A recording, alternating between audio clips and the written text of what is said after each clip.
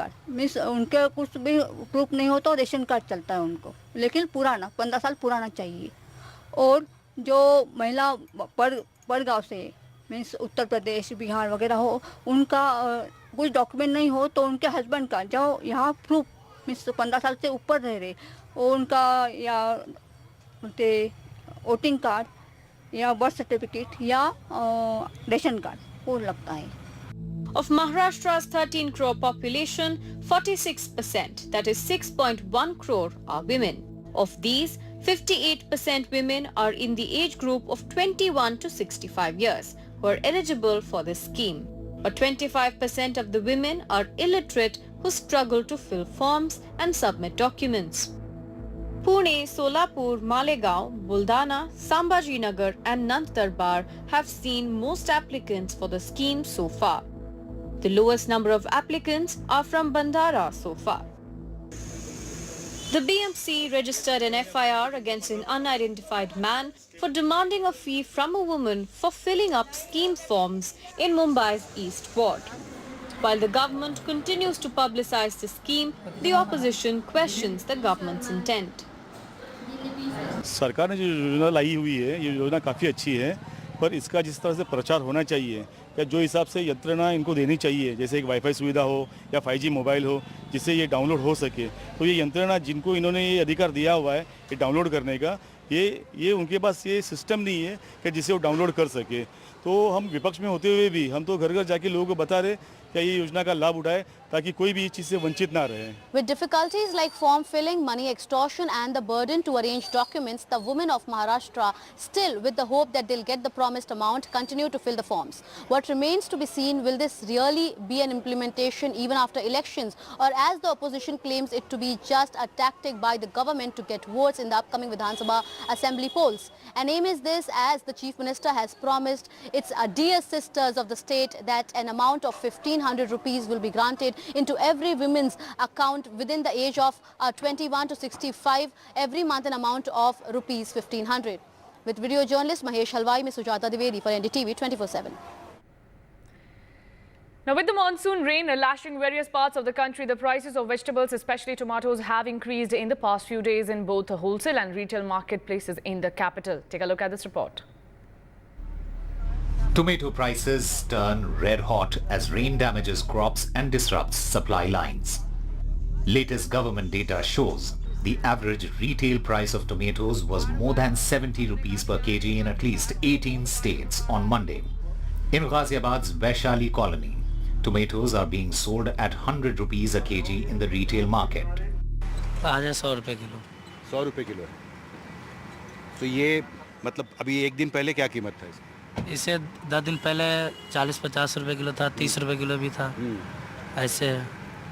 पर नवीन, जब आप 100 रुपए किलो टमाटर बेचेंगे तो इसका बिक्री पर भी असर पड़ता होगा? हाँ, तो बिक्री पे असर तो पड़ेगा ही। जहाँ लोग 1 किलो लेते हैं वहाँ भी आधा किलो ले रहे हैं। A few meters away is Muhammad Rais's vegetable shop. He too is affected by the disruption in supply from Bengaluru and Shimla. टमाटर आज क्या रेट है आपके? टमाटर सर 100 रुपए किलो है जी। टमाटर इसलिए महंगा है कि शिमला का माल आ रहा है, चारों तरफ बाढ़ है, इस चक्कर में सब्जी सारी महंगी है। पहले आप जितना टमाटर बेचते थे एक दिन में, जी बिक्री पे भी असर पड़ा है महंगा होने से? हाँ जी, पड़ा है, काफ़ी असर पड़ा है। पहले 6 क्रेटें बिकती थी, अब 2 क्रेटें बिक रही हैं। मैंने आधी किलो। इतना कम क्यों खरीदा? अब महंगाई में कम खरीदना पड़ता है ना, कम गेरो कम खाओ। जी, तो आपने उस कम कर दिया, खपत ही कम कर दी? बस खपत कम कर दी, अपना आप सिस्टम बदल जाएगा। 3 kilometers away, tomato wholesalers in Naveen Sabzi Mandi of Ghaziabad report a marginal decline in prices, but the uncertainty over supply persists. पिछले 2-3 दिन पहले क्या रेट था आपके और आज क्या? उस समय थोड़ा और महंगा था, इस समय कम है रेट। नहीं, कितना है रेट? मतलब उस समय 80 रुपए किलो टमाटर पहुंच गया था, लेकिन इस समय 60 रुपए आ गया। 60 रुपए किलो आ गया, तो इसका बिक्री पे असर पड़ा है? नहीं, बिक्री पे बिल्कुल असर पड़ा सर। मान लो जो बंदा 5 किलो लेता है वो 2.5 किलो पे आ गया, जो 2.5 वाला था वो 1 किलो पे आ गया। Ghaziabad resident Ram Nivas runs a canteen in a corporate office. He says his budget has gone haywire. 2-3 दिन पहले अगर हम जो है ना 60 से 70 रुपए किलो खरीद रहे थे मंडी के अंदर। मंडी में मतलब ये होलसेल रेट? जो होलसेल जो रेट है वो 70-80 रुपए किलो का। जो कि आज जो है ना आज 50 रुपए किलो का हो गया है। आज हुआ है 50 रुपए किलो कई दिन से, और अब कुछ ऐसा लग रहा है कुछ राहत आ रही है, वरना इससे पहले तो आग निकल रही थी। ऐसा लग रहा था क्या आगे होगा क्या। कितना पहले आप खरीदते थे, अब कितना? मैं 2 किलो पहले खरीदी, अब 1 किलो खरीद रही हूँ। इतना फर्क आ गया है। और क्या। Tomatoes are expensive across the country. According to data from the Ministry of Food released on July 15, 2024, the average retail price of tomato remained above rupees 70 per kg in 18 states of the country on Monday. Andaman and Nicobar recorded the highest average retail price of rupees 116 per kg, while the average retail price of tomato in Sikkim was rupees 98 per kg. The average retail price in Delhi was recorded at 83 rupees per kg. It was rupees 78.75 per kg in Uttarakhand and rupees 75.79 per kg in the retail markets of Uttar Pradesh. According to traders, the fluctuation in tomato prices will continue for a few more days, as supply to mandis is likely to remain affected due to monsoon. In Ghaziabad with camera person Prem Singh and Himanshu Shekhar, Bureau Report, NDTV. And before wrapping the bulletin, Gautam Gambhir's emotional tribute video for Kolkata Knight Riders fans. This is an emotional goodbye to the KKR fans from Gautam Gambhir. I smile when you smile. I cry when you cry. I win when you win. I lose when you lose. I dream when you dream. I achieve when you achieve. I believe with you and I become with you. I am your Kolkata. I'm just one of you. I know your struggles and I know where it hurts. Rejections have crushed me, but like you, I wake up embracing hope. I get beaten every day, but like you, I'm yet to be defeated. They tell me to be popular. I tell them to be a winner. I am your Kolkata. I'm just one of you. This Kolkata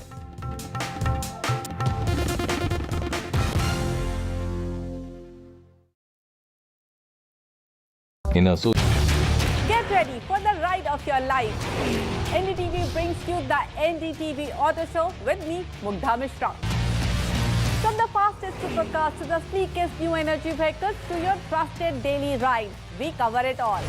Every Saturday at 10:30 a.m. and Sunday at 8:30 p.m. only on NDTV 24/7. Your next great escape starts here. 25 years ago, an unprecedented attack on a part of India very few people knew about. Kargil, a war fought at unprecedented heights, India's first televised war. We are here because we have to be here, because it's the uniform. We were there, on the ground and in the air. A final assault. To bring you stories of valor and sacrifice. 25 years after Kargil. Join us for special and exclusive programming right here on NDTV.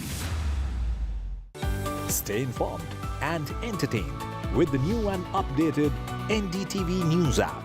You can watch all our channels live, listen to podcasts, read breaking and exclusive news from around the world and more. Download the NDTV app today and get access to the best journalism and storytelling on your smartphone or tablet. The NDTV app. News that matters to you. Record high voter apathy in global polls. Is fractured politics creating delusional democracies? Modi-Putin bonhomie. Why India matters for Russia.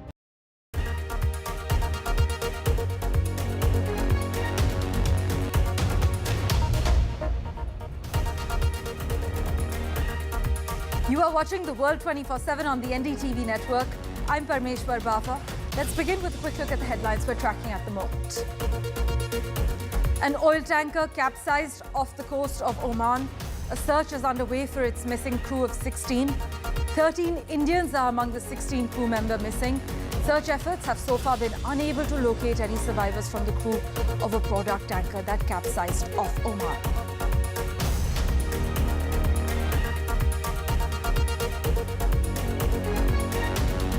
Usha Vance, Yale Law graduate and trial lawyer, was thrust into the spotlight this week after her husband, J.D. Vance, was chosen as Donald Trump's running mate in the U.S. presidential election. She was raised in San Diego by Indian immigrants. We get you the finer details. U.S. billionaires are coming out in support of Donald Trump's presidential bid after his assassination bid. The big question is whether Trump's selection of J.D. Vance as his running mate threatens to alienate wealthy Wall Street donors, since the Ohio senator is a fan of steep tariffs and robust antitrust enforcement. Well, J.D. Vance has labelled China the biggest threat to the U.S. soon after Donald Trump picked him to be his running mate.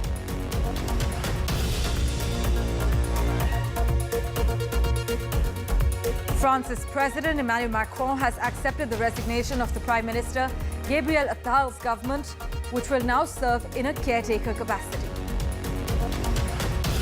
The UK could finally be feeling the summer heat this weekend, and health alert has been issued for large parts of the country. Some parts of the UK had weather warnings for rain at the start of this week, but this is all set to change quickly with temperatures soaring by Friday.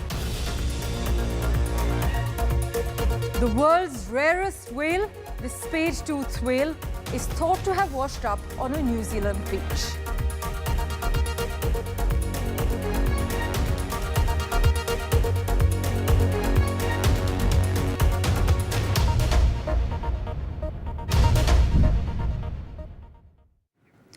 When an oil tanker has capsized off the coast of Oman, this is what Oman's Maritime Security Centre has confirmed, adding that a search was underway for its missing crew of 16.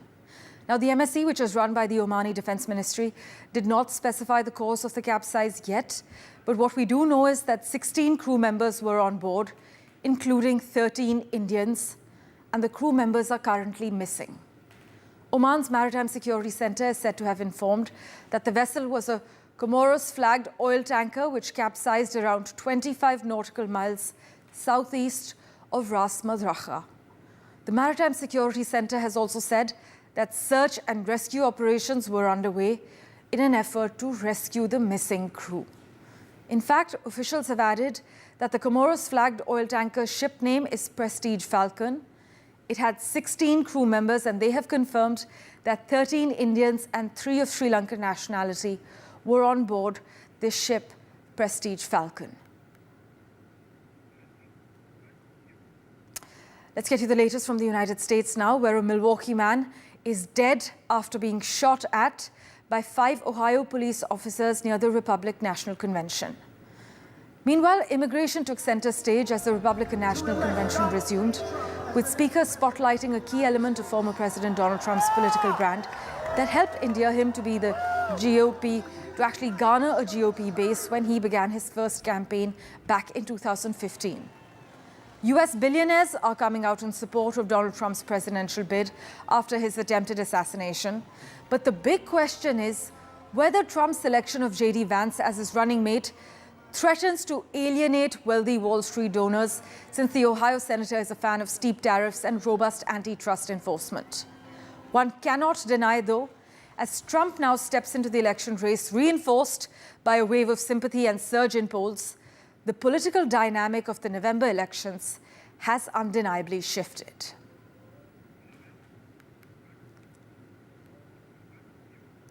Meanwhile, Usha Vance, Yale Law graduate and trial lawyer, was thrust into the spotlight this week after her husband, J.D. Vance, was chosen as Donald Trump's running mate in the U.S. presidential election. Usha was raised in San Diego by Indian immigrants. Here are the finer details.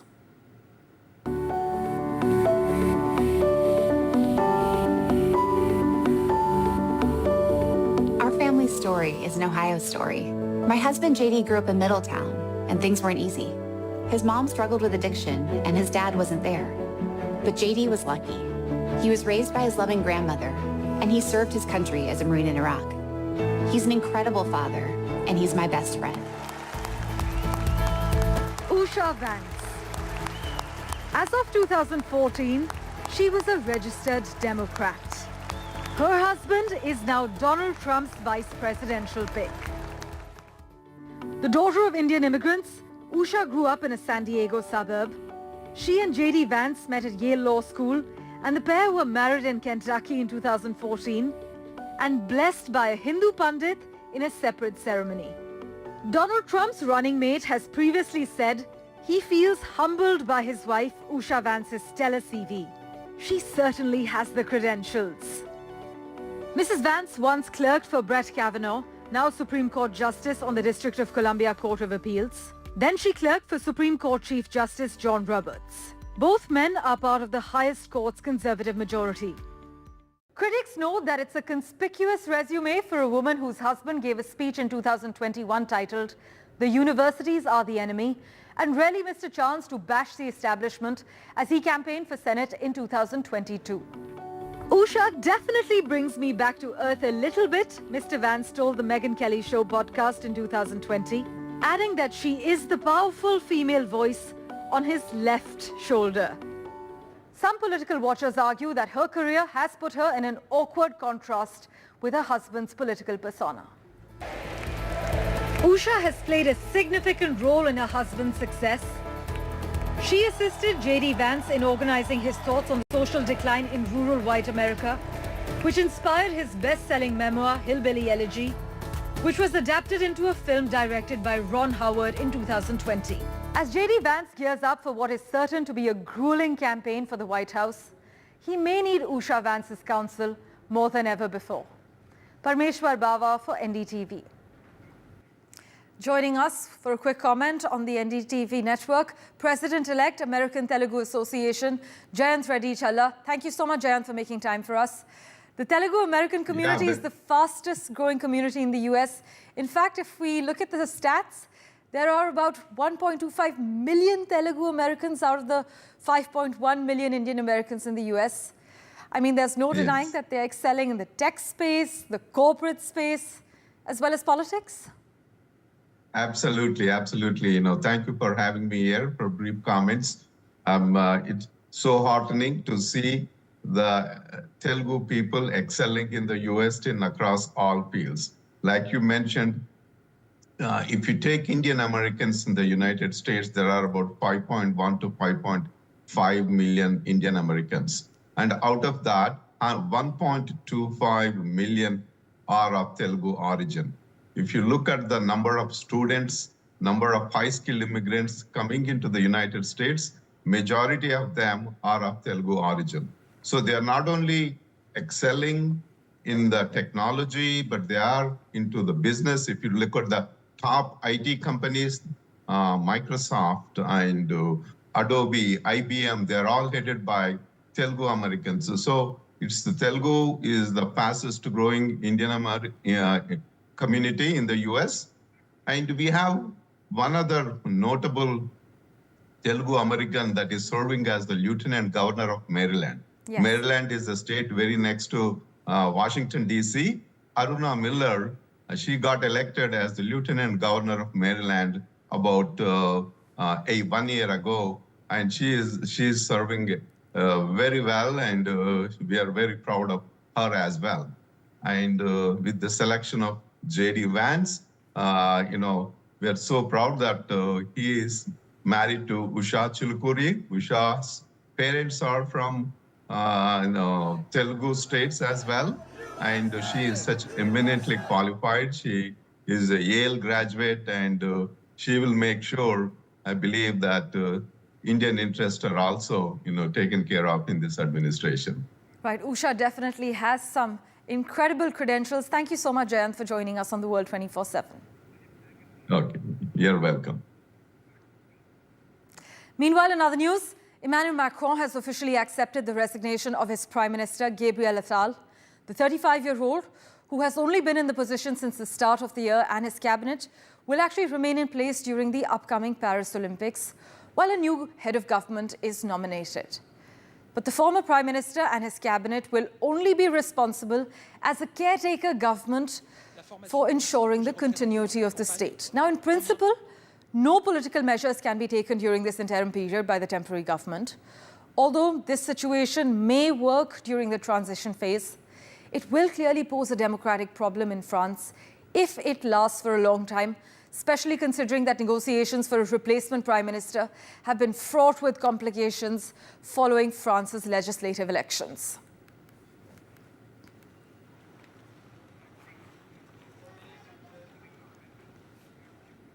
The other big story, the IMF has revised upwards its projection for India and said the country is now expected to grow by 7% in 2024 compared to 6.8% projected in April.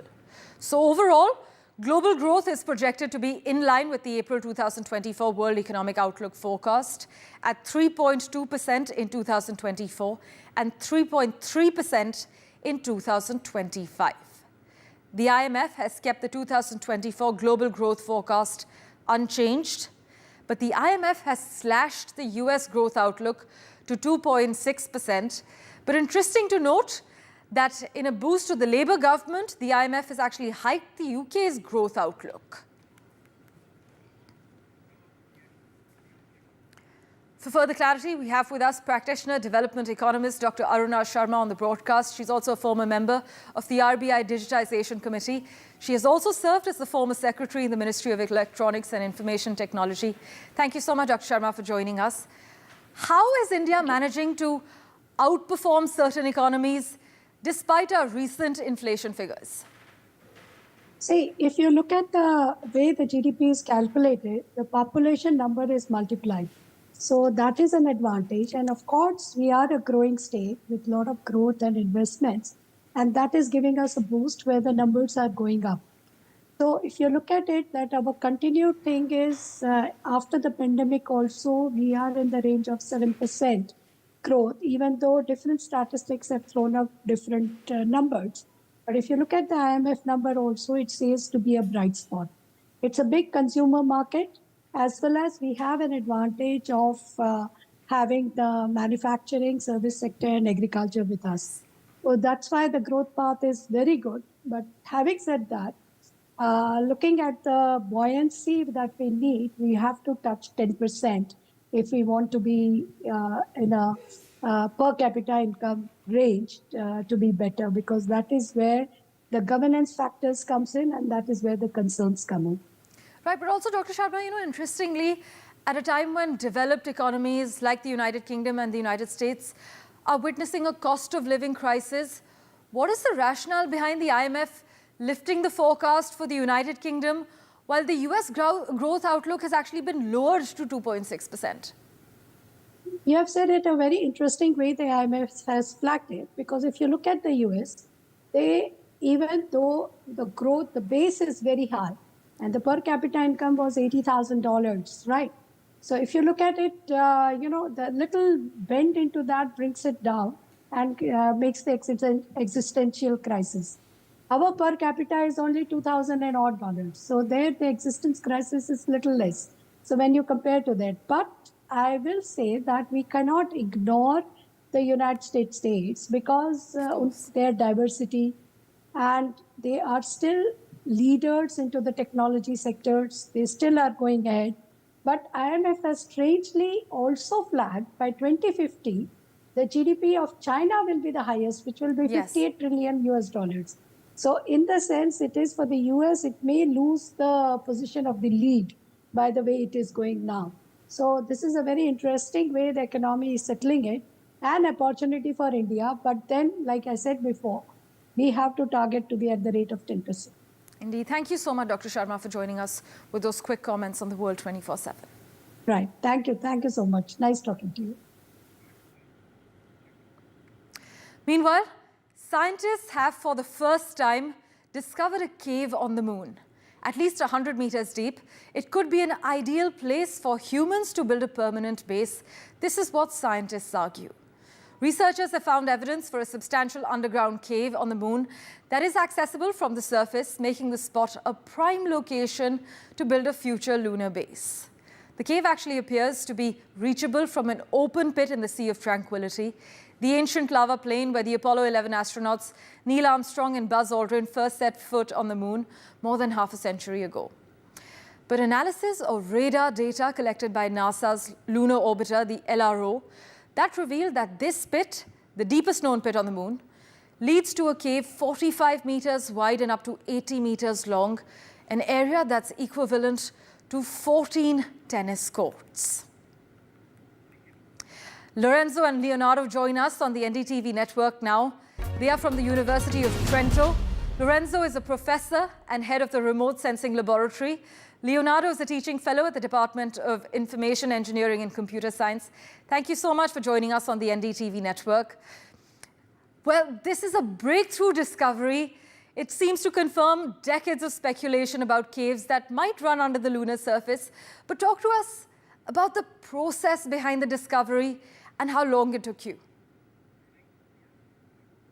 Okay, let's say that what we have done is to reprocess some radar images that have been acquired by a mission of NASA in 2010. We have developed a technique in our laboratory that is recent and that allows us, elaborating this data, to identify some reflection, some signals that point out the presence on the bottom of a pit, which is in the Sea of Tranquility, of a cave. So this was possible thanks to the development of novel data processing technology. And what happened is that analyzing this echo that we have in the data, we are able to reconstruct a geological modeling of the entrance of a conduit, which is connected with this pit that we have on the moon. What is interesting is that we detected the cave, the initial part of the cave, and we have also evidence that it is possible to have access from the surface into the cave, which is very important for the next steps of exploration.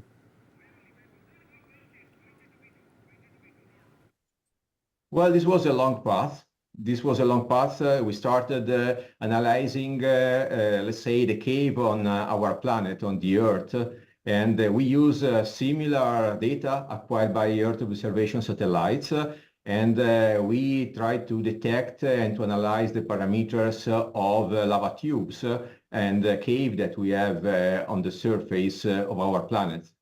Then, on the basis of these developments, we could, let's say, exploit these techniques for the study on the moon. Right. Leonardo, this marks the first time that researchers have confirmed an accessible cave, likely a tube left by flowing lava under the moon's surface. Could you describe the cave and what makes it an ideal base for astronauts? Why is it a prime location to build a future lunar base? So first, it's important to state that actually more than 200 pits have been discovered on the moon, but we provide the first evidence of a cave departing from a lunar pit. Okay? In terms of habitability, well, the interior of the moon and the subsurface and the interior of the cave is currently unknown. And so it would be interesting to explore these caves. What we know now and what we estimated is that this cave, it's about at 150 meter depth in the lunar surface, and it's about 45 meters wide and about between 30 and 80 meters long. But it could be longer than that because with our radar technique, we can only see part of it, maybe extend further in the subsurface. So this is what we know now, and for sure, we need more investigations, like sending, for instance, robotic missions to understand the full interior of it and how it really looks like. It's a new discovery, and of course, some parts of it are unknown, such as how the caves really looks like in the interior. Well, there are studies that shows that having a lunar base within a cave compared to the surface have several advantages, such as protection from micrometeorite impacts and protection for the radiations, because over the lunar surface there are harmful radiations for the human body. Moreover, there are theoretical studies showing that it should provide a stable temperature which is in contrast with what we experience on the surface of the moon, where we have really large variation of surface temperature. Another important point is the resource availability, because there are studies that hypothesize that within these caves there are resources such as water ice that could be very helpful in terms of lunar exploration and, of course, habitability, because astronauts could use it. Well, space agencies hope that the caves and potential networks of them could be used to build safe habitats for lunar explorers. But how is this discovery likely to impact the future of space travel? Well, let's say that this discovery is very important for exploring the subsurface of the moon. This is something that we did not do yet, also because we did not have any evidence of where, focusing, for example, a robotic mission for the exploration. Now, for the first time, we have the evidence that at the bottom of this pit that we have analyzed, there is an opening and we have a conduit, a cave. So we can start from there with a robotic mission, a rover, to enter into this cave and explore that and discover what we have in the subsurface. So let's say that we are adding another element to the exploration of the moon, the study of the subsurface on which we don't know anything, and that can become very relevant, both for basis but also for the scientific return that we can get from this. Well, Lorenzo and Leonardo, thank you so much for making time for us and joining us on the NDTV network. Congratulations on this breakthrough discovery. With that, we're stepping into a very short break. News and updates continue in a moment. Don't go anywhere.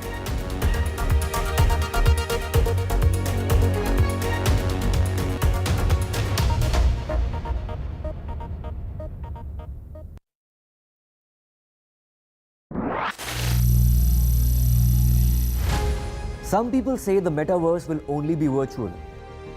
One day this lecture hall will be made of code, and driverless cars would be trapped in intersections. But even in this maze of the future, you can't wish away health. It's time to become more resilient.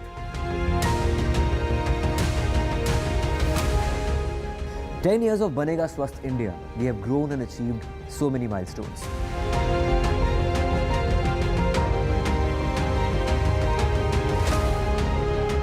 And now I have a plan to beat the urgency, to stop breathing with difficulty, to relieve getting choked with inactivity.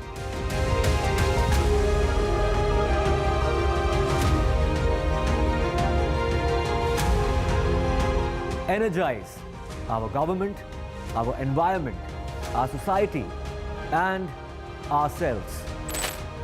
Everyone, everywhere, every day.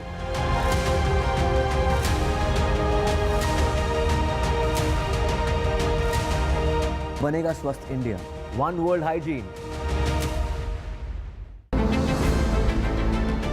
For the relatively young Indian economy, jobs in the future are going to be a major deciding factor in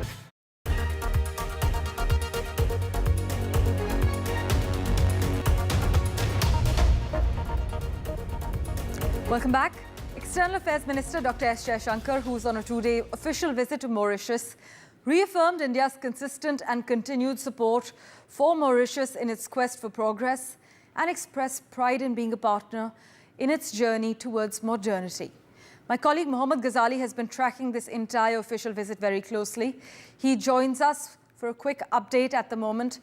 Ghazali, what have been the key topics of discussion? We know an MOU has been signed between India's ISRO and Mauritius MRIC. Yeah, certainly, and this was a very important statement issued, a joint statement in front of the Mauritian Prime Minister. Mr. Jaishankar said that we are planning to launch a satellite for Mauritius in the near future. And why? Because for a space cooperation, an exchange of project documents has been done between India's ISRO and Mauritius space body there, which is working on a space exploration. Besides that, India has also made very categorical statements supporting Mauritius' claim on Chagos Island, which is being occupied by the Britishers, and during that time, during independence, when Mauritius was got into future territory. But despite that, Mr. Jaishankar said very categorically, when it comes to territorial integrity, India always stands by Mauritius. And besides that, we also recounted that how our President Draupadi Murmu was the chief guest on the National Day. And besides that, Mauritius has been India's key partner in the Southeast Asian region, yet again implying that how India's neighborhood first policy and Sagar policy are all the reflection of these policies that EAM Mr. Jaishankar said that Mauritius becomes one of those countries where he has taken his first bilateral trip as the Foreign Minister of India. As always, Ghazali, thanks so much for joining us with the latest. Let's turn our attention now to the UK.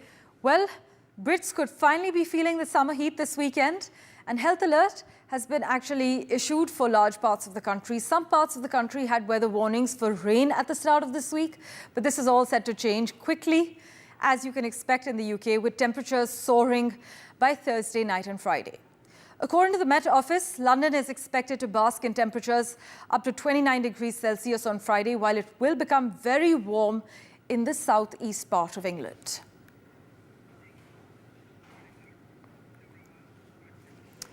Well, to Bangladesh now, where at least 5 people were killed and dozens injured during massive student protests there, opposing quotas for government jobs.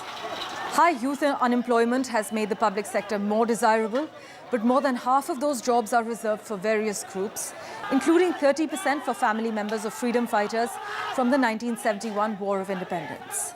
Now, the weeks-long protests, the biggest challenge to Prime Minister Sheikh Hasina's government since she won a 4th term this year, intensified, as you can see on your screens, after she used the term Razakar to label those opposing the quotas.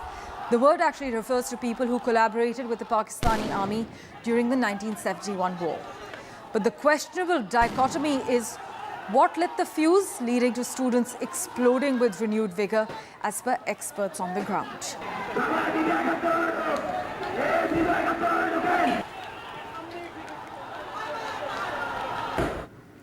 Well, in other news, European Union foreign affairs ministers are set to snub Hungary by organizing their own foreign affairs summit in August, instead of traveling to Budapest for Prime Minister Viktor Orban's event. Hungary, which holds the rotating presidency of the Council of the EU, plans to host a foreign affairs summit in Budapest on the 28th and 29th of August, a prime opportunity for Viktor Orban to try to shape the bloc's foreign policy agenda and for his foreign affairs ministers to stand in the limelight. But after Orban obstructed aid for Ukraine and his self-styled peace visits to Putin and Xi Jinping, which he didn't coordinate with the EU's 26 other national leaders, many foreign ministers have been hunting for a way to avoid becoming props in what they believe would be another Orban propaganda show.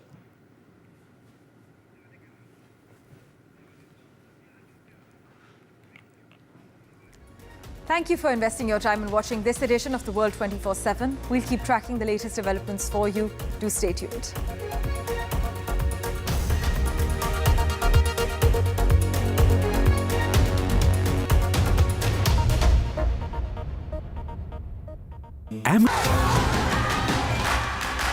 The biggest democratic exercise in the world. Team NDTV covers it from ground zero. BJP really had to fight a tough election this time. Unprecedented exercise. Unmatched coverage. There is no dispute. जनता को decide करना है. From polling to counting, NDTV brought you the most trustworthy news and updates.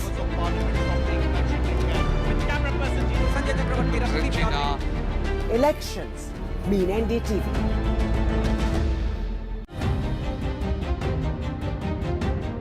Record high voter apathy in global polls is fractured politics creating delusional democracies. Modi Putin bonhomie, why India matters for Russia. Why tourism economies are showing ill-behaved tourists. All this and more with me, Gauri Dwivedi, only on India Assets. 25 years ago, an unprecedented attack on a part of India very few people knew about. Kargil, A war fought at unprecedented heights. India's first televised war. We are here because we have to be here, because it's the uniform. We were there, on the ground and in the air. A final assault.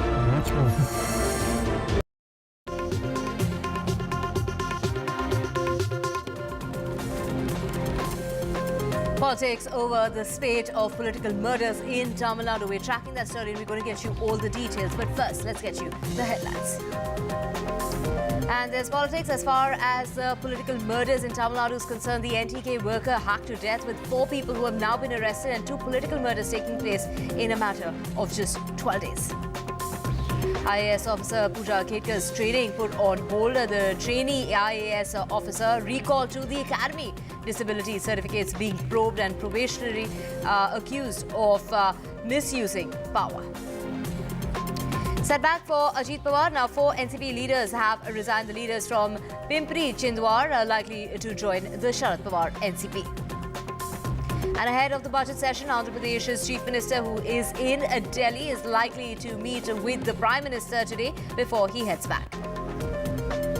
Doda encounter still underway. It's been over 24 hours when 4 soldiers were killed, and we are still hunting for terrorists as operations continue to be underway.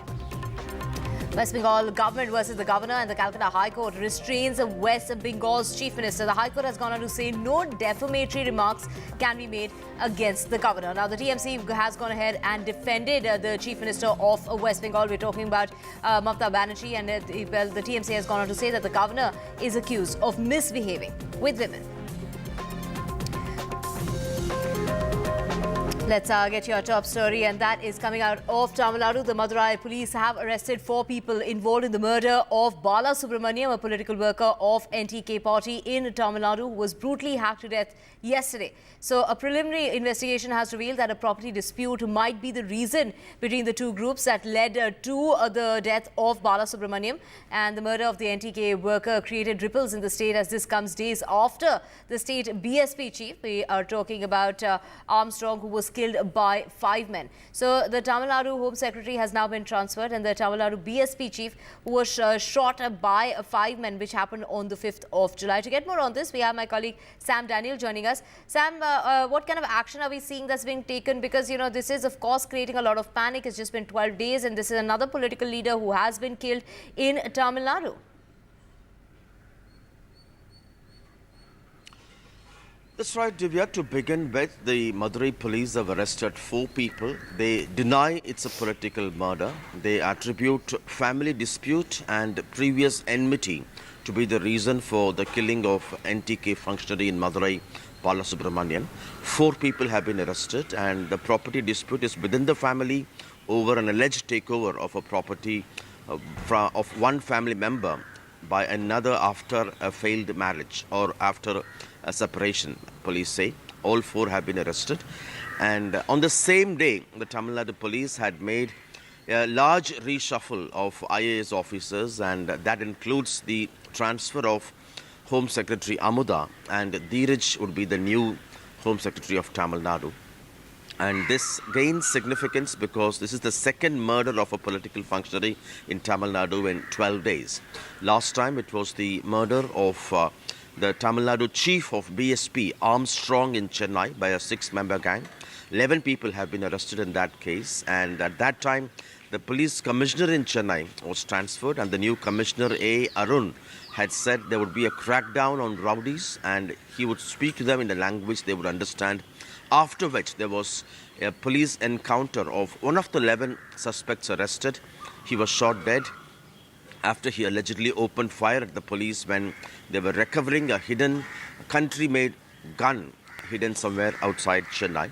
The opposition has rigged up this issue and calls this as a declining law and order, as they call it.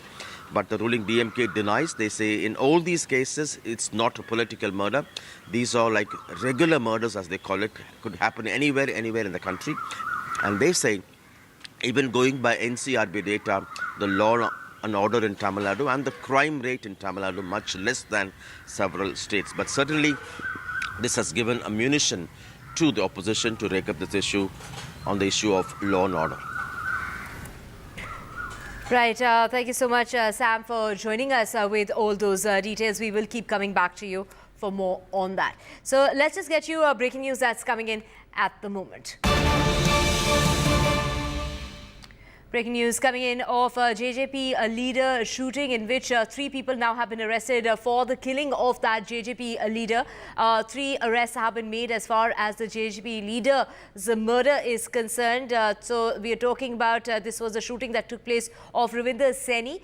Now 3 attacked the police and they were shot in the leg. The police already have arrested 5 accused in the case. We have Gurpreet joining us. Gurpreet, take us through the details of what's really emerging at the moment of more arrests that are being made in this very particular case.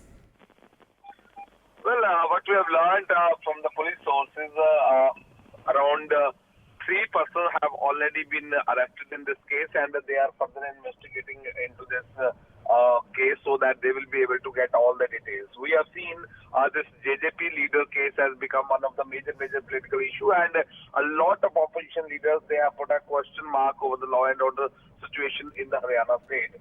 Now, we have seen there was a lot of tremendous pressure on the government also to justify whether the law and order situation is intact in the state or not.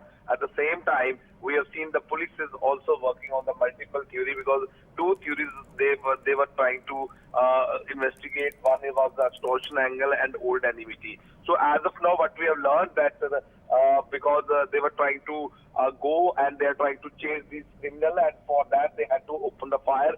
3 people have been arrested, and now they are trying to take more leads so that further case should be investigated.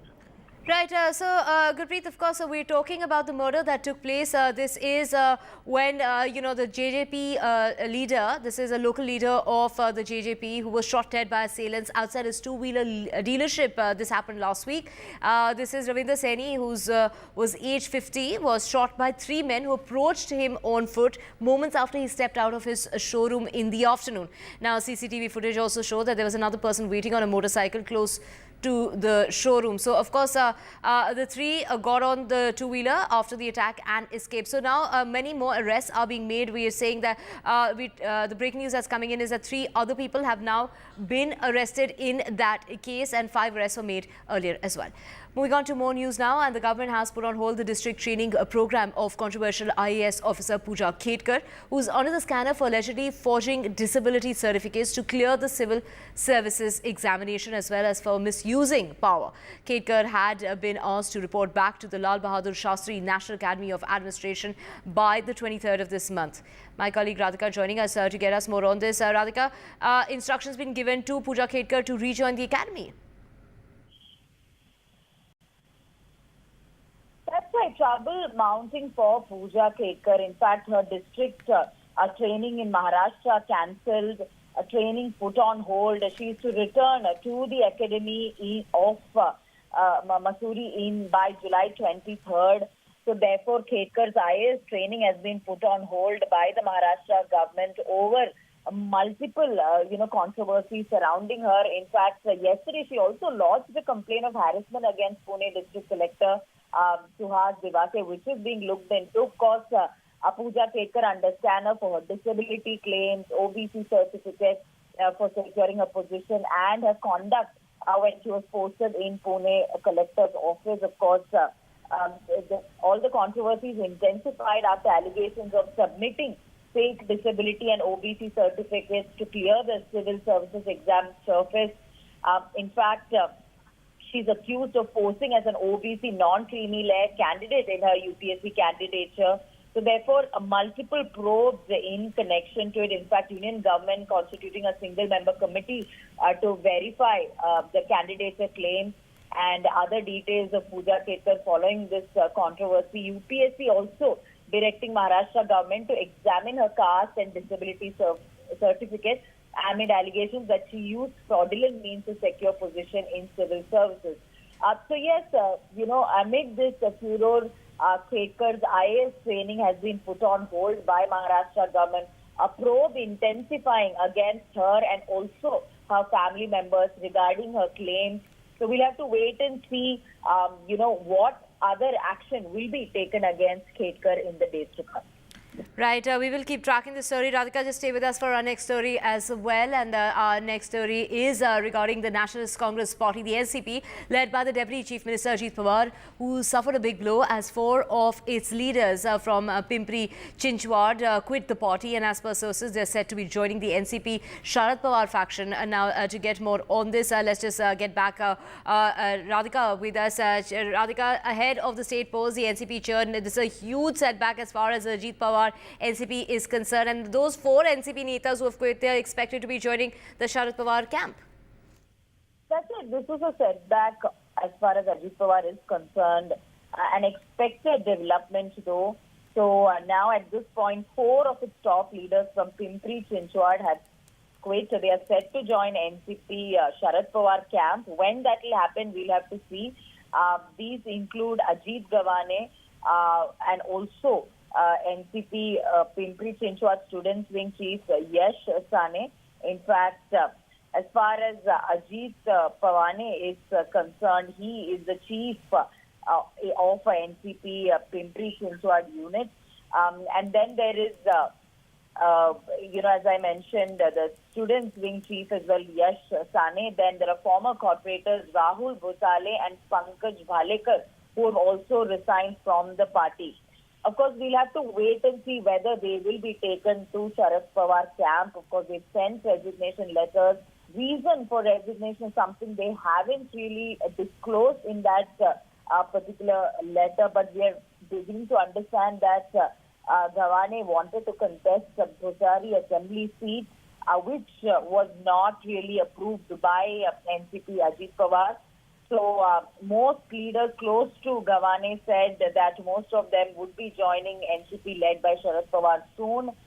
But no official confirmation from these 4 leaders as to what their next move is going to be. But all this amid allegations that there are disputes within NCP Ajit Pawar camp, especially after the elections results, Lok Sabha election results. So there is a lot of buzz that several of these leaders will be willing to return to Sharad Pawar, considering their poor performance during Lok Sabha election. Right.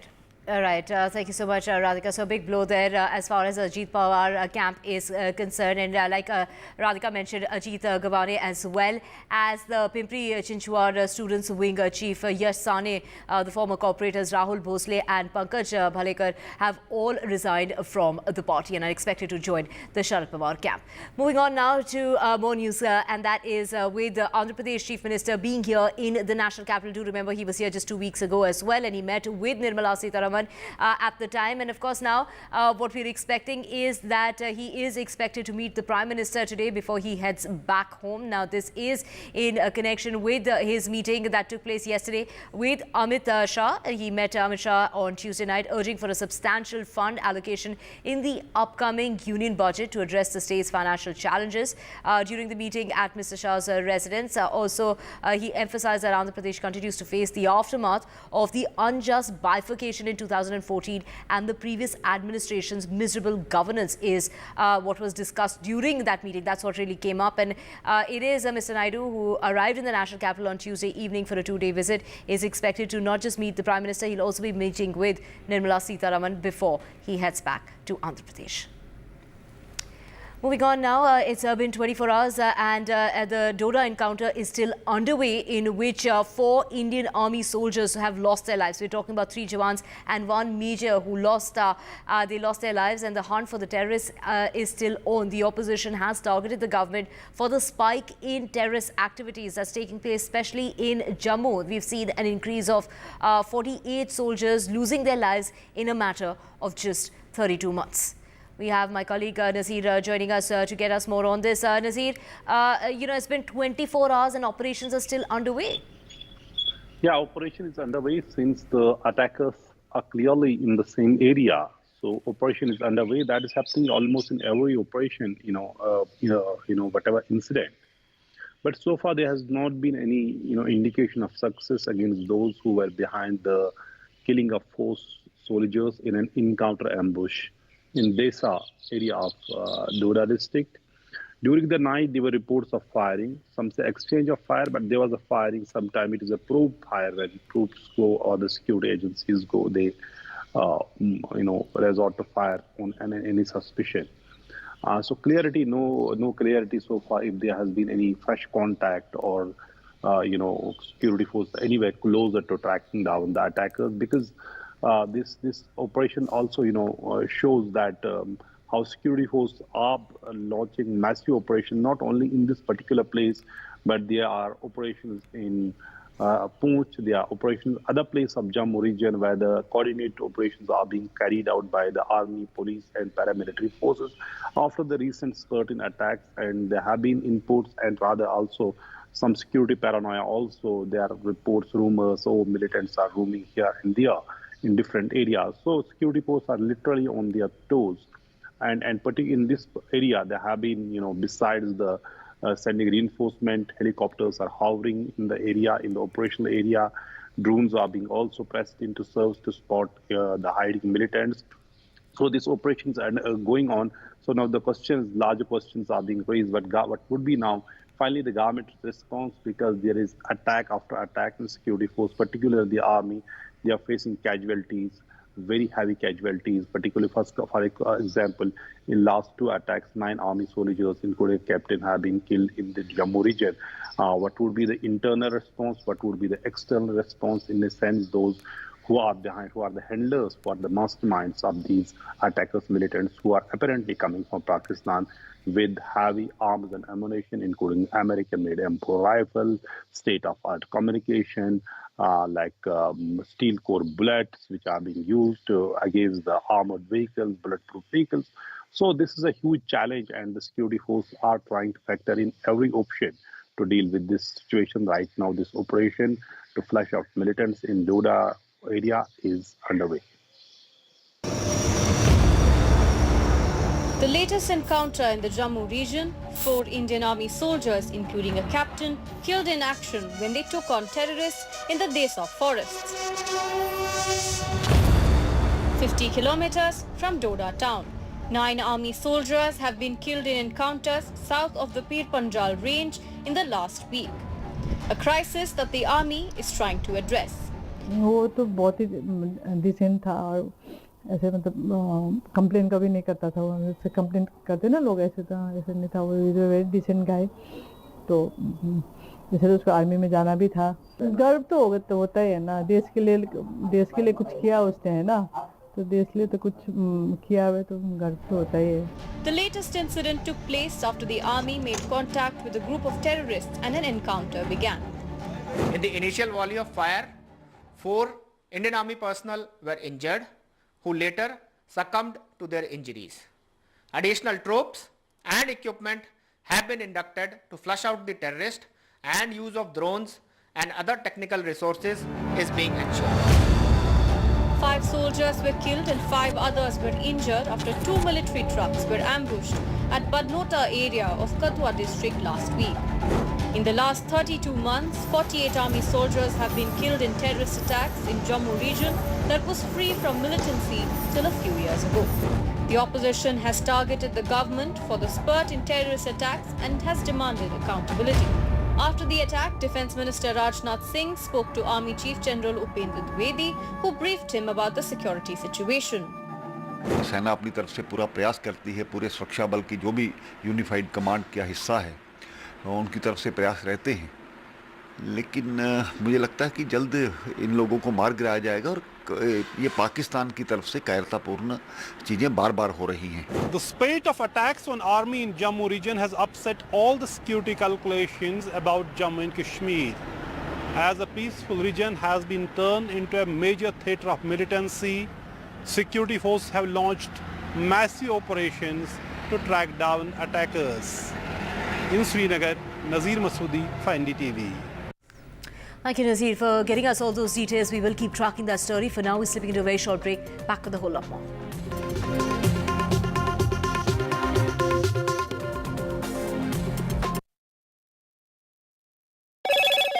Hello, Moto.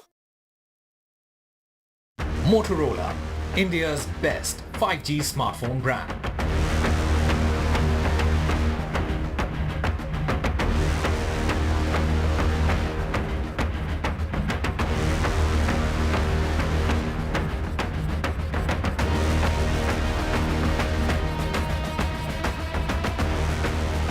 Co-powered. Get the magic of the best working for you now.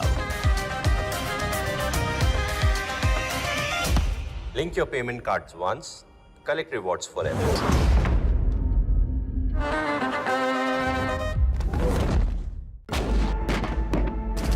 "25 years ago, an unprecedented attack on a part of India very few people knew about. Kargil, a war fought at unprecedented heights, India's first televised war. We are here because we have to be here, because it's the uniform. We were there, on the ground and in the air. A final assault. To bring you stories of valor and sacrifice. 25 years after Kargil. Join us for special and exclusive programming right here on NDTV. Stay informed and entertained with the new and updated NDTV News app. You can watch all our channels live, listen to podcasts, read breaking and exclusive news from around the world and more. Download the NDTV app today and get access to the best journalism and storytelling on your smartphone or tablet. The NDTV app. News that matters to you. NDTV proudly upholds its legacy of trust and credibility.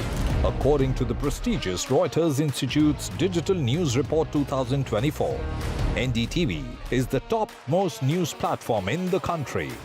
Number 1 in both online and offline reach in India, beating all its competition. NDTV stands for trust. 20.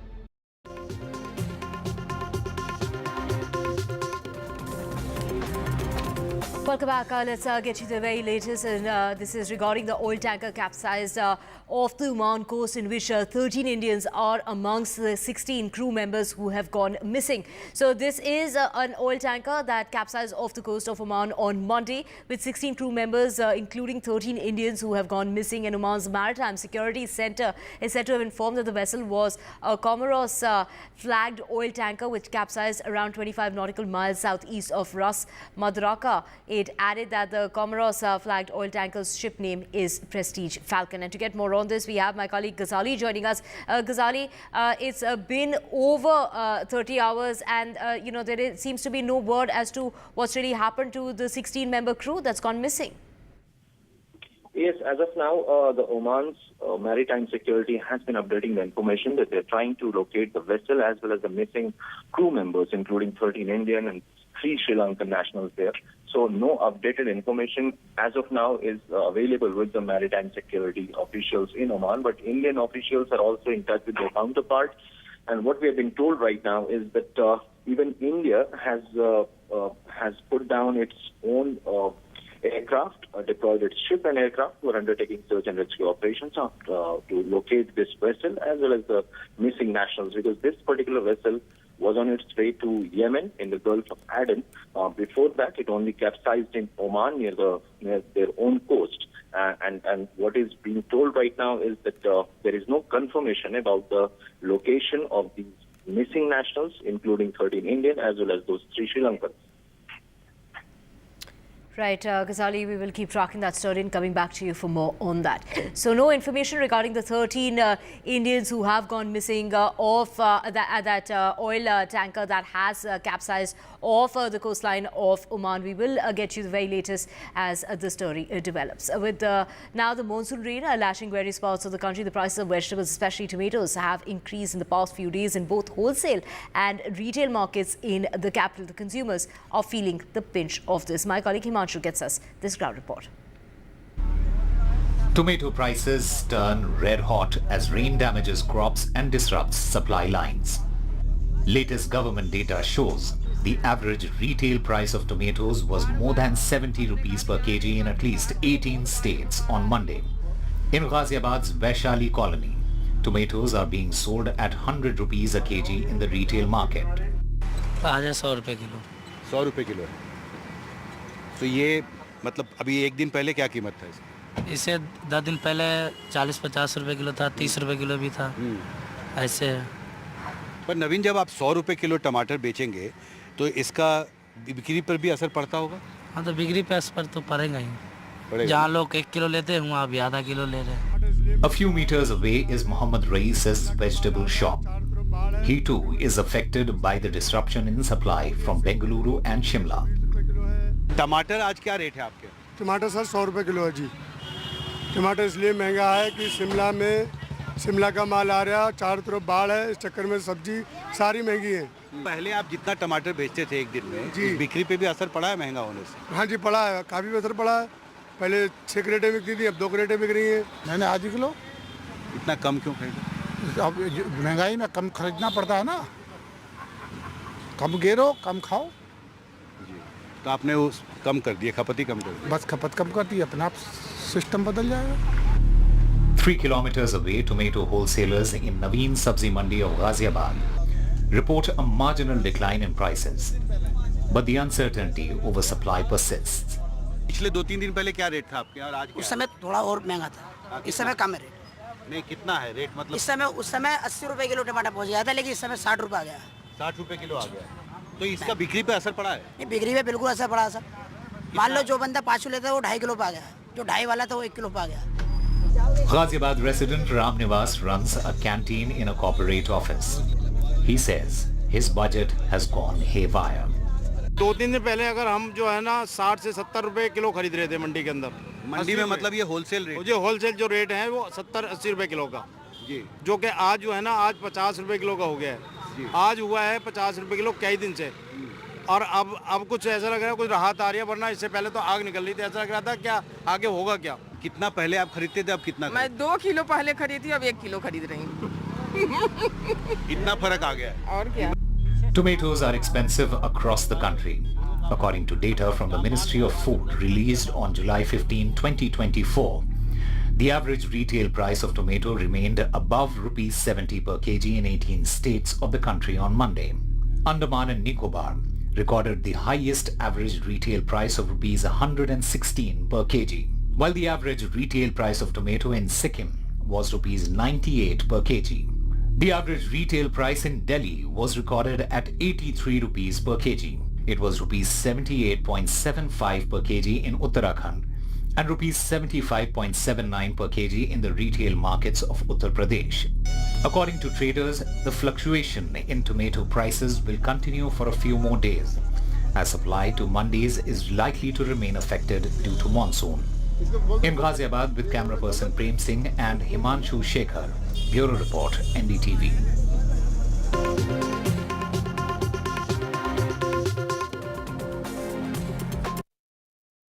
Loan मिलेगा या नहीं ये आपके credit score पे depend करता है। तो आज ही पैसाबाजार.com पर जाइए और अपना क्रेडिट स्कोर चेक कीजिए फ्री में, क्योंकि लोन की जरूरत कभी भी किसी को भी पड़ सकती है। बस एक्टिंग करा लो इनसे। पैसाबाजार.com, क्रेडिट स्कोर चेक, आदत अच्छी है। For the relatively young Indian economy, jobs in the future are going to be a major deciding factor into how India progresses. If we move towards one India, one norm, that would be a brilliant, I would say, ease of business. There are more and more MSMEs which are emerging and doing pretty well. I think they are the answer to job creation. If the government spends a lot of money in upskilling our women to create jobs and upskilling women to take that entrepreneurial plunge as well. If you want India to grow, East has to grow. With all the entrepreneurs that are coming on board, we really have to make that extra effort and get the East into running. The women and the youth. Creating employment for them is the key for country's progress.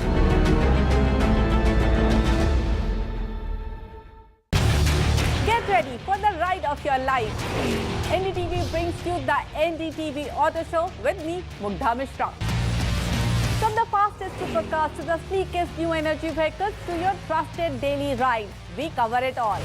Every Saturday at 10:30 a.m. and Sunday at 8:30 p.m. only on NDTV 24/7. Your next great escape starts here.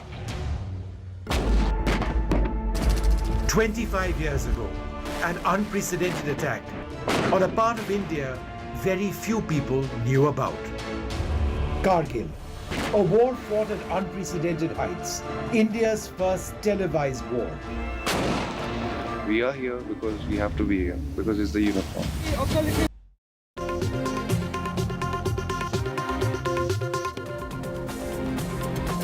Welcome back. Let's get you the latest where 5 lakh women in Maharashtra are daily filing out the forms of Maji Ladki Behen Yojana. However, many find the process tedious. The last day to fill out that form is the 31st of August. Under the Mukhyamantri Maji Ladki Behen Yojana, eligible women from all sections of society will be given a benefit of 1,500 rupees, for which women should apply by the 31st of August. My colleague Sujata has the details. These women are queuing up to fill forms of the latest government scheme, the Maji Ladki Behen Yojana, which could give them 1,500 rupees a month. Though the submission date has been extended till the 31st of August, women continue to stand in long queues and struggle to fill the forms. पूरा दिन लग गया form भरने में. ऊपर से joint account था मेरे हस्बैंड का, तो लगा कि बोले कि सेपरेट अकाउंट चाहिए, तो वो भरने के लिए भी मुझे बहुत टाइम लगा.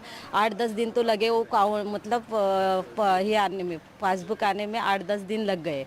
उसके बाद मैंने वो फॉर्म एक दिन में पूरा भर के सुबह से शाम तक खड़े रह के फॉर्म भरा है. मुझे बस इतना ही लगता है कि चलो हम लोग घर में बैठे हैं, तो मुझे लगता है कि थोड़ी बहुत हेल्प हो जाएगी तो अच्छा है. इसकी वजह से हमने ये फॉर्म भरा है. Most women from the deprived section find it difficult to fill the forms. Many also don't have the required documents. 55-year-old Indira Devi Tanwar reached the form submission center with her documents. However, her application was rejected without any reason, she says. Form भरने गए थे, उसमें मैं है ना 15 दिन से right कर रही हूँ. आज ये फॉर्म ओके नहीं है, आज ये फॉर्म लाओ, आज ये फॉर्म लाओ, आज वो फॉर्म लाओ.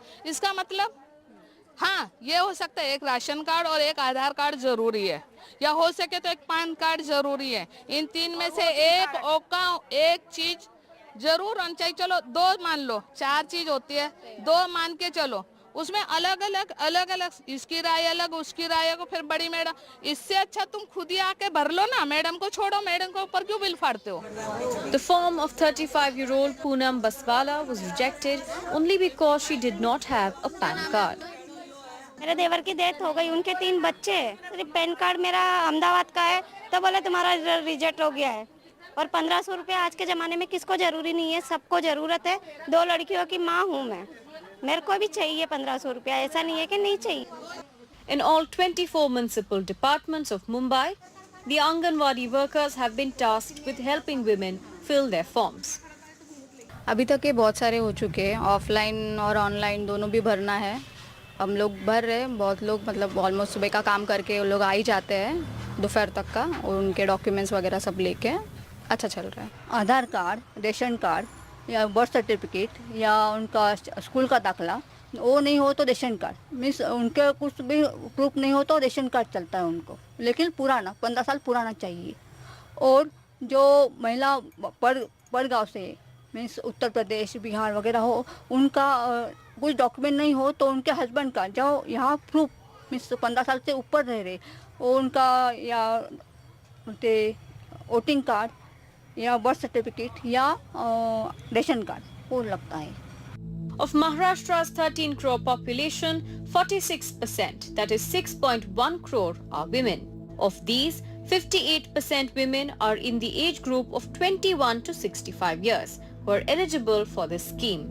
But 25% of the women are illiterate who struggle to fill forms and submit documents.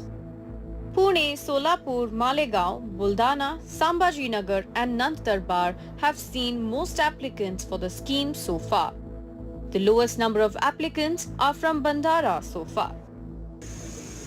The BMC registered an FIR against an unidentified man for demanding a fee from a woman for filling up scheme forms in Mumbai's East Ward. While the government continues to publicize the scheme, the opposition questions the government's intent. सरकार ने जो योजना लाई हुई है, ये योजना काफ़ी अच्छी है, पर इसका जिस तरह से प्रचार होना चाहिए या जो हिसाब से यंत्रणा इनको देनी चाहिए, जैसे एक वाईफाई सुविधा हो या 5G मोबाइल हो जिससे ये डाउनलोड हो सके, तो ये यंत्रणा जिनको इन्होंने ये अधिकार दिया हुआ है ये डाउनलोड करने का, ये उनके पास ये सिस्टम नहीं है कि जिसे वो डाउनलोड कर सके।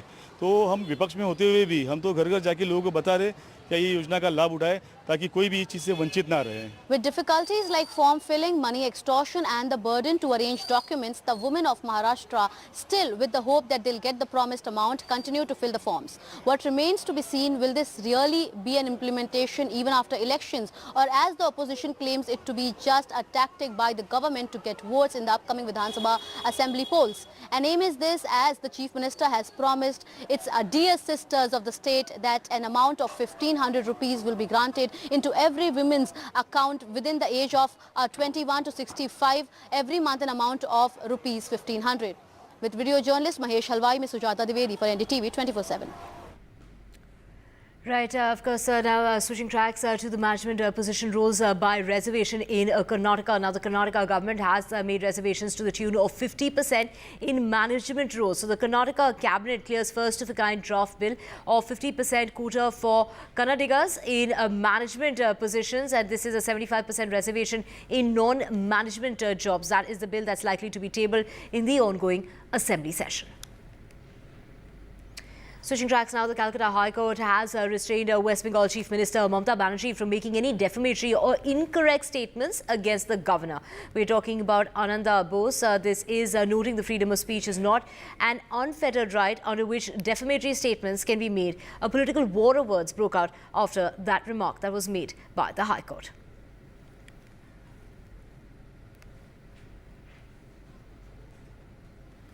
In all humility, I welcome the judgment. I have tried to give maximum respect and regards to Mamata Banerjee, treating her as my esteemed constitutional colleague. The remarks that she made about me were not expected at all from her. देखिए, honourable chief minister कभी governor साहब को कोई defamatory word नहीं use किया है। जो interim order court से हुआ है वो नहीं होना चाहिए था। मैं कोर्ट को रिस्पेक्ट करता हूं, लेकिन नहीं होना चाहिए था। जो चीज प्रेयर में नहीं है वो ऑर्डर में आ रहा है, इसका क्या मतलब है? ये हो नहीं सकता। और मैं फिर से दोहराई हूं, राजभवन का एक इन्फ्लुएंशियल पर्सन के खिलाफ एक रिस्पेक्टेड औरत का मिसबिहेव करने का बहुत गहरी एलिगेशन है। अगर ये बोलने के लिए कोई हमारा खिलाफ डिफामेशन का केस करेंगे, वो कर सकते हैं, हम समझ लेंगे कोर्ट में भी, रास्ते में भी।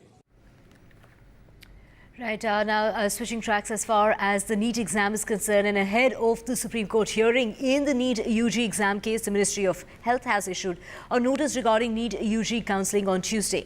The ministry has indicated all colleges to share information about their seats. All information related to the seats must be uploaded on the portal. The list of medical seats can be uploaded on the portal by the 20th of July. So that NEET UG counselling, the Health Ministry issuing the notice as far as colleges are concerned, asking them to share information on medical seats and the list of seats to be added on that portal as far as the deadline of the 20th of July is concerned.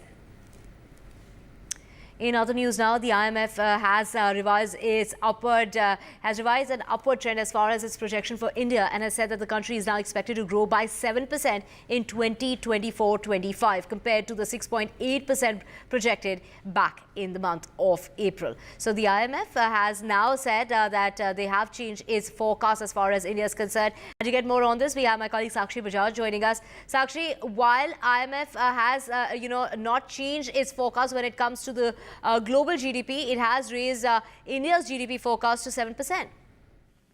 That's right. So in a significant move in the IMF World Economic Outlook, IMF has raised India's FY25 growth projection and forecasted at 7% versus 6.8% earlier.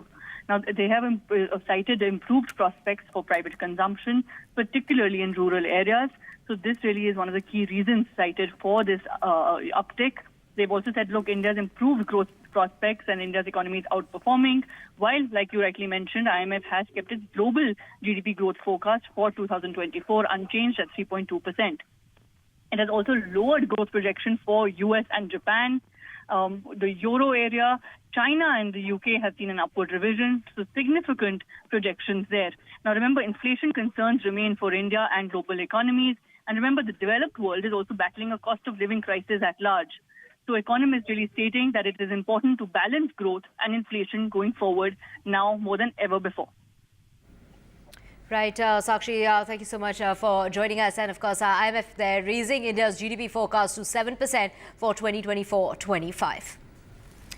And switching tracks now, let's also get you an update as far as Usha Vance is concerned, who's thrust into spotlight after her husband JD Vance has been picked by Donald Trump as his running mate in the US presidential elections. She was raised in San Diego. She has Indian parents. She holds a bachelor's degree in history from Yale, and that's really where the couple met. My colleague Parmeshwar has the details.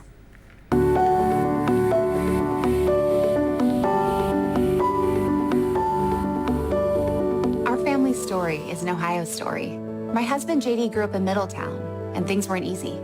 His mom struggled with addiction, and his dad wasn't there. But JD was lucky.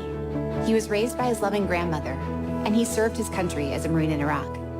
He's an incredible father, and he's my best friend. Usha Vance.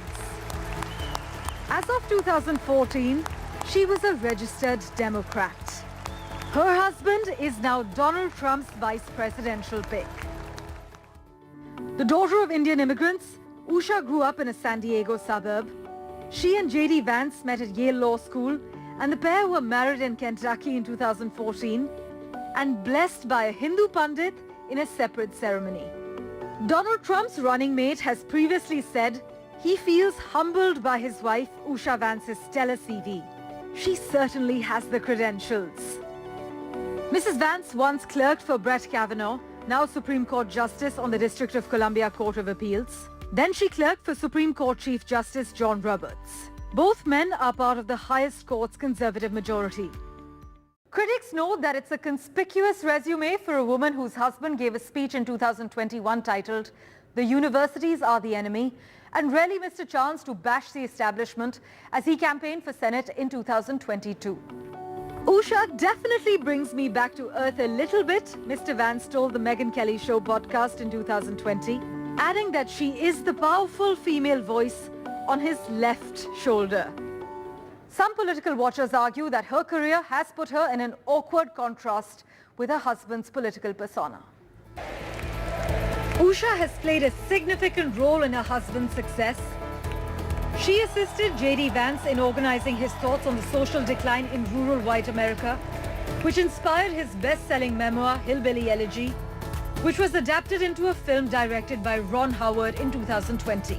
As JD Vance gears up for what is certain to be a grueling campaign for the White House, he may need Usha Vance's counsel more than ever before. Parmeshwar Bawa for NDTV. And switching tracks now, it's been 25 years of Kargil, a time to remember the incredible sacrifices of Indian soldiers in evicting Pakistani intruders from the heights that they occupied inside our territory. Kargil was India's first televised war, and many of us were there to see exactly what was happening. Over the years, it's been, it has really touched many lives, and also it is the brave hearts there. So from tonight, we will be profiling some of our Kargil heroes through the eyes of their loved ones, their parents and their spouses.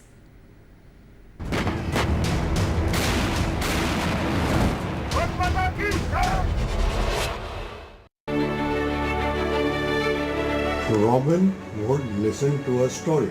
As was routine, one night he cuddled up next to his father to listen to the absorbing story of adventures of a young boy.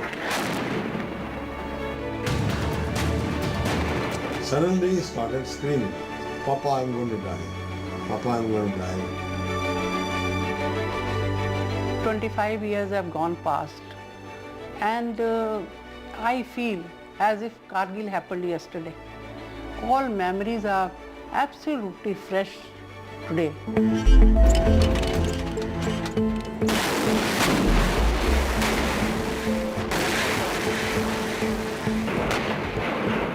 What do you remember most about your son?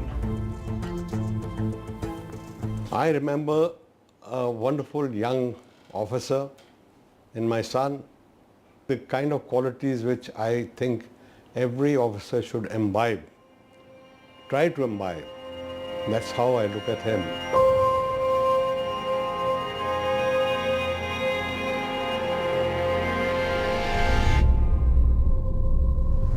Tololing happened on 12th and 13th, and 14th I got a call from Robin that, Mama, do you know that we have captured Tololing? So I said, yes, I know that. I took it for granted that nothing can happen. But finally when I got the call, that was a shock for me. But never mind, my son has done something for his country, and I am a proud mother.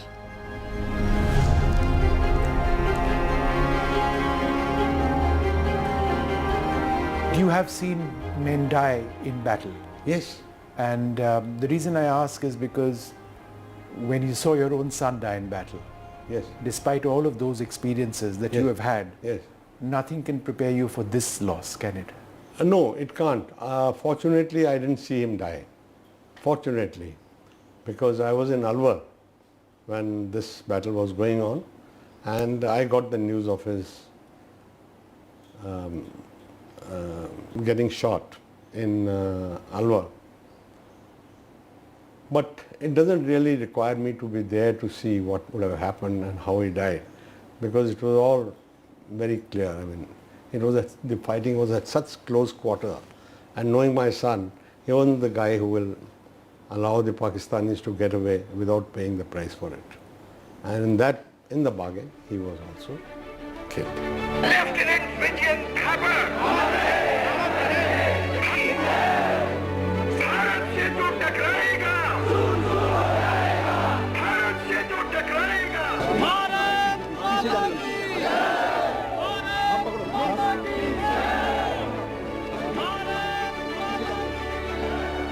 I always call my son soldier saint because he was very honest, very kind-hearted, very loyal and disciplined, of course, very disciplined. And above all, he was a true patriot, एक सच्चा देशभक्त, which he proved.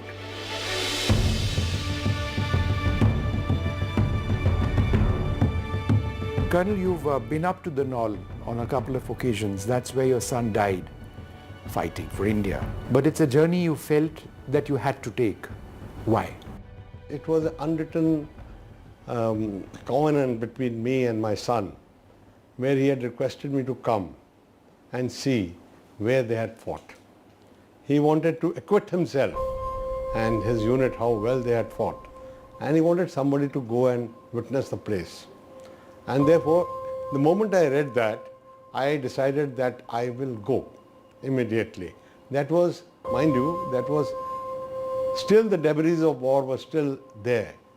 And you reached the spot where Vijayant went away. Yes, sadly I reached the spot where he went away, and it was a very sad experience because some signs of his having lain there and Acharya next to him was still visible on the ground. That must have been very difficult for you. Very, very difficult. And there was a place where the two Rajputana rifles, they had done a yag. And there were, well, other marks, you know, very sad, which were left behind by them. And of course the debris of war were all over.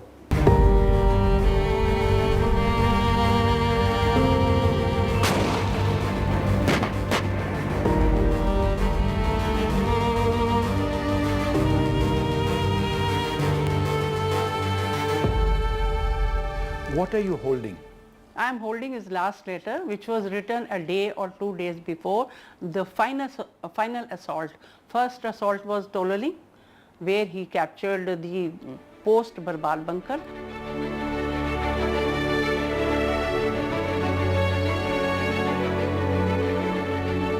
He called up after Tololing attack and he told me that now I will not call you for 20 days. After 20 days I am going to call you back.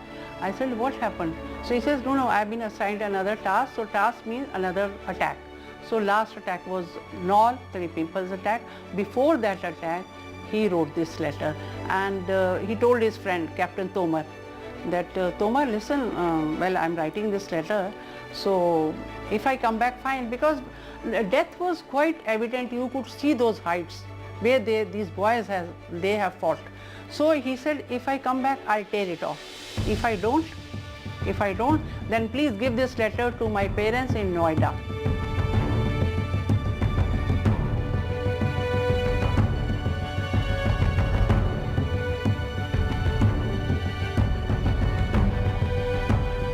ये चिट्ठी कब मिला था आपको? जब उसका सामान आया था, उसका बॉक्स था वहाँ पर, उस बॉक्स में काफ़ी चीज़ें थी और उसका एक छोटा सा वॉलेट था जिसमें he had only 300 rupees, और उसकी जो जैकेट थी उसके अंदर चॉकलेट्स, और उनको ना थोड़ा सा एक इमरजेंसी राशन भी मिलता है जिसमें थोड़े थोड़े शक्करपारे भी रखे हुए थे जो उसके अंदर उसकी पॉकेट्स में से मिले।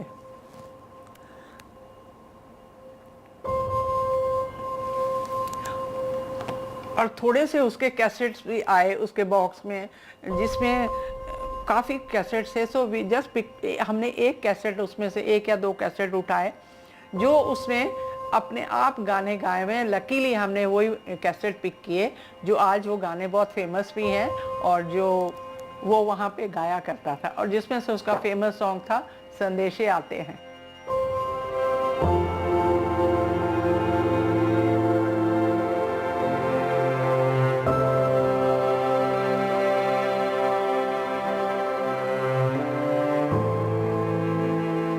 Dearest Papa, Mama, Birdie and Granny, by the time you get this letter, I'll be observing you all from the sky and enjoying the hospitality of Apsaras. I have no regrets. In fact, even I become a human again, I will join the army and fight for my nation. If you can, please come and see where the Indian army fought for you tomorrow. As far as the unit is concerned, the new chaps should be told about the sacrifice. I hope my photo will be kept in the A Company Mandir with Karni Mata. Okay then, it's time for me to join my clan of the Dirty Dozen. My assault party has 12 chaps. Best of luck to all. Live life king size. Yours, Robin.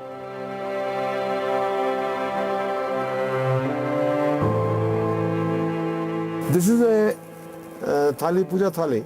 But why these? These are soldiers prasad. These are all bullets fired by your son? Yes, by my son. They are lying all over.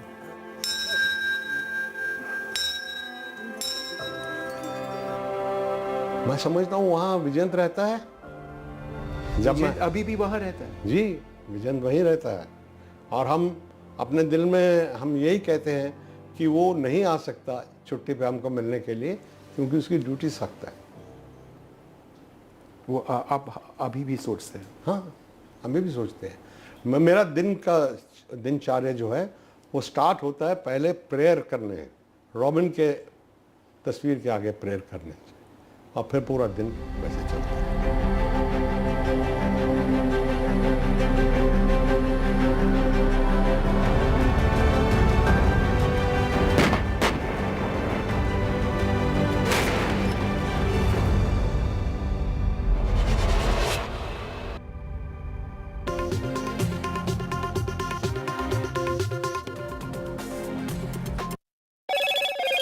Hello, Moto. Motorola, India's best 5G smartphone brand. Politics over spate of political murders in Tamil Nadu. NTK worker hacked to death and 4 people have been arrested in that case. 2 political murders have taken place in a matter of 12 days in Tamil Nadu. IAS officer Pooja Khetkar's training has been put on hold. The trainee IAS officer recalled to the academy. Khetkar's disability certificates now being probed and the probationer accused of misusing power. Ahead of the budget session, Andhra Pradesh's Chief Minister is in Delhi. Chandrababu Naidu is expected to meet with the Prime Minister today before he heads back home. He met with Amit Shah yesterday. This was a meeting in order to sort out the funds for the state. He is headed back to Andhra Pradesh this morning at about 10 o'clock. Total encounter still underway. 44 soldiers have been killed, 3 jawans and 1 major died in that encounter that took place yesterday. 24 hours on and the hunt for the terrorists continues. Stay informed and entertained with the new and updated NDTV News app. You can watch all our channels live, listen to podcasts, read breaking and exclusive news from around the world and more. Download the NDTV app today and get access to the best journalism and storytelling on your smartphone or tablet. The NDTV app. News that matters to you. Record high voter apathy in global polls. Is fractured politics creating delusional democracies? Modi-Putin bonhomie. Why India matters for Russia. Why tourism economies are showing ill-behaved tourists. All this and more with me, Gauri Dwivedi, only on India Assets.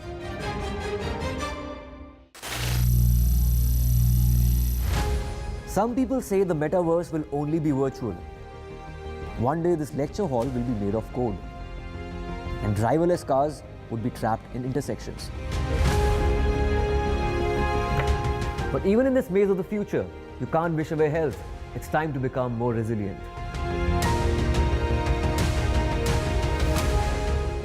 10 years of Banega Swasth India, we have grown and achieved so many milestones.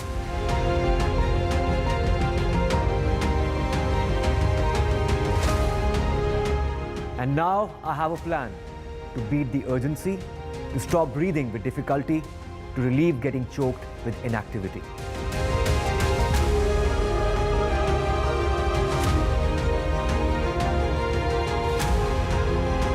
Energize our government, our environment, our society, and ourselves. Everyone, everywhere, every day.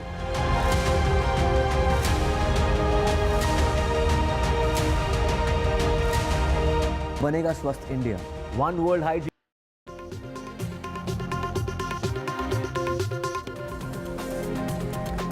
Welcome back. As part of the Samarth By Hyundai initiative in partnership with NDTV, we bring to you the stories of people who prove that disabilities do not define what they can or cannot do. Paracyclist Geeta S. Rao, who was infected by polio at a very young age, is one such story. Take a look at her story.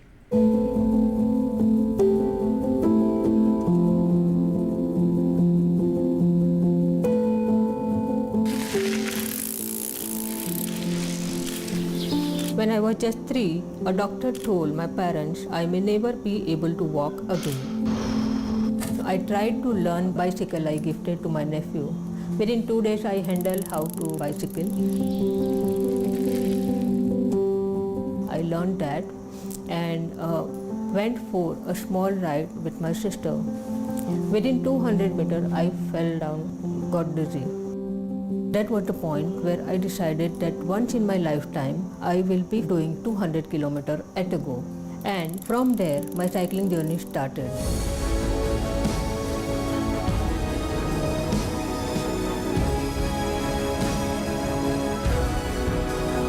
Geeta S. Rao beating the odds. I did paragliding, India's highest bungee jumping, sea swimming, fire walks, walking marathons, ultra cycling, sky cycling, mountain biking, and whatnot. My body might be limited, but my firm spirit keeps on cycling miles.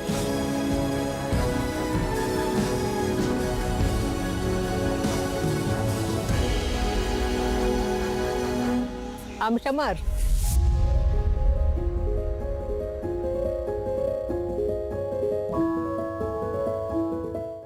And with that, we're slipping to a very short break. Back with a whole lot more on the other side. To stay with us.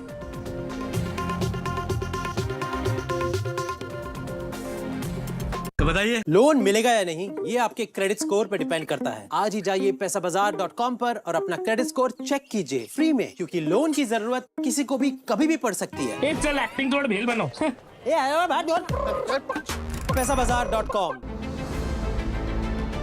For the relatively young Indian economy, jobs in the future are going to be a major deciding factor into how India progresses. If we move towards one India, one norm, that would be a brilliant, I would say, ease of business. There are more and more MSMEs which... Hello, Moto.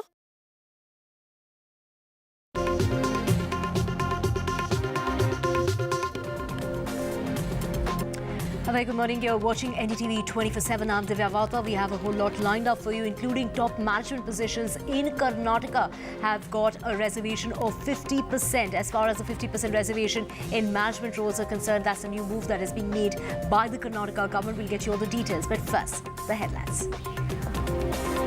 Top management positions by quota in Karnataka. The Karnataka government now suggesting 50% reservation as far as management roles are concerned. These are key jobs for locals, and that draft bill is expected to be cleared during the ongoing assembly session.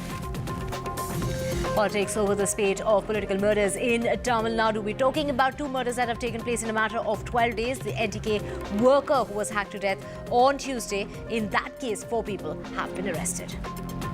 JJP leader shooting that took place about a week ago. Now 3 more arrests have been made in that encounter. In Hisar, 3 arrested for shooting JJP's Ravindra Seni. IAS officer Pooja Khetkar's training has now been put on hold. Trainee IAS officer recalled to the academy. Khetkar's disability certificates are being probed. Probationer has been accused of misusing power. Setback as far as the Ajit Pawar camp is concerned. 4 NCP leaders have resigned, and the leaders from Pimpri Chinchwad likely to join the Sharad Pawar camp. Ahead of the budget session, Andhra Pradesh Chief Minister is here in the national capital. He has met with Amit Shah in order to seek funds for his state. He will also be meeting the Finance Minister and also the Prime Minister before he heads back to his state of Andhra Pradesh. Dora encounter still underway. It's been 24 hours, and it is the police and the joint operations that are taking place there. They are underway. They are continuing, even though it's been 24 hours and counting. It was an encounter in which 4 soldiers lost their lives. Management position roles as far as a reservation in Karnataka is concerned. That is the next move that's being suggested. So Karnataka's 50% reservation in management roles. Now Karnataka's cabinet has cleared first of its kind draft bill with a 50% quota for Kannadigas in a management position and a 75% reservation when it comes to non-management jobs. The bill likely to be tabled in the ongoing assembly session. We have my colleague Pratibha joining us. Pratibha, a big move there as far as reservation to the tune of 50%. We're talking about 50% management roles and 75% non-management roles. In fact, this is not the first time that Karnataka has been talking about job reservation for Kannadigas, but finally, yes, the cabinet has approved this, and the Congress leaders have been suggesting that this would be tabled in the assembly in the days to come. What we hear from the bill is that this mandates 50% reservation for locals in management jobs and 75% in non-management positions. And it's only when you cannot find local talent that you can be looking at candidates from other locations. And this also looks at around 3-year gap that would be given for any kind of an industry here. If you cannot find local talent, to find out any kind of skills and workshops that can be done, so that in a span of 3 years, these people, the local talent, can be pooled in for different roles in the organization. So this is what the bill suggests. And who is an eligible candidate is again a question. So the Act defines a local candidate as a person who's born in the state of Karnataka, who's domiciled in the state for a period of 15 years, is capable of speaking, reading and writing Kannada in a legible manner, and has passed a required test conducted by the nodal agency. Now, the details of several aspects of the bill will be discussed in the assembly. When and where would it be presented in terms of the discussion at the assembly is something that still needs to be explained by the Congress leaders. But as of now, yes, the cabinet has cleared this bill. Back to you. Right. Thank you so much, Pratibha, for joining us with all those details. So, of course, the Cabinet there has cleared this bill, which is expected to be tabled in the ongoing Assembly session. Switching tracks now, we're talking about job desperation that's led to a stampede-like situation in Mumbai at the Air India employees' office. This is the Air India employees that could not handle the crowds, where over 25,000 people queued up for a post of 600 people. So, the job opening that took place, this was a job opening for loaders at the Mumbai airport. Thousands of job seekers turned up in Mumbai's Kalina area on Tuesday for that walk-in interview at the Air India Airport Services Limited. The company had kept walk-in interviews, but ultimately had to ask everyone to leave their resumes and leave the resumes behind and go, because the crowds that turned up was something that the employees could not handle. We have my colleague Sujata joining us. Sujata, take us through. I mean, we're seeing the stampede-like situation of 25,000 people turning up for a vacancy of a post for only 600 people there. Well, yes, Divya, and also yesterday the video that went viral, after which it was seen that thousands of crowd were seen at the Air India's recruitment drive, which was a walk-in drive, in fact, outside the Mumbai airport yesterday, and also more than 25,000 applicants had gathered, and a stampede-like situation was, could be seen for the 600 post of loaders at the airport. Now, these were the Air India employees also could not handle crowd, and which resulted into these situation, and the condition of the applicants also turned out to be bad after waiting for hours without food and water, just so that they get hired for this job. Now, while we spoke with the aviation experts, they say that an average pay of a loader at any airline is 20 to 25,000 rupees, and also they can earn overtime after which they can get an amount of 30 to 35,000 extra from the regular pay, and because of which no qualification is also required for the job post of a loader, and they're just supposed to be mentally and physically fit, and which is why we saw that so many people had gathered. And also ahead of the merger of Air India with its two sister chains, this turned out where a major recruitment drive was carried out by Air India, in which we saw that more than 25,000 people from across Mumbai as well as Maharashtra gathered in to test their luck and see if they could get the job. However, they were asked to leave immediately, and at present the crowd has been removed from the Air India spot, and also they have been told that once if they are selected, they'll be called up, and later which they'll be given the job. So for present, Air India is trying to handle the situation as well. Right. So was this for only the position of the loaders, or did this also include other positions as well? Well, for now, what we try to know as per our airport sources, they state that it was just the opening of 600 positions of loaders, and also, because every aircraft that takes off, it requires at least 6 to 7 loaders for the food as well as the luggage loading. And also, if for an airline it is suppose 100 flights that takes place, then it is 500 to 600 loaders that are required per day by an airline to carry out their loading activities. And for this time, as we know that ahead of the merger, there are many of these positions that are being vacant. So for this particular post, it was just the loaders. However, it is being said that more upcoming vacancies could be seen in Air India in the future. And for that purpose, Air India is now planning to conduct a drive which is systematic and not in a position that turned out to be yesterday, where more than thousands of people gathered for this particular post, and the same does not occur for that. There are proper planning structure also being carried out by the airline, but for yesterday it was only the vacancy of 600 posts of loaders. Right, Sujata, despite that limited vacancies, as far as you reporting that there were only 600 posts that were up for grabs, and the huge crowd that we're seeing on our screens that turned up yesterday in Mumbai, and the applicants were asked to deposit their resumes and leave the spot. So quite counterproductive there, wasn't it? Because it was supposed to be a walk-in interview.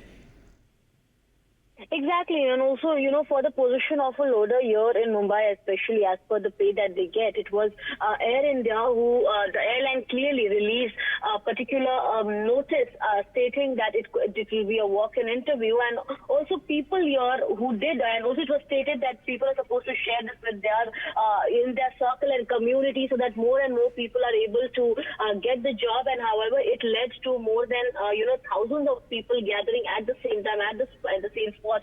And this was not only for a few hours, but right from morning until evening, until the video was surfaced at several locations, and people were complaining that though it was said to be a walk-in interview, they were not being taken inside, and also the authorities were not able to manage the crowd, and which eventually led to a stampede-like situation. Right. And also the people who had come in for the interview, they did complain that there was no sort of management, and later on, while the authorities were not being able to take a control on the crowd, they were asked to deposit their CVs, and they would be reverted and get back to. And at present, people are still waiting outside the airport, outside the cargo department, to see if their luck really wins and they'll be able to get the job. So at present, the crowd still is seen outside the Air India department, where it was seen yesterday. And today also it is expected that the same people would come up to see what's the status of the CV that was collected from them, and would they really get the job. Right, Sujata, details emerging. As you can see, these visuals are from yesterday, but today as well, people queuing up outside the cargo department at the airport there in Mumbai. Sujata, we will keep tracking the story and coming back to you for more on that. Switching tracks now to Tamil Nadu, and the Madurai police have arrested 4 people involved in the murder of Bala Subramaniam, a political worker of the NTK party in Tamil Nadu, who was brutally hacked to death yesterday on Tuesday. A preliminary investigation has revealed that a property dispute between the two groups perhaps is the reason what led to the death of Bala Subramaniam, the death of the NTK worker, created ripples in the state, as this comes right after that death that was reported of the BSP chief. He was killed by 5 men on the 5th of July. And we have my colleague Sam Daniel joining us. Sam, take us through the action that's been taken so far, because 2 deaths are being reported out of Tamil Nadu. These are political leaders who have died in a matter of just 12 days. Divya, in the case of the murder of an NTK functionary in Madurai, police have arrested 4 people. They are on the lookout for 3 others. And they again deny it's a political murder. This particular political functionary was murdered because of a family dispute related to a property issue. And police also say he is a history sheeter involved in 4 old murder cases. And in fact, coincidentally, the Home Secretary has been transferred. Among several other reshuffle of IAS officers, the Home Secretary Amuda has also been transferred, and Dheeraj is the new Home Secretary of Tamil Nadu. And this sets a kind of a worrying trend, because this comes close to the heels of the other murder of a politician, the state BSP chief Armstrong, 12 days ago in Chennai by a 6-member gang. In that case, again, police deny it's a political murder, and they attribute it to a retaliation murder over the murder of a rowdy 1 year ago in Chennai. His name is Arkat Suresh. And that late rowdy's family, police say, suspected that Armstrong could have engineered his killing, and that's why this murder has taken place. And 11 people have been arrested in that case. A few days after that murder, the Tamil Nadu government had transferred the Chennai Police Commissioner, and the new Commissioner, A. Arun, had said he would launch a crackdown against rowdyism and that he would speak in the language they would understand. A few days after that, one of the 11 suspects arrested was shot dead in a police encounter outside Chennai. Police claim he had opened fire at the police when they were trying to recover a hidden country-made gun kept somewhere outside the city. Again, raising questions of human rights violations, and some even attribute motives to this killing, asking whether it's an attempt to cover up. The larger worrying trend for common people is that the contract killing, this kind of a trend is worrying for them. Of course, the ruling DMK denies allegations, although this has given ammunition to the opposition. Right. Thank you so much, Sam, for getting us all those details. Switching tracks now and getting you more news, and this is in regard to the death of the JJP leader who was murdered last week. Now 3 more arrests have been made in Hisar. As far as the shooting of Ravindra Saini is concerned, 3 attacked the police and they were shot in the leg. The police already have arrested 5 people in that case. Do remember, local leader of the opposition JJP was shot dead by assailants outside his two-wheeler dealership last week. They said that Ravindra Saini, who was aged 50, was shot by 3 men who approached him on foot moments after he stepped out of his showroom. We have Gurpreet joining us. Gurpreet, 5 arrests were made earlier. Now 3 more arrests have been made in this case. Well, yes, this was one of the major political murder in the state. We have seen all the opposition leaders. They are putting a question mark over law and order situation, and it was the government responsibility to give a strong answer. What we have learned, a lot of SI team has been made by the Chief Minister of Haryana so that this case could be tracked. And Ravindra Saini, he was the JJP leader, and we have seen from the CCTV camera footage, 3 people, they came there, they shoot on, and after that they were able to escape from that spot. Now what we have learned, that arrests have been made in this case and further investigation is already underway so that the conspiracy behind this murder should be exposed and they will be able to understand what was the real motive behind this murder. Right, so 8 arrests in all made in the death of the JJP leader. We will keep tracking the story. Thank you so much, Gurpreet, for joining us. Moving on now, and the government has put on hold the district training program of controversial IAS officer Pooja Khedkar, who is under the scanner for allegedly forging disability certificates to clear the civil services exam as well as the misuse of power. Khedkar has been asked to report back to the Lal Bahadur Shastri National Academy of Administration, and she's been given a deadline of the 23rd of this month. We have my colleague Radhika joining us to get us more on this. Radhika, get us details as to, her training has now been put on hold. That's right. Trouble certainly mounting for probationary IAS officer Pooja Khedkar. Now her district training in Maharashtra has been put on hold. She's been recalled. In fact, she's been asked to come back and report to the IAS Academy in Mussoorie by July 23rd. In fact, in addition to that, she's also lodged a complaint of harassment against District Collector in Pune, details of which is not very clear, but this is a development that happened yesterday as well. And besides that, of course, Disability Commissionerate also writing to both Pune Police as well as District Collector to take action against Pooja Khedkar in case it is found that she indeed forged documents to show that she is disabled. Of course, trouble mounting for her, multiple controversies surrounding her. Of course, it all started with high-handedness and alleged abuse of power, whereby she had sought she had in fact used a red and blue beacon in her private Audi with Maharashtra government sticker on it. Also asked for many privileges which she was not eligible for. She had demanded all these privileges. Therefore, there was alleged abuse of power. Post which, of course, her caste certificate and her disability allegation came under scrutiny. She in fact forged documents to show that she was mentally disabled as well as visually impaired to an extent. Of course, this was apparently fraudulently obtained and also showed that she belongs to OBC non-creamy layer, which is allegedly apparently not true. So therefore, these claims are under scrutiny as far as Pooja Khedkar is concerned. Amid all of these allegations, multiple probes have been launched. A centre asking the state government to look into these claims and also look into the allegations of abuse of power as well.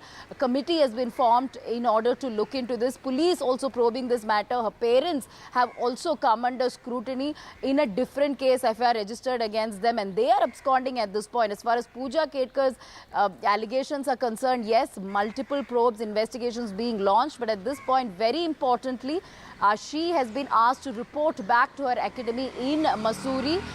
So therefore, her training in Maharashtra has ended for now. Right, Radhika, do stay with us for our next story as well, and that is with the news coming out of Maharashtra itself. And the Nationalist Congress Party, led by Deputy Chief Minister Ajit Pawar, on Tuesday suffered a big blow as 4 of its leaders from Pimpri Chinchwad quit the party. As per sources, they're set to join the NCP-led faction. This is the NCP camp led by Sharad Pawar. Now, 4 top leaders that have quit. To get more details as to who are those 4 leaders, we have Radhika back with us. Radhika, take us through the resignations that have been submitted by these top 4 leaders. And from what we're hearing is later this week, they're expected to join the Sharad Pawar camp. Yes, that is the possibility, and this is on expected lines considering assembly elections happening in November and considering the poor performance showcased by NCP in Lok Sabha elections. So therefore, there had been multiple disputes and disappointments as far as many of the leaders within Ajit Pawar camp is concerned, which is why now we are hearing that 4 top leaders of Ajit Pawar camp from Pimpri Chinchwad have decided to join Sharad Pawar camp. At this point, they have not made these disclosures open. What they have done is, of course, send out that resignation to Sunil Tatkare of Ajit Pawar party. They have quit the party. These include NCP chief of Pimpri Chinchwad as well as Yuv Sena chief and former corporators. So all of them top leaders from Pimpri Chinchwad area, but haven't really explained as to the reason behind this decision in that particular resignation letter. However, sources within NCP say that they were not happy as far as seat allocation during Lok Sabha is concerned and, seat discussion talks for assembly elections are concerned, which is why they perhaps would be jumping ships and joining NCP Sharad Pawar later in the week. As I said, this is on expected lines considering the fact that Ajit Pawar party is being considerably sidelined within Mahayuti government. They just did not have a great strike rate as far as Lok Sabha elections are concerned. Just 1 out of 4 seats won. Baramati went off their hands, which has left Ajit Pawar in a sticky wicket, as far as his future within Mahayuti is concerned.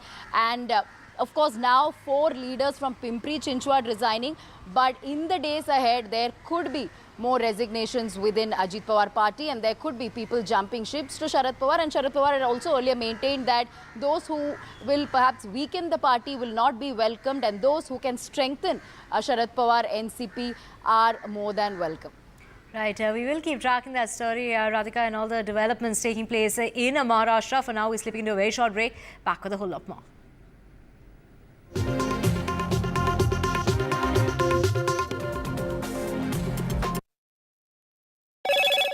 Hello, Moto. Motorola, India's best 5G smartphone brand.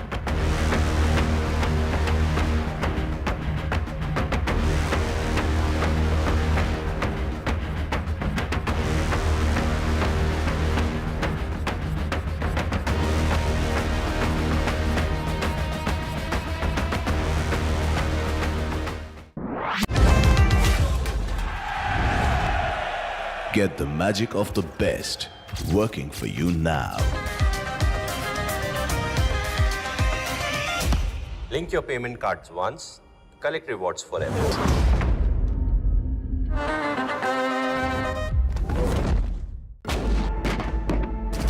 "25 years ago, an unprecedented attack on a part of India very few people knew about. Kargil, a war fought at unprecedented heights, India's first televised war. We are here because we have to be here, because it's the uniform. We were there, on the ground and in the air. A final assault. To bring you stories of valor and sacrifice. 25 years after Kargil. Join us for special.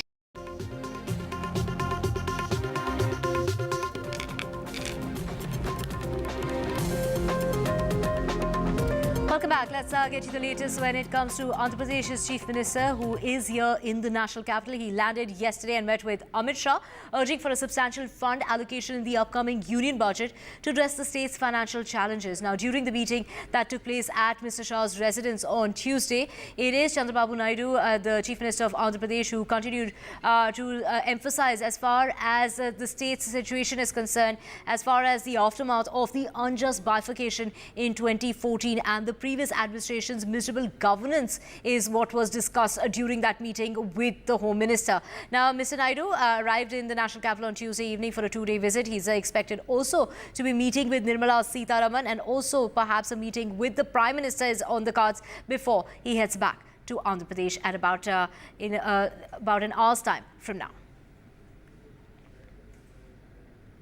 We have Aishwarya joining us. Aishwarya, this is the second visit of the Chief Minister. This comes in time just before the union budget. We do know he met with Amit Shah. Is he expected to meet the Prime Minister and the Finance Minister like he did during his last visit? Well, it's highly unlikely as far as Chandrababu Naidu's meeting with Prime Minister and the Finance Minister is concerned. But yesterday, he met Home Minister Amit Shah after arriving to the national capital. He also held a meeting with the TDP leaders in the national capital at his residence yesterday.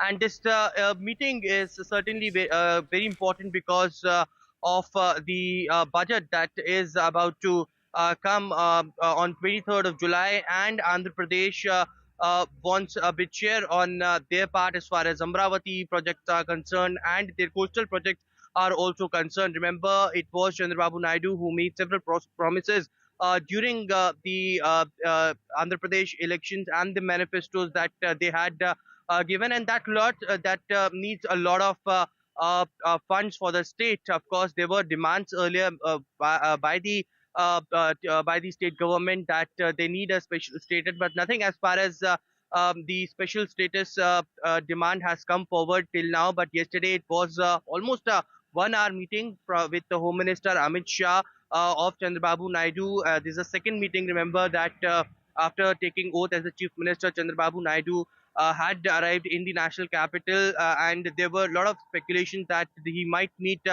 Finance Minister and Prime Minister as well, but we have been told that today at one Janpath, where his official residence is, he will be conducting a puja and also meeting several other key leaders, but he will be shortly leaving to Vijayawada. But there were of course meetings that were on the cards with other senior leaders of the cabinet as well. That will happen or not is something that still remains to be seen.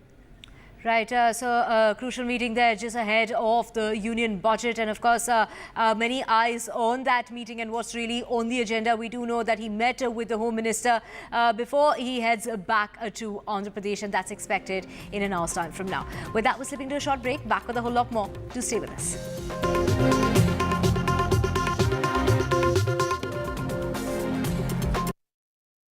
Loan मिलेगा या नहीं, ये आपके credit score पे depend करता है। तो आज ही अपना क्रेडिट स्कोर चेक करें फ्री में पैसाबाजार.com पर। लोन की जरूरत कभी भी किसी को भी पड़ सकती है। ठीक से एक्टिंग नहीं। पैसाबाजार.com। NDTV proudly upholds its legacy of trust and credibility. According to the prestigious Reuters Institute's Digital News Report 2024, NDTV is the top-most news platform in the country. Number one in both online and offline reach in India. Beating all its competition, NDTV stands for trust. 25 years ago, an unprecedented attack on a part of India very few people knew about. Kargil, a war fought at unprecedented heights, India's first televised war. We are here because we have to be here, because it's the uniform. We were there, on the ground and in the air. A final assault.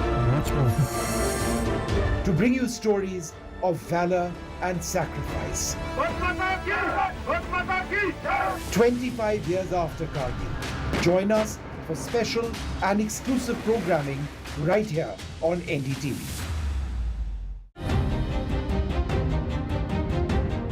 Record high high voter apathy in global polls? Is fractured politics creating delusional democracy?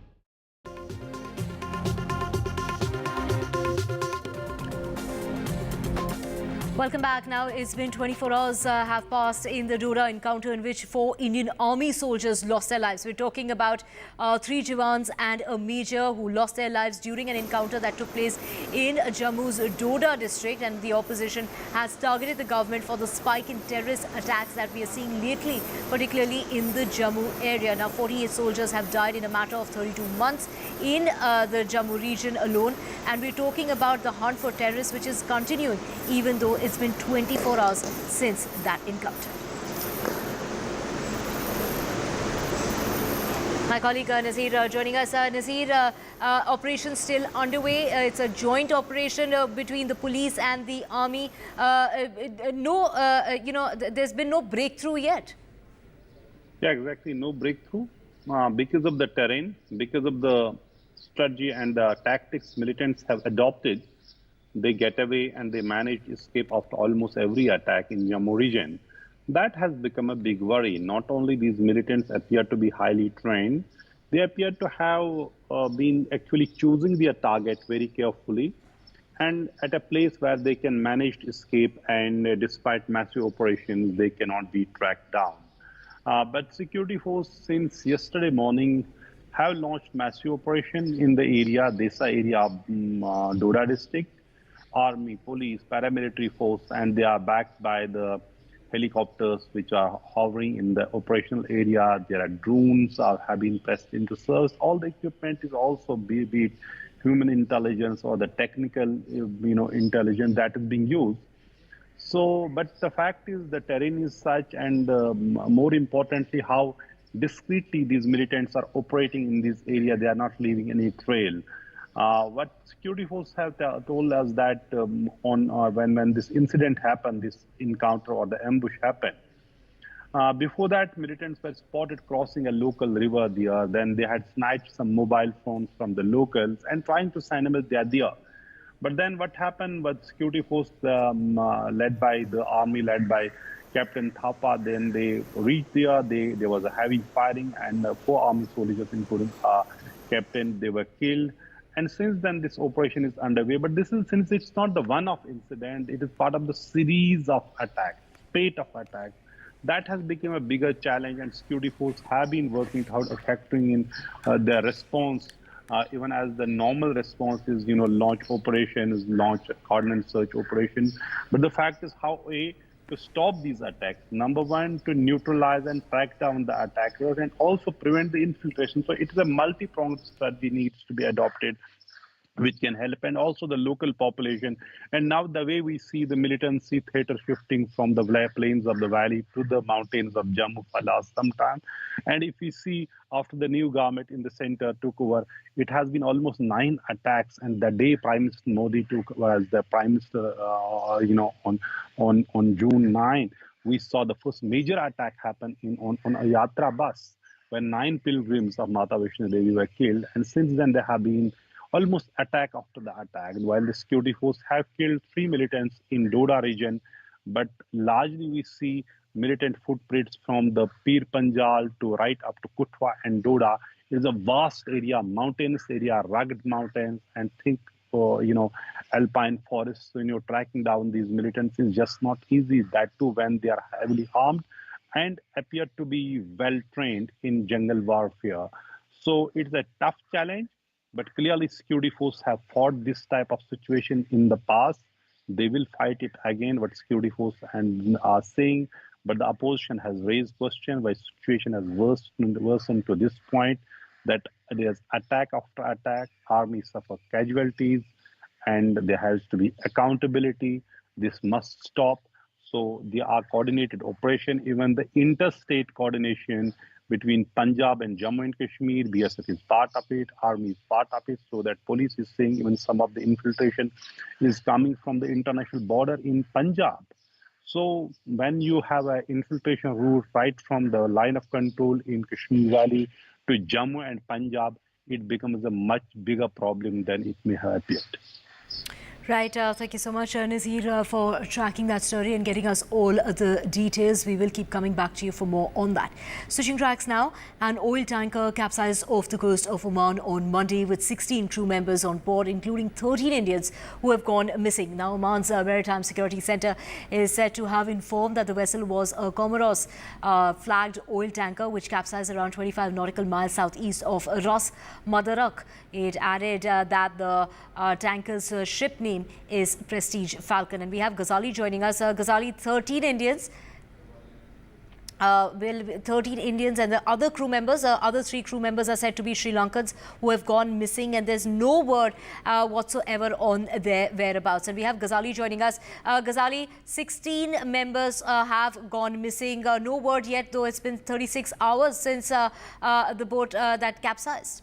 Yeah, the Oman's Maritime Security has said that the boat is inverted and immersed in water in near the Gulf of Oman only.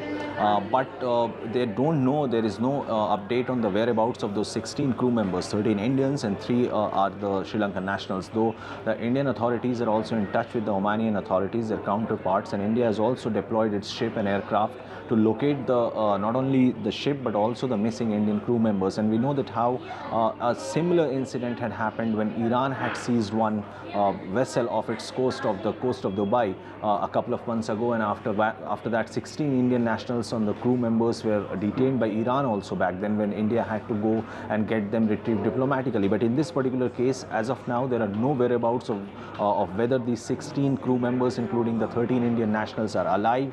They are still missing. Their status is missing. While the Oman's Maritime Security is still trying to locate them and also trying to locate the exact location where the boat has capsized. And in and around that area, the Oman's authority or Maritime Security is trying to find out any whereabouts of those missing crew members. Indian authorities are also in touch. The External Affairs Ministry, through the Navy forces, are also in touch with their counterparts in Oman to help in assisting in locating these missing Indian nationals or all the crew members who were on this vessel, which was moving towards Yemen in the Gulf of Aden.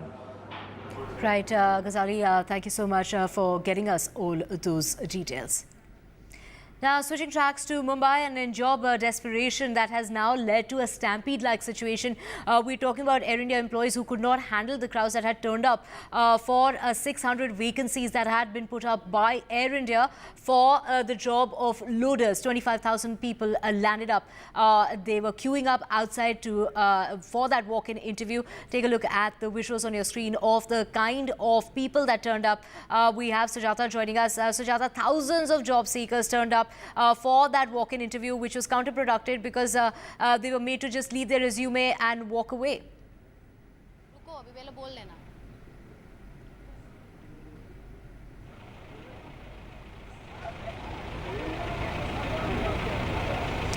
Sujata, despite the limited vacancies, a huge crowd that turned up outside the recruitment office, a situation that soon went out of control, and the applicants were asked to deposit their resumes and leave the spot. I mean, it was meant to be a walk-in interview, but that couldn't happen because 25,000 people turned up. Well, certainly, Divya, and also this particular vacancy that was led out by the airlines, which clearly stated that this is a walk-in interview and people have to just come up with their CVs and basic educational qualification details, and they will be interviewed. A physical interview will be done and they will be given the job, which led to more than 25,000 people coming at the same day at the same spot for the same post, for which there were 600 vacancies which were there. And now at present, I'm at the same spot where yesterday there were people in thousands who the Air India authorities were not able to get control on. And also I've got some of the applicants who are not here since yesterday but since the day before yesterday, only so that they get the job, and also that they are being called inside for interview. आपका नाम क्या है? Prathamesh madam. Prathamesh. कहाँ से आए हैं? District Buldhana madam. Buldhana से आप आए हैं यहाँ पर सिर्फ इस जॉब के लिए? Yes yes. कौन सी नौकरी थी? Handyman post madam. क्या बताया गया था नौकरी के बारे में? नौकरी के बारे में सैलरी 22,500 बताई गई है और 3 साल की इंटर्नशिप भी बताई गई है. अच्छा, और आपने पढ़ाई क्या की है? मेरा BBA सेकंड ईयर चालू है मैडम. और आपको BBA की पढ़ाई छोड़कर आपको ये नौकरी करनी है? जी हाँ, अभी क्या करें मैडम, बेरोजगारी इतनी है और मेरी सरकार से यही दरख्वास्त है कि रोजगार और बढ़ा है, क्योंकि बेरोजगारी का इंडेक्स जो है मैडम साल भर साल बढ़ते जा रहा है. And also Divya, if you look around, there are people who are waiting here since the last couple of days while they came from so many different parts of Maharashtra. Let us speak to them. कहाँ से आए हैं? देवगढ़ से. देवगढ़ से आए हैं. किस नौकरी, कौन से पद के लिए आए हैं? हैंडीमैन के. क्या क्वालिफिकेशन है आपकी? Graduation BCom. और आप यहाँ पर कब से रुके हैं? सुबह से 8 बजे. ये हाथ में आपने अपने पूरे डॉक्यूमेंट्स ले रखे हैं. हाँ. देवगढ़ कॉलेज के. हाँ. नौकरी के बारे में कैसे पता चला आपको? मेरे दोस्त ने मुझे भेजा था. और आप यहाँ पर आ गए बुल्ढाना से? कहाँ से भी आए? महाराष्ट्र से. महाराष्ट्र से. क्या बताया गया था नौकरी के बारे में? आपको क्यों ये नौकरी, आप क्यों रुके गए हैं? क्या रिस्पांस दिया आपको अंदर से? कब तक बुलाएंगे? 12 बजे. 12 बजे इंटरव्यू होगा? हाँ. अच्छा, और आप तैयार हैं इंटरव्यू के लिए? नौकरी क्यों ज़रूरी है ये वाली? घर के लिए. घर में कौन कौन है? माँ बाप और भाई बहन. और आपकी ये पहली नौकरी होगी? हाँ. Well, we have got some more people with us. कहाँ से आ रहे हैं आप? हाँ, कहाँ से आ रहे हैं? जलगांव से. क्या पढ़ाई की है आपने? बीए की है. बीए. और आपको यहाँ पर इस नौकरी के बारे में क्या बताया गया था? क्यों आप कब से रख रुके हैं? क्या पोस्ट थी? हैंडीमैन के लिए. क्या एक ये बताइए कि आपने हैंडीमैन की नौकरी पहले की है? नहीं. पहली बार करने वाले हैं. हैंडीमैन का जॉब प्रोफाइल क्या होता है? आप एक ग्रेजुएट हैं, आप यहाँ पर नौकरी करने आ रहे हैं. क्या जॉब प्रोफाइल होता है? अभी पता नहीं ना. वो पता नहीं, बस नौकरी थी इसलिए आ गए. हाँ. इसके पहले आपने कहीं पर ट्राई किया है? नहीं. नौकरी आपको क्यों मिले? क्योंकि कल यहाँ पर 25,000 जो लोग थे, आए थे, उनमें आप भी शामिल थे? हाँ थे. तो नौकरी क्यों चाहिए? नौकरी तो अभी पैसे के लिए तो चाहिए ना. पैसे के लिए चाहिए. Well, more people are here. कहाँ से आए हैं? राजस्थान से. अलवर. राजस्थान से आप आए हैं सिर्फ इस नौकरी के लिए? जी. क्या पोस्ट पर आपको बुलाया गया था? क्या हैंडीमैन के लिए. और पढ़ाई क्या है आप? मेरी एमकॉम कर रखी है मैंने. अच्छा, आपने मास्टर्स कर रखा है और आप यहाँ पर इस पर्टिकुलर नौकरी पोस्ट, हैंडीमैन के पोस्ट के लिए? जी जी जी. क्या एक हैंडीमैन का जॉब प्रोफाइल क्या रहता है? इसका ये है, कुछ भी काम दे सकते हैं. लेबर का भी हो सकता है, क्लीन का भी हो सकता है, वजन उठाना, कुछ भी हो सकता है. 10 बेस पे. दूसरे सेक्टर में नौकरी ट्राई नहीं की? हाँ, नहीं, वैसे मैं तो बैंक में लग रहा हूँ, HDFC बैंक में. तो किसी ने कहा था कि ये इसमें अच्छी सैलरी है, प्रमोशन होता है, सब कुछ होता है. मैं तो यहाँ देखा कि स्थायी पेमेंट है 22,530 रुपये, और भाई कहीं भी दे सकते हैं. परंतु इससे इतने सैलरीज को खर्चा चलता नहीं है यहाँ पर बम्बई में. तो देखते हैं, आए हैं तो कुछ कर जाते हैं, होगा तो ठीक है. यदि आपको यहाँ पर आज अगर इंटरव्यू में नौकरी नहीं मिलती है, सो आपका फिर क्या दूसरा स्टेप रहेगा? देखेंगे, और गवर्नमेंट की जॉब तैयारी कर रहे हैं, और कोई प्राइवेट देखेंगे कहीं देखेंगे. Well, we heard them and this is why we see that people with different qualification from different different sections of Maharashtra, as well as from Rajasthan and states like Uttar Pradesh as well as Delhi, have come here just for these 600 vacancies that were let out by Air India, for which we saw more than 25,000 applicants coming at the same spot, creating a stampede like situation. Right, Sujata, we will keep tracking that story as, people are still queuing up for that job. Of course, like you mentioned, only 600 jobs up for grabs and 25,000 people landed up for that walk-in interview. With that, we're slipping into a very short break. Back with a whole lot more. Do stay with us.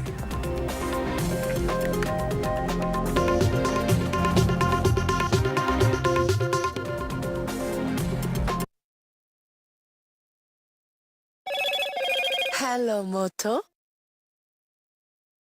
Motorola, India's best 5G smartphone brand.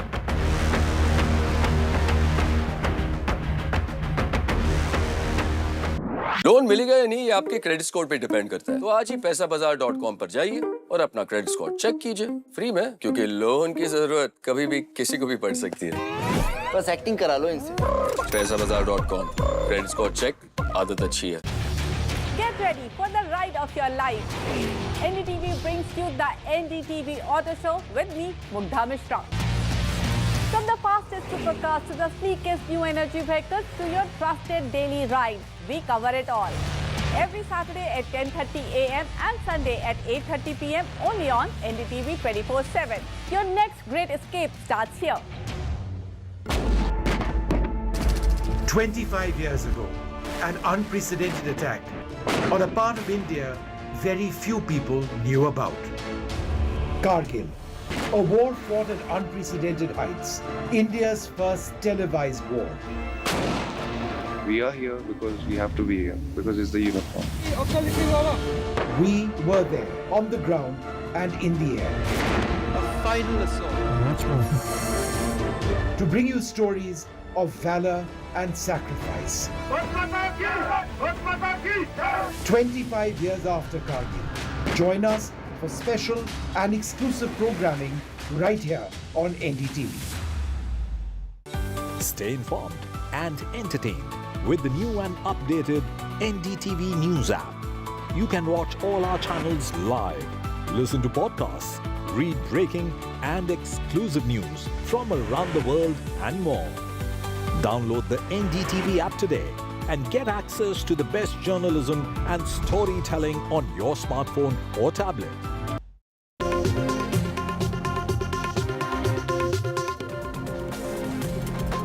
Welcome back. Let's get you news from Uttar Pradesh, and it's a post-poll churn as far as the state of Uttar Pradesh is concerned, with the deputy here in Delhi and the chief minister calling for a huddle. We're talking about Yogi Adityanath to hold a crucial meet in Uttar Pradesh. The chief minister to meet his ministers at his residence, and that is expected while the deputy chief minister is in the national capital. So we have Tanesh joining us on the phone line to get us more on this.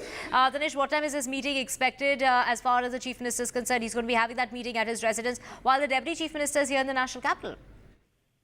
Well, yes, Divya, the chief ministers, the meeting of chief ministers with the UP cabinet ministers is at 11 a.m. at the chief minister's residence, and he's likely to discuss the by-elections of the assembly that is to be held in the UP for 10 assembly seats. Now, Chief Minister Yogi Adityanath has called a meeting of the ministers on Wednesday, and this is more in connection with the preparations of the by-elections to be held in the UP for 10 assembly seats. Now, the meeting, of course, becomes very important, that as it will be seen as a mini election before the 2027 UP assembly elections. You know, the 10 assembly seats are vacant currently, and by-elections will be held on those 10 assembly seats. So CM Yogi Adityanath will be meeting to discuss the preparations of the by-polls, and that becomes very important and very crucial. At the same point of time, we are seeing KP Maurya meeting the top brass of the BJP in Delhi. So yes, very important and crucial meeting today at 11 a.m. and CM Yogi Adityanath is likely to discuss about the by-polls with the ministers today. Right. You did mention that Keshav Prasad Maurya met with JP Nadda and that meeting that took place on Tuesday. What really brings him to the national capital? Is it to do with an apparent rift that you might say between him and the chief minister? Well, Divya, of course, KP Maurya is in Delhi. He met JP Nadda also and Bhupendra Chaudhary also. But at the same point of time, CM Yogi is holding a meeting in Lucknow with the ministers today. But the most important thing right now for the UP BJP is to look at the UP assembly polls. So of course, a good strategy for the assembly polls, as of course they faced a big debacle in the 2024 assembly polls, especially in Uttar Pradesh when Samajwadi Party and the Congress, the India bloc won more seats than the NDA bloc in UP.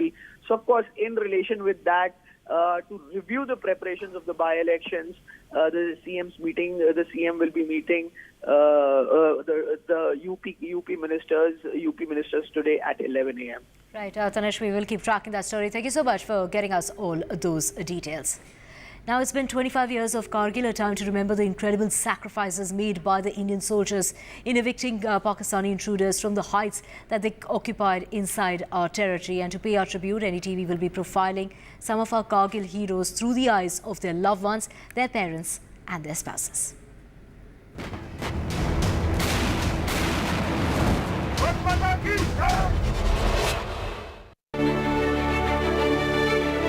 Robin would listen to a story.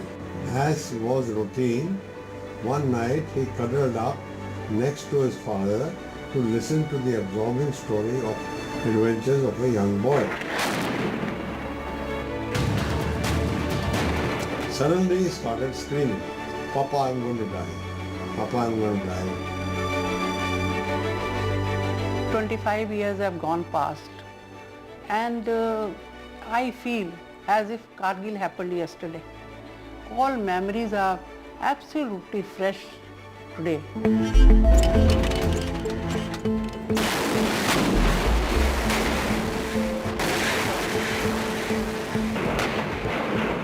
What do you remember most about your son?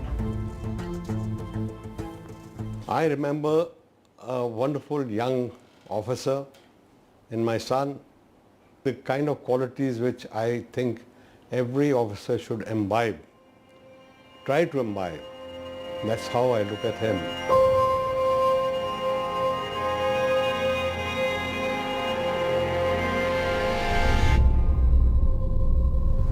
Tololing happened on 12th and 13th, and 14th I got a call from Robin that, Mama, do you know that we have captured Tololing?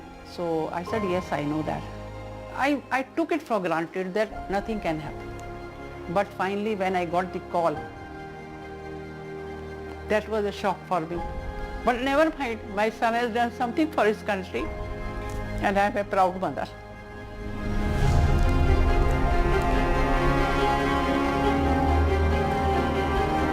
You have seen men die in battle. Yes. And the reason I ask is because when you saw your own son die in battle, yes, despite all of those experiences that you have had, yes, nothing can prepare you for this loss, can it? No, it can't. Fortunately, I didn't see him die. Fortunately, because I was in Alwar when this battle was going on, and I got the news of his getting shot in Alwar. But it doesn't really require me to be there to see what would have happened and how he died, because it was all very clear. I mean, it was the fighting was at such close quarter, and knowing my son, he wasn't the guy who will allow the Pakistanis to get away without paying the price for it. And in the bargain, he was also killed. Lieutenant Vijayan Thakur!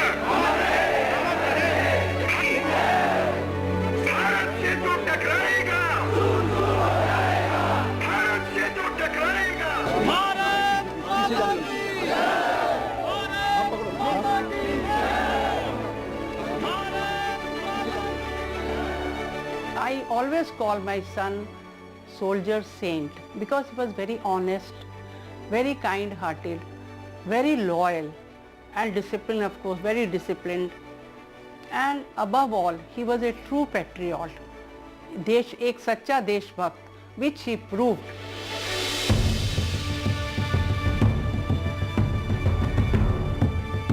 Colonel, you've been up to the Knoll on a couple of occasions. That's where your son died, fighting for India. But it's a journey you felt that you had to take. Why? It was an unwritten covenant between me and my son, where he had requested me to come and see where they had fought. He wanted to acquit himself and his unit how well they had fought, and he wanted somebody to go and witness the place.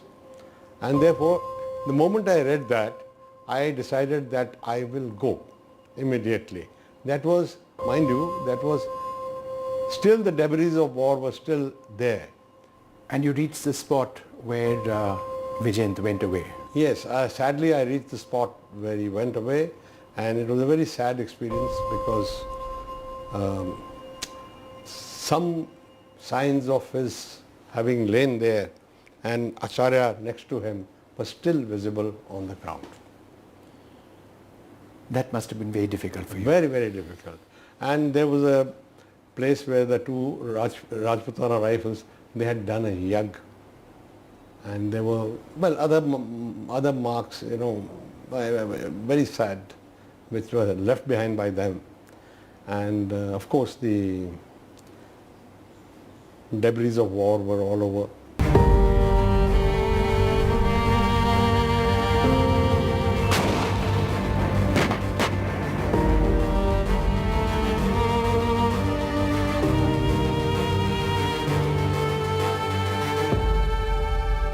What are you holding? I am holding his last letter, which was written a day or 2 days before the final assault. First assault was Tololi, where he captured the post-Barbad bunker.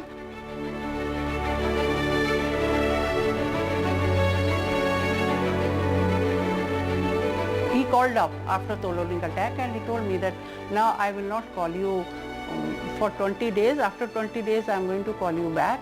I said, what happened? So he says, no, I have been assigned another task. So task means another attack. So last attack was Nol, 3 people's attack. Before that attack, he wrote this letter and he told his friend, Captain Tomar, that Tomar, listen, well, I'm writing this letter. So if I come back, fine, because death was quite evident. You could see those heights where these boys have fought. So he said, if I come back, I'll tear it off. If I don't, then please give this letter to my parents in Noida.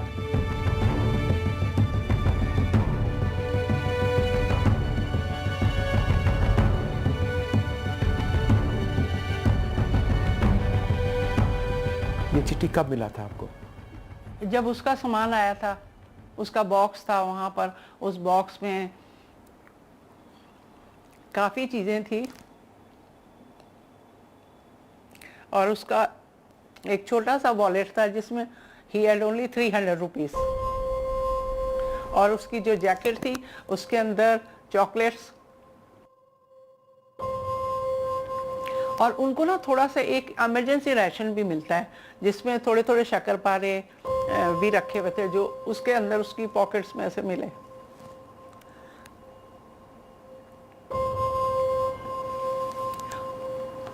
और थोड़े से उसके cassettes भी आए उसके box में जिसमें काफ़ी कैसेट्स थे। सो वी जस्ट पिक, हमने एक कैसेट उसमें से 1 या 2 कैसेट उठाए जो उसने अपने आप गाने गाए हुए हैं। लकीली हमने वही कैसेट पिक किए जो आज वो गाने बहुत फेमस भी हैं और जो वो वहाँ पे गाया करता था और जिसमें से उसका फेमस सॉन्ग था संदेशे आते हैं।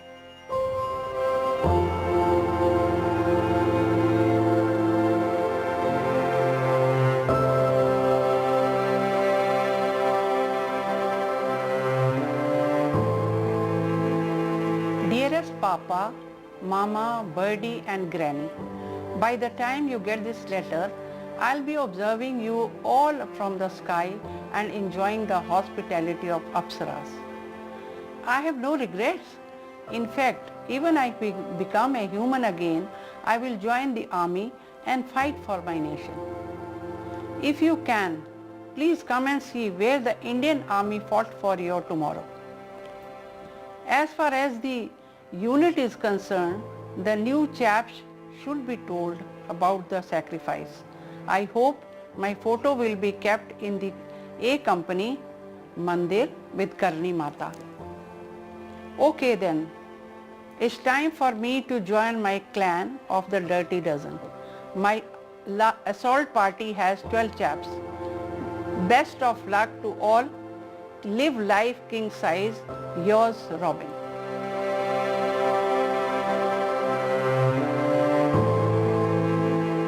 This is a thali, puja thali. But why are these? These are soldiers prasad. These are all bullets fired by your son? Yes, by my son. They are lying all over.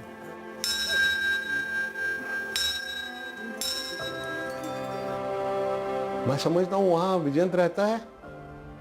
जब मैं अभी भी वहाँ रहता है? जी, विजयंत वहीं रहता है और हम अपने दिल में हम यही कहते हैं कि वो नहीं आ सकता छुट्टी पे हमको मिलने के लिए क्योंकि उसकी ड्यूटी सख्त है। वो आप अभी भी सोचते हैं? हाँ, अभी भी सोचते हैं। मेरा दिनचर्या जो है वो स्टार्ट होता है पहले प्रेयर करने, रॉबिन के तस्वीर के आगे प्रेयर करने से और फिर पूरा दिन वैसे चलता है।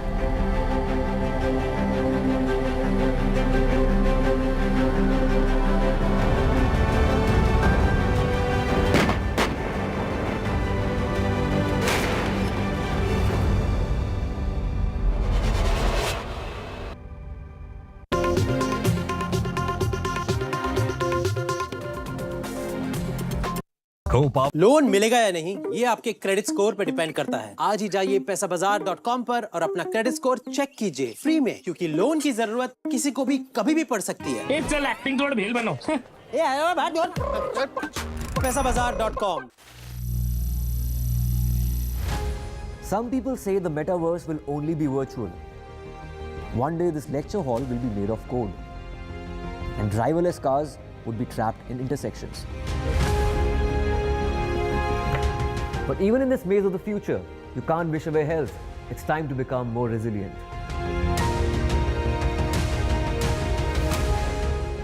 10 years of Banega Swasth India, we have grown and achieved so many milestones.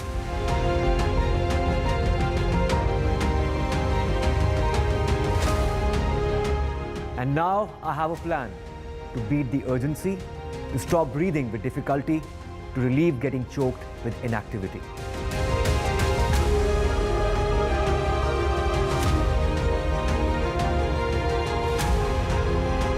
Energize our government, our environment, our society, and ourselves.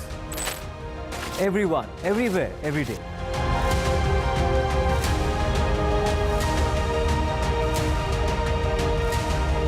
Banega Swasth India, one world hygiene.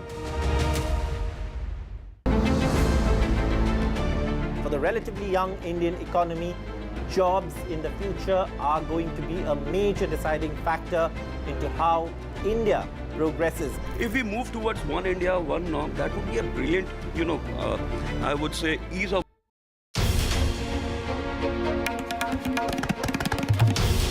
This is NDTV, and you're watching NDTV 24/7. Hello, Moto.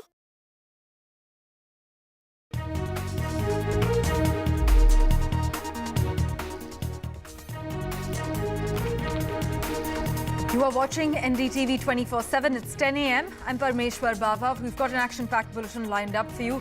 Our big focus is there a post-poll churn in Uttar Pradesh? The finer details are lined up for you. Let's begin with the headlines we're tracking at the moment. The Deputy Chief Minister of Uttar Pradesh is in Delhi as the UP Chief Minister has called for a huddle. UP Chief Minister Yogi Adityanath is expected to hold a crucial meeting at his residence today.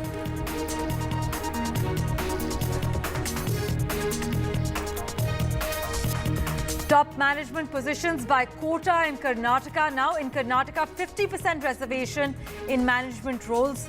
Key jobs for locals. The draft bill has been cleared. In Mumbai, job desperation leads to a stampede-like situation. Despite limited vacancies, thousands of job seekers turned up in Mumbai's Kalina for a walk-in interview at Air India Airport Services Limited. A setback for Ajit Pawar as 4 NCP leaders resign. Leaders from Pimpri Chinchwad are likely to join Sharad Pawar's NCP faction. The RSS weekly pins Mahalok Sabha entire issue on the NCP alliance. And politics unfolding over the spate of political murders in Tamil Nadu. The NTK worker who was hacked to death. 4 people have been arrested in that case. There have been 2 political murders in 12 days in the state.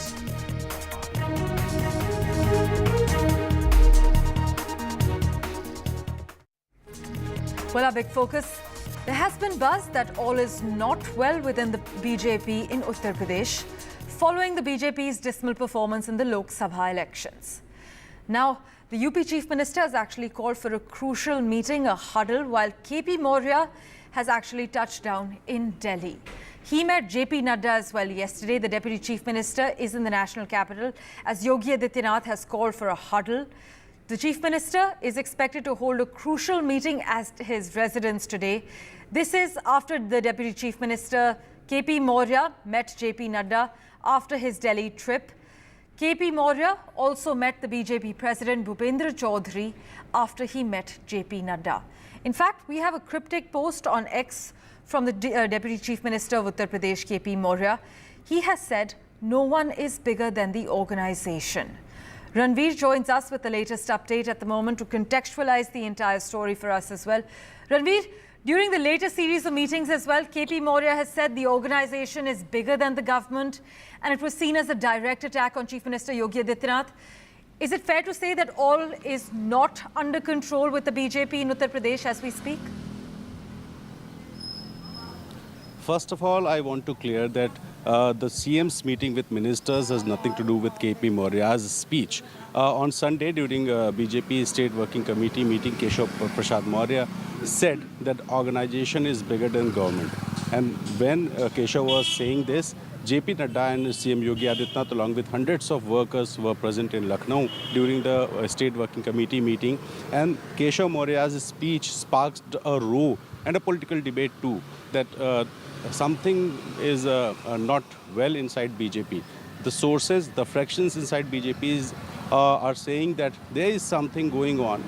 There may be organizational changes also, and KP Maurya is one of the leader who is speaking openly. No one other than Keshav Prasad Maurya is saying openly about this issue. As far as CM's meeting today with the ministers, this meeting is for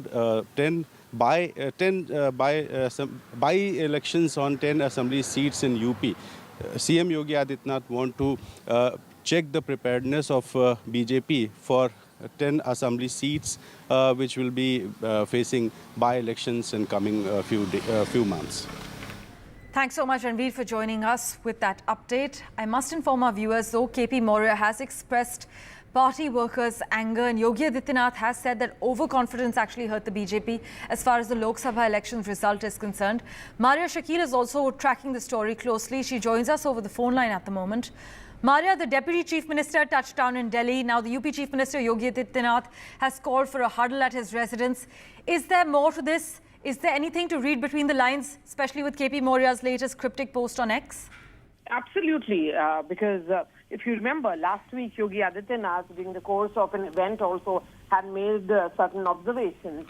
So, as far as the churn or a political churn in Uttar Pradesh is concerned, it is very much happening. Because Keshav Prasad Maurya, Deputy Chief Minister, has been in Delhi since that drubbing that the BJP faced in the Lok Sabha polls. He hasn't really visited Lucknow so far. He had a meeting with the BJP top brass.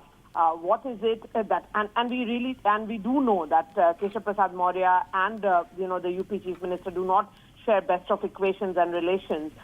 There is that OBC factor which is at play here as well. So certainly all these meetings coming in the backdrop of the Chief Minister, even as the Chief Minister calls a meeting of his party leaders, and this has to do with ministers, there is his deputy who is in Delhi and holding another set of meetings with the BJP top leaders, the central leadership in Delhi. So what are the concerns? What is it that is being shared? And this message that has been put out by KP Maurya on his Twitter handle that the party is supreme, the organization is supreme, again becomes important because, we are looking at the differences playing out in full public view. What is being said here is that Sangathan Sarkar se bada hai, that the organization, that the party structure is becoming important, that Karyakarta ka dard mera dard hai. So he's saying that the pain of the workers is his own pain. So he's projecting himself as a leader who understands the problems of the ordinary workers or the supporters of the BJP. Maria, as always, thank you so much for contextualizing the latest political developments for us. With that, let's turn our attention now to Karnataka, where the cabinet is expected to clear first-of-a-kind draft bill. In fact, the Karnataka cabinet has approved a bill mandating 100% reservation for Kannadigas in private firms for Group C and Group D posts. This is what the Chief Minister Siddaramaiah has announced. In fact, the decision was taken in the cabinet meeting that was held on Monday. So 50% quota for Kannadigas as far as management positions are concerned, and a 75% reservation in non-management jobs. We are told the bill is likely to be tabled in the ongoing assembly session, but it is being touted as a first-of-a-kind management quota in Karnataka. The Karnataka cabinet has cleared the draft bill. This bill mandates 50% quota in management jobs in Karnataka, 75% reservation in non-management jobs, and 100% reservation for Kannadigas in C and D grade jobs. I must inform you that a violation could attract a penalty of up to 25,000 rupees, and a secondary school certificate with Kannada language is mandatory. A 3-year training window for Kannadigas will also be provided if there's no qualified candidate available, and there is a relaxation if no local is available. Pratibha Raman has been tracking each and every detail of this new development. She joins us live at the moment. Pratibha, it's a first-of-a-kind management quota in Karnataka, and the bill, we're told, is likely to be tabled in the ongoing assembly session. That's right, yes. In fact, this has been in discussion for quite some time, mainly because the reservation for Kannadigas has been one of the most important topics as far as Karnataka's electorate is concerned for many of these politicians here. Now, talking about the draft that has been made by the Congress government, which has been cleared at the cabinet that was held in the recent past, and they have drafted this bill in such a manner that 50% of reservation would be given to Kannadigas in management jobs, and non-management jobs would have around 75% reservation for Kannadigas. Now, organizations that wouldn't comply with this rule would invite a fine of up to around 25,000 rupees. And what has also been mandated is that if they do not find local talent, then the organization along with the government would find a way to ensure that locals are trained for these kind of skills as well as job roles. And the other thing that has also been mentioned is that most of these Kannadigas who have their domicile in Karnataka for around 15 years would be eligible for this. They would have to provide a secondary certificate in the language of Kannada, and also they would have to undergo a test which will be conducted by a nodal agency. Now, in a short while from now, once the bill is drafted and approved and tabled in the assembly and passed, the nodal agency would be set up, and the things would take place from there on. Now, we'll have to see what kind of discussion would take place in the assembly and how soon this bill will be passed. Back to you. Pratibha, as always, thanks so much for joining us with the latest details and developments. With that, let's turn our attention now to Maharashtra. Thousands of job seekers turned up in Mumbai's Kalina on Tuesday for a walk-in interview at Air India Airport Services Limited. The company actually had kept walk-in interviews for 2,216 vacancies for the post of handyman, a person who performs various repairs and maintenance tasks. But despite the limited vacancies, take a look at the visuals on your screens at the moment.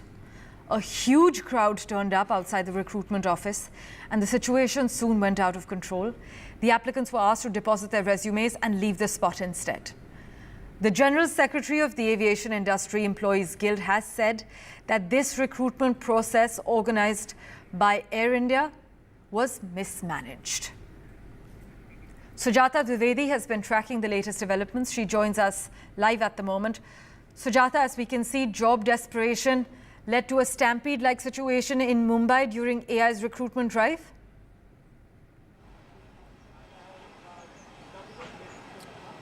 Well, that's right. And also yesterday we saw that more than 25,000 applicants had come for 600 vacancies that was out by the Air India Airlines for that of loaders and handymen. Whereas today there's another interview session for which it is for that of drivers. And for that we see that people have already started to gather, and also the ones who were present here yesterday, out of which a few hundreds of them were given token, and they were also asked to go back and after the token to come today for the interview process to be done. आप यहाँ पर already loader के तौर पे हैं? हाँ. अच्छा, क्या काम है होता है आपका यहाँ पे? वहाँ पे लोडिंग होता है, जैसा कि फ्लाइट से बैगेज रहता है, कार्गो रहता है, कार्गो में भी लोडिंग करना होता है, पैसेंजर का लगेज रहता है. तो अंदर लोडर्स की ज़रूरत दिख रही है? बहुत ज़रूरत है, लेकिन मुझे लग रहा है ना कि अंदर सब काम कर पाएंगे. जिसको मतलब मजबूरी में करना रहेगा वो शायद कर पाएगा. Acha, and also there are people here. Now he was one of the loader who's already working. We have got some of the applicants who have come here for the post of handyman and loaders. Where have you come from? Chennai. You've come from Chennai only for this particular job post? Yes. What is your educational qualification? 12th pass. And you have come for this profile. What do you know about this job? From where did you get to know about this job? मतलब हिंदी में ही बता दीजिए. मतलब ये job मेरे को interest है, इसीलिए आया. मेरे को जॉब मिलेगा तो अच्छा है. इंटरेस्ट था इसलिए. और आप 12th करे हुए हैं. कब से रुके हैं आप यहाँ पे? सुबह से रुके हैं हमने, बोले 12 बजे की इंटरव्यू है। कल की भीड़ में आप भी थे? हाँ, कल भीड़ में यहाँ आपको टोकन दिया हुआ है, आज आपका टेस्ट। तो टेस्ट की कुछ क्राइटेरिया बताई गई थी ये मामले में? फिजिकल होएगा बोला था, फिर बेसिकल नॉलेज ही रहेगा टेस्ट में, बाकी डॉक्यूमेंट वेरिफिकेशन मेन रहेगा, बाकी कुछ नहीं रहेगा। अच्छा, आप कहाँ से आए हैं? कहाँ से आए हैं? चेन्नई से आए हैं। हैंडीमैन के पोस्ट के लिए? हैंडीमैन एयरपोर्ट है। वो पढ़ाई क्या की है? नहीं, मैं एजुकेशनल क्वालिफिकेशन नहीं पढ़ी? Education 12th under graduation. Graduation. And you want this job? Yes, handyman job available. Okay, आप? मैं अभी इंटरव्यू दे के आया। हाँ। तो मेरा 10वीं सब था, मेरा 28 एज था, तो भी मेरे को नहीं लिया। बोलता 28 एज है, तो बोलता घर पे जाओ। तो मैंने DD दिया, तो रिटर्न वो भी नहीं दिया। सबको दे रहा है और मेरे को नहीं दिया। और कारण सिर्फ आपका एज? मैं 4 बार आके गया हूँ इधर, 4 बार। पूरा रात भर इधर ही हम लोग बैठ के पे, तो भी वो ना बोल रहे मैडम लोग। बोलते जाओ घर पे जाओ बोलते। मैंने इधर काम किया हो 3 साल एयरपोर्ट में, फिर भी मना कर? ना बोल रहे। लाइवल में मैं काम किया हो, तो भी ना बोल रहे। लेकिन ये बताइए कि आपको ये जॉब इतना ज़रूरी क्यों है? आप कहीं दूसरे सेक्टर में भी ट्राई कर सकते हैं। मेरा डैडी नहीं है, मेरा माँ भी नहीं है, कोई नहीं है। मेरे खाली कौन है? मेरा फैमिली है, छोटा सा फैमिली है मेरा। मैं इसके लिए जॉब के लिए आया था। मेरा को जॉब नहीं मिल रहा था, इसके लिए मैं इधर इंटरव्यू के लिए आया था। तो मेरे को तो भी ना बोल रहे। और अब जब जॉब यहाँ पे नहीं मिल रही तो आप आगे क्या करने का सोच रहे हैं? अभी क्या करेंगे? जॉब नहीं मिल रहा तो किधर भी होटल लाइन पे लग जाएंगे, और क्या करेंगे? आप यहाँ पर अंदर आए थे जॉब के लिए? जी। क्या उम्र है? 29। तो सिलेक्ट हुए कि रिजेक्ट? अभी 12 बजे बुलाए गए अंदर। और क्या आप यहाँ पर कल भी थे? हाँ। पहले एक्सपीरियंस है ये लाइन में काम करने का? हाँ, मतलब प्राइवेट में किए थे। जॉब क्यों ज़रूरी है? यहाँ पर आपको जॉब मिल जाए, आप इतने दिनों से रुके हुए हैं सब लोग, जॉब क्यों इतनी ज़रूरी है आप लोग? बेसिक नीड, वो सर्वाइव करने के लिए चाहिए जॉब। यहाँ पर जो है मुंबई में रहना बहुत डिफ़िकल्टीज़ है, जैसे कि रेंट रहना, तो जॉब नीड है हमारी। Well, people have already begun to gather because 12 p.m. was the time when they have been called here for the second round of the interview process, and this is for the handyman post, for which there were 600 vacancies, out of which all the 600 people were given the token yesterday, and the rest of them were asked to leave. And today too they will be coming here to see if not handyman, will they be able to grab the post of a driver or not, and the other vacancies that have been lent out by Air India. And also, if you see here, the people have already begun to gather outside the same gate, which was crowded, and the stampede-like situation was created yesterday. And the major part here is they have not only come from Mumbai or the surrounding regions, but they have come from different states, or for that matter from Rajasthan, Uttar Pradesh, and all of such other areas. कहाँ से आए हैं? मैं यहाँ से हूँ। आप job के लिए आए हैं? हाँ, जॉब मैं करता हूँ एयरपोर्ट पर। तो यहाँ पर अंदर आप इतनी भीड़ देख रहे हैं, कई लोग आए हुए हैं, लग रहा है कि उनको जॉब अंदर मिलेगी, वैकेंसी है?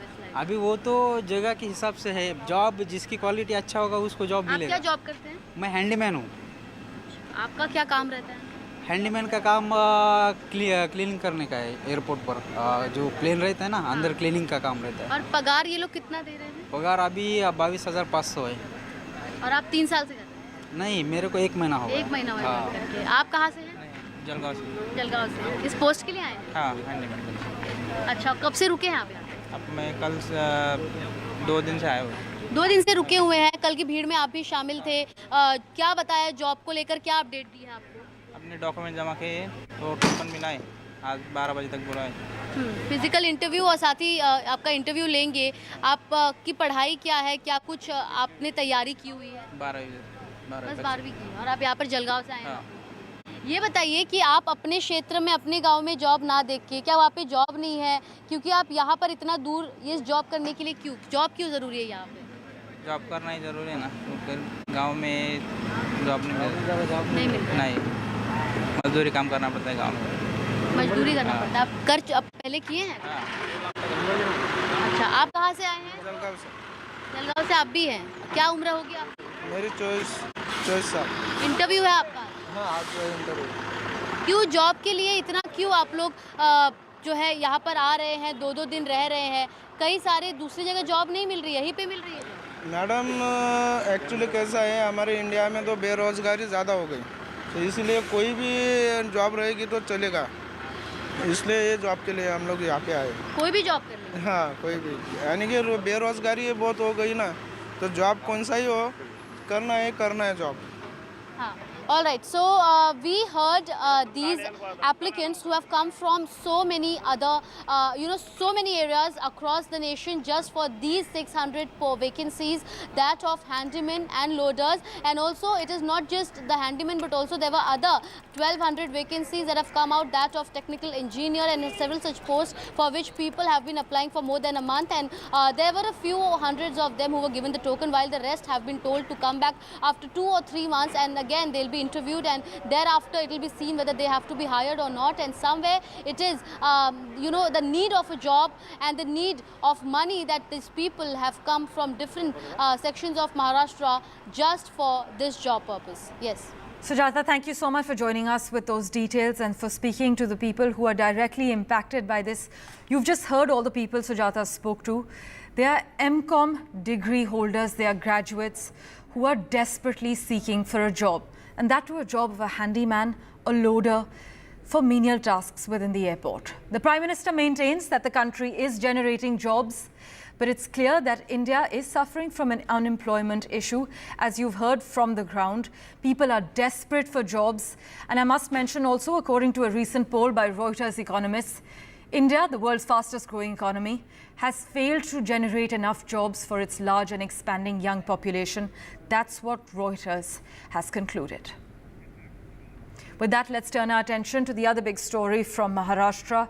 4 top leaders from the NCP, Ajit Pawar's faction, have resigned in Maharashtra's Pimpri-Chinchwad, dealing a major blow to the party led by Ajit Pawar after a poor show in the recent Lok Sabha elections. They are now likely to join the party led by Sharad Pawar later this week. Ajit Gavne, the chief of NCP's Pimpri-Chinchwad unit, is among those who have submitted their resignations to Ajit Pawar. The others are Pimpri-Chinchwad Students' Wing Chief Yash Sane and former corporators Rahul Bhosle and Pankaj Bhalekar. But the resignations do come amid a buzz that some leaders in the Ajit Pawar camp are willing to return to the Sharad Pawar fold. Radhika Ramaswamy is tracking the latest details for us. But I must mention before that the RSS has pinned the Lok Sabha poll's loss on Ajit Pawar. In fact, the RSS-affiliated Marathi Weekly has blamed Ajit Pawar quite blatantly, saying that the BJP's poor performance is due to an alliance with the NCP. The RSS Weekly points out that the BJP workers are unhappy with the NCP alliance, further adding that workers' resentment towards the NCP led to the loss. Radhika Ramaswamy joins us with a lowdown on all that's happening politically in Maharashtra. Radhika, now the RSS has pinned the Lok Sabha poll's loss blatantly on Ajit Pawar in its latest weekly. That's right. So that's the latest development coming in as far as Maharashtra politics is concerned. Of course, NCP, Ajit Pawar clearly in a sticky wicket at this point. We are hearing of 4 top leaders switching sides to Sharad Pawar camp. And of course now RSS affiliated magazine also pinning NCP's inclusion within Mahayuti for its Lok Sabha poll loss.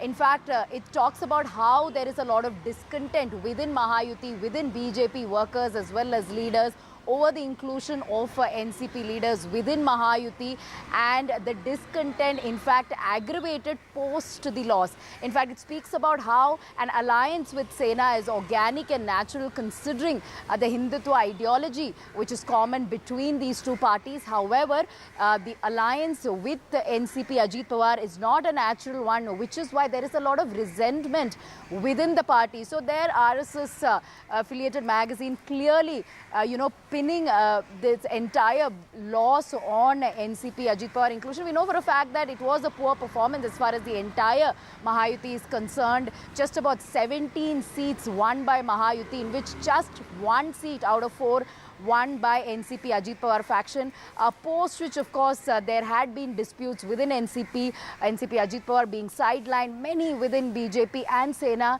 disappointed at the inclusion of NCP leaders, and also there was a lot of coordination issues within Mahayuti between each and every party. One candidate or rather one, leader or the worker not campaigning for the alliance partners, and this is something that many of the leaders and workers had been talking about. So a lot of coordination issues within the alliance partners, and mostly because of the resentment as far as workers are concerned with the NCP's inclusion within Mahayuti.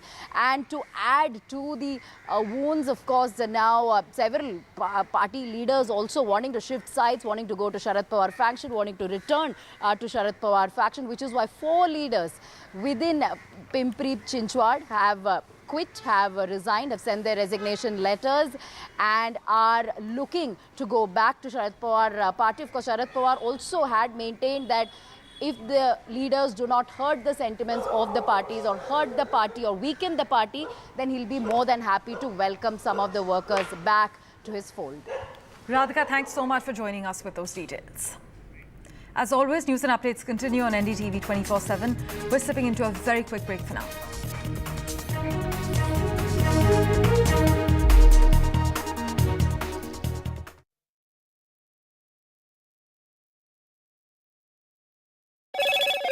Hello, Moto. Motorola, India's best 5G smartphone brand.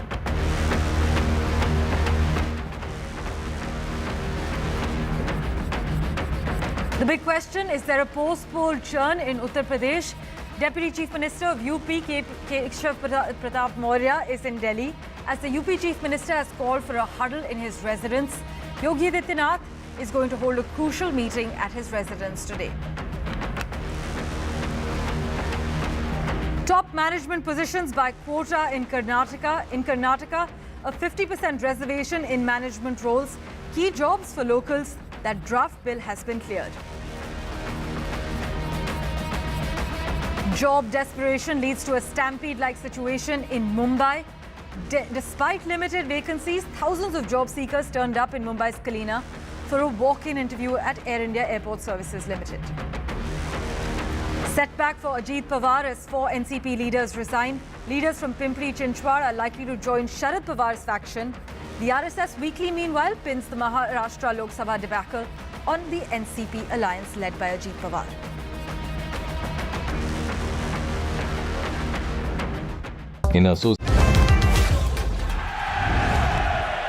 Get the magic of the best working for you now. Link your payment cards once, collect rewards forever.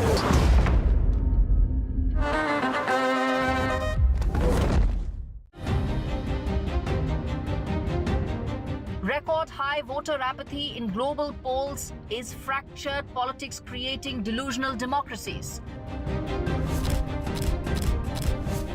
Modi-Putin bonhomie. Why India matters for Russia? Why tourism economies are showing ill-behaved tourists? All this and more with me, Gauri Dwivedi, only on India Assets.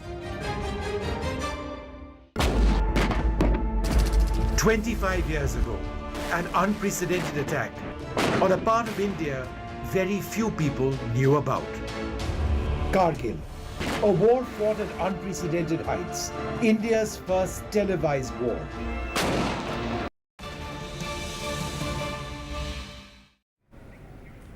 Well, breaking news coming in. The BJP has called for a post-poll huddle. BJP chief ministers and deputy chief ministers will be present at this crucial meeting, which is going to take place in the national capital. That's what's been announced. It's a crucial BJP meeting that's going to be taking place by the end of the month. For their plan of action and the agenda, let's go across to my colleague Akhilesh, who's tracking the latest. Akhilesh, we are told a 100-day action plan is likely to be discussed, and the BJP is also likely to conduct a post-mortem of their election performance during this crucial meet. That's correct. In fact, the BJP, suffered major losses in various states as far as this Lok Sabha election is concerned. So this post-mortem will be done in the CM and the deputy CM meeting though it is an annual feature, it happens every year. But this year it's very important and significant in the sense that the recently held Lok Sabha elections results are not favorable to the BJP, and the party leaders would like to discuss this with the CMs and the deputy CMs about the major causes of the losses. And apart from that, the major policies of the Modi government, they will also be discussed, how the implementation is being done in various states. That is also a key point which will be discussed with the CMs and the deputy CMs. And apart from that, the budget would have been out, the first budget of the Modi 3.0. The key features of the budget will be shared by the Finance Minister Nirmala Sitharaman with the CMs and the deputy CMs, and the key points which have to be highlighted in the various states that has to be highlighted also in this meeting. And apart from that, the major point which has been noticed by the party high command is that there is lack of coordination between the various state governments and the party organization in the states. For example, recently in Uttar Pradesh, we have seen that how Deputy CM Keshav Prasad Maurya has highlighted that the party organization is supreme as far as the state is concerned, and that is why he's saying that he will always listen to the workers. So this is a point which has to be discussed in thread and bear as far as the party organization is concerned. That is why Party President JP Nadda will also be present in this meeting. This is what the sources have indicated. Akhilesh, as always, thank you so much for joining us with the latest details you've accessed. Let's turn our attention now to what's happening as far as Chandrababu Naidu is concerned. The Andhra Chief Minister met Union Home Minister Amit Shah late last night, urging for a substantial fund allocation in the upcoming union budget to address the state's financial challenges, as per our sources. Now, during the meeting at Mr. Shah's residence, the TDP president emphasized that Andhra Pradesh continues to face the aftermath of the unjust bifurcation in 2014 and the previous administration's miserable governance. This is what our sources have disclosed. Mr. Naidu, who arrived in the national capital last evening, was here on a two-day visit. He's actually expected to meet Nirmala Sitharaman today to further discuss the state's financial needs. A meeting with Prime Minister Modi is also likely on the cards, but we are waiting a confirmation on the same. Aishwarya Jain has been tracking the latest for us. Aishwarya, take us through the Andhra Chief Minister's list of demands last evening.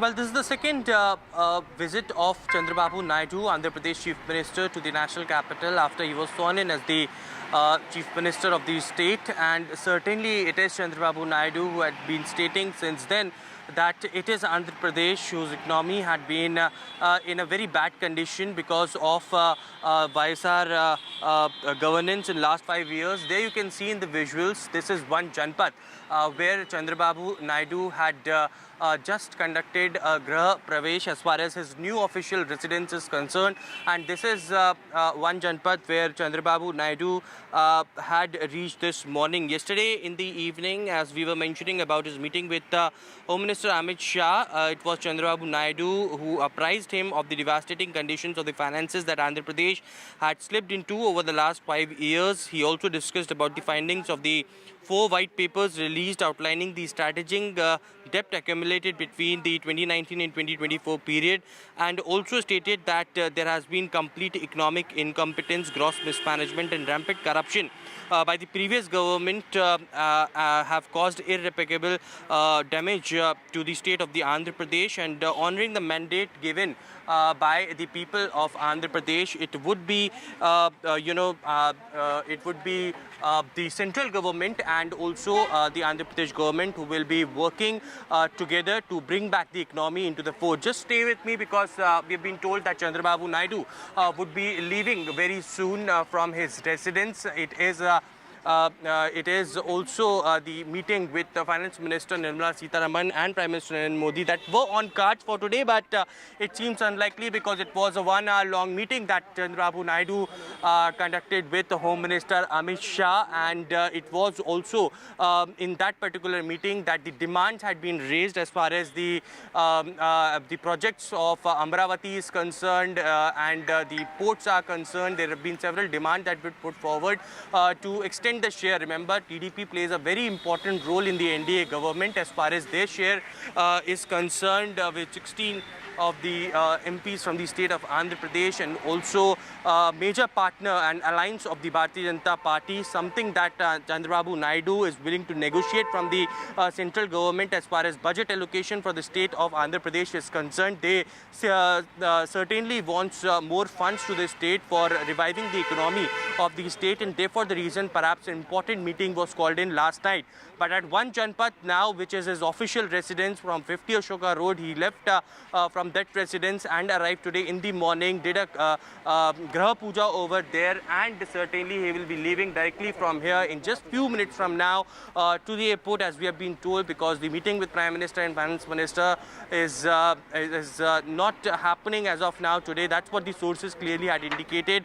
It's a chartered flight that Chandrababu Naidu would be taking from here on to Vijayawada, and it was a fruitful meeting as per the sources that have been told by the TDP to us. Certainly these the visuals can clearly describe that Chandrababu Naidu's car is on standby as far as his residence is concerned. He'll be shortly leaving. We'll try to get some reactions from the Chief Minister himself as to how this meeting went on with Home Minister, and whether he would be in the upcoming days meeting the Prime Minister or the Finance Minister or not. But several officials from the state and also senior leaders of the TDP had come over here at his residence to meet him early in the morning and to congratulate him for his new residence, one Janpath. Remember, this was the residence of YSR Jagan Reddy as well when he was the Chief Minister, and now it has been given to the new Chief Minister of Andhra Pradesh, Chandrababu Naidu. He'll be leaving very shortly from his residence, but certainly as far as demands for Andhra Pradesh is concerned, major allocation of funds from the budget is something that is on the cards as far as this visit of Chandrababu Naidu is concerned. Right, Aishwarya, as you're reporting, the latest development is that Mr. Naidu will actually not be meeting Union Finance Minister Nirmala Sitharaman as scheduled. He was meant to meet the Finance Minister, and then a meeting with the Prime Minister was on the cards. However, as Aishwarya Jain is reporting from Ground Zero, the meeting with Nirmala Sitharaman and Mr. Modi will not be taking place.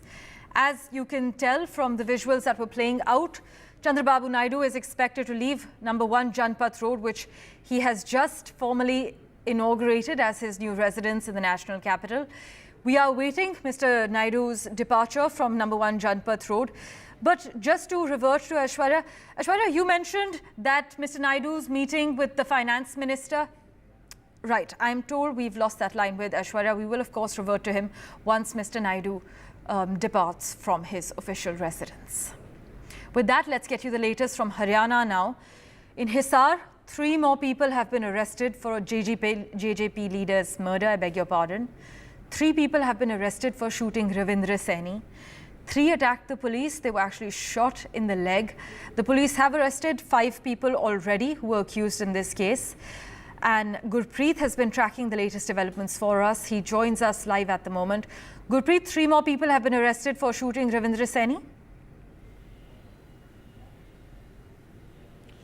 Well, yes, of course, 3 more people have been arrested, and what we have learned, total 8 people have been arrested by Haryana police. These 3 people, they were being stopped by the police in Hisar area, but they did not stop the vehicle, and immediately they opened the firing. After that, cross firing had been done from the police side also, and finally they are being shot at the leg, and they are being hospitalized. What we have learned, around 8 people have been arrested. The police have been working on the multiple theory in this case, because a lot of traders, they had hold a Band call in the market, saying the extortion call are being given by the anti-social elements to them. So after that, we have seen the police was investigating 2 angles. One was the extortion angle, and another angle the old enmity of this JJP Neta with one of the anti-social member of this society. So what we have learned and what we have seen, 1 person has been taken by the police from on the production warrant from jail, and after that they were able to get lead. 4 people people have been arrested from Gujarat, and 3 people, those who were involved in this murder case also, they are being stopped by Haryana police, and after that there was a cross-firing between these gangsters as well as with the police also. Now, what we have learned, the police have initiated an investigation after arresting all these people, and what we have learned from the police also, they say around 10 people are involved in this murder case. Now they are trying to expose the conspiracy, what was the real motive behind this thing. In the preliminary investigation, the police say it seems there was old enmity reason behind this murder, and that was one of the reasons why this JJP leader was attacked and he was shot down in a full broad daylight. So let's let the police complete the whole investigation. After there will be more clarity, but as of now, in this case, we have seen the opposition leader, they have been targeting the BJP government here in Haryana, saying that law and order is not intact in the state of Haryana, and the government is going to give this answer. And what we have learned, the Chief Minister of Haryana, he is going to address the media at about 3 p.m. today. Back to studio. Right. We will, of course, revert to you for regular updates once the Chief Minister addresses everyone at 3 p.m. With that, let's turn our attention now to live visuals coming in from Rajasthan.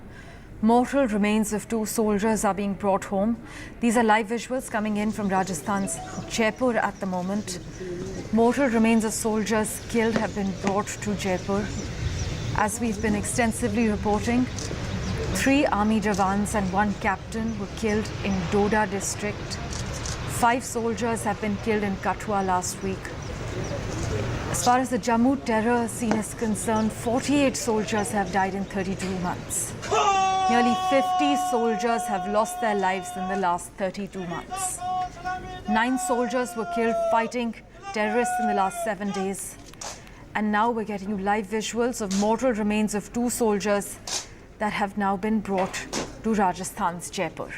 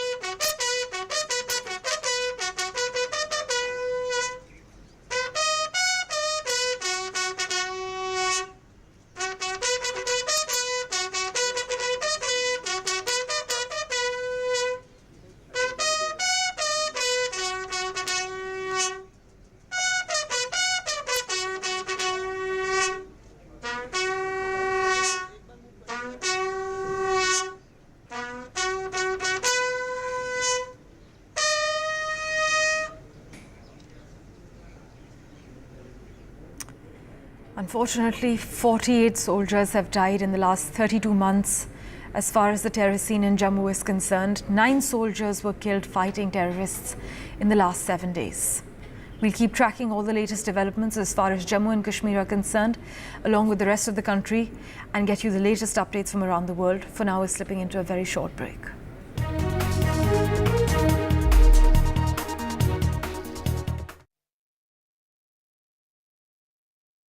Loan मिलेगा या नहीं, ये आपके credit score पे depend करता है। तो आज ही अपना क्रेडिट स्कोर चेक करें फ्री में पैसाबाजार.com पर। लोन की जरूरत कभी भी किसी को भी पड़ सकती है। ठीक से एक्टिंग नहीं। पैसाबाजार.com। NDTV proudly upholds its legacy of trust and credibility. According to the prestigious Reuters Institute's Digital News Report 2024, NDTV is the top most news platform in the country. Number 1 in both online and offline reach in India. Beating all its competition, NDTV stands for trust. 25 years ago, an unprecedented attack on a part of India very few people knew about. Kargil, a war fought at unprecedented heights, India's first televised war. We are here because we have to be here, because it's the uniform. We were there, on the ground and in the air. A final assault. To bring you stories of valor and sacrifice. 25 years after Kargil. Join us for special and exclusive programming right here on NDTV.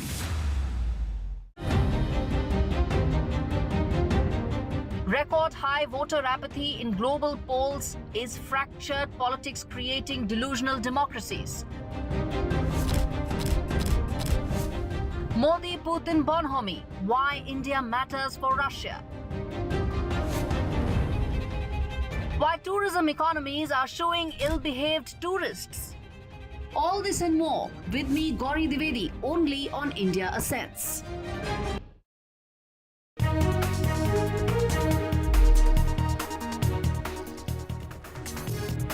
Welcome back. With the monsoon rain lashing various parts of the country, the prices of vegetables, especially tomatoes, have increased in the past few days in both wholesale and retail markets in the capital. And we're told other areas around the capital and parts of the country are also feeling the pinch. The consumers for sure are feeling the pinch of this. Tomato prices are turning red hot as rain damages crops and disrupts supply lines. Here are the details for you. Tomato prices turn red hot as rain damages crops and disrupts supply lines.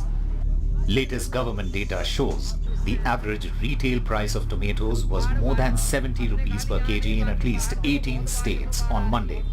In Ghaziabad's Vaishali colony, tomatoes are being sold at 100 rupees a kg in the retail market. 100 रुपए kilo 100 रुपए kilo है तो ये मतलब अभी एक दिन पहले क्या कीमत था इसकी इसे 10 दिन पहले 40-50 रुपए किलो था 30 रुपए किलो भी था ऐसे पर नवीन जब आप 100 रुपए किलो टमाटर बेचेंगे तो इसका बिक्री पर भी असर पड़ता होगा हाँ तो बिक्री पे असर तो पड़ेगा ही जहाँ लोग 1 किलो लेते हैं वहाँ भी आधा किलो ले रहे हैं A few meters away is Muhammad Rais's vegetable shop. He too is affected by the disruption in supply from Bengaluru and Shimla. टमाटर आज क्या रेट है आपके टमाटर सर 100 रुपए किलो है जी टमाटर इसलिए महंगा है कि शिमला का माल आ रहा 4 तरफ बाढ़ है इस चक्कर में सब्जी सारी महंगी है पहले आप जितना टमाटर बेचते थे एक दिन में जी बिक्री पे भी असर पड़ा है महंगा होने से हाँ जी पड़ा है काफ़ी असर पड़ा है पहले 6 क्रेटें बिकती थी अब 2 क्रेटें बिक रही हैं मैंने आधी किलो इतना कम क्यों खरीदा अब महंगाई में कम खरीदना पड़ता है ना कम गेरो कम खाओ जी तो आपने उस कम कर दिया खपत ही कम कर दी बस खपत कम कर दी अपना सिस्टम बदल जाएगा 3 kilometers away, tomato wholesalers in Naveen Sabzi Mandi of Ghaziabad report a marginal decline in prices. But the uncertainty over supply persists. पिछले 2-3 दिन पहले क्या रेट था आपके और आज उस समय थोड़ा और महंगा था इस समय कम है रेट नहीं कितना है रेट मतलब उस समय 80 रुपए किलो टमाटर पहुंच गया था लेकिन इस समय 60 रुपए आ गया 60 रुपए किलो आ गया तो इसका बिक्री पे असर पड़ा है नहीं बिक्री पे बिल्कुल असर पड़ा सर मान लो जो बंदा 5 किलो लेता है वो 2.5 किलो पा गया जो 2.5 वाला था वो 1 किलो पा गया Ghaziabad resident Ram Nivas runs a canteen in a corporate office. He says his budget has gone haywire. 2-3 दिन पहले अगर हम जो है ना 60 से 70 रुपए किलो खरीद रहे थे मंडी के अंदर मंडी में मतलब ये होलसेल रेट जो होलसेल जो रेट है वो 70-80 रुपए किलो का जी जो कि आज जो है ना आज 50 रुपए किलो का हो गया है आज हुआ है 50 रुपए किलो कई दिन से और अब कुछ ऐसा लग रहा है कुछ राहत आ रही है वरना इससे पहले तो आग निकल रही थी ऐसा लग रहा था क्या आगे होगा क्या कितना पहले आप खरीदते थे अब कितना मैं 2 किलो पहले खरीदी अब 1 किलो खरीद रही हूँ इतना फर्क आ गया है और क्या Tomatoes are expensive across the country. According to data from the Ministry of Food released on July 15, 2024, the average retail price of tomato remained above rupees 70 per kg in 18 states of the country on Monday. Andaman and Nicobar recorded the highest average retail price of rupees 116 per kg, while the average retail price of tomato in Sikkim was rupees 98 per kg. The average retail price in Delhi was recorded at 83 rupees per kg. It was rupees 78.75 per kg in Uttarakhand and rupees 75.79 per kg in the retail markets of Uttar Pradesh. According to traders, the fluctuation in tomato prices will continue for a few more days, as supply to mandis is likely to remain affected due to monsoon. In Ghaziabad with camera person Prem Singh and Himanshu Shekhar, Bureau Report, NDTV.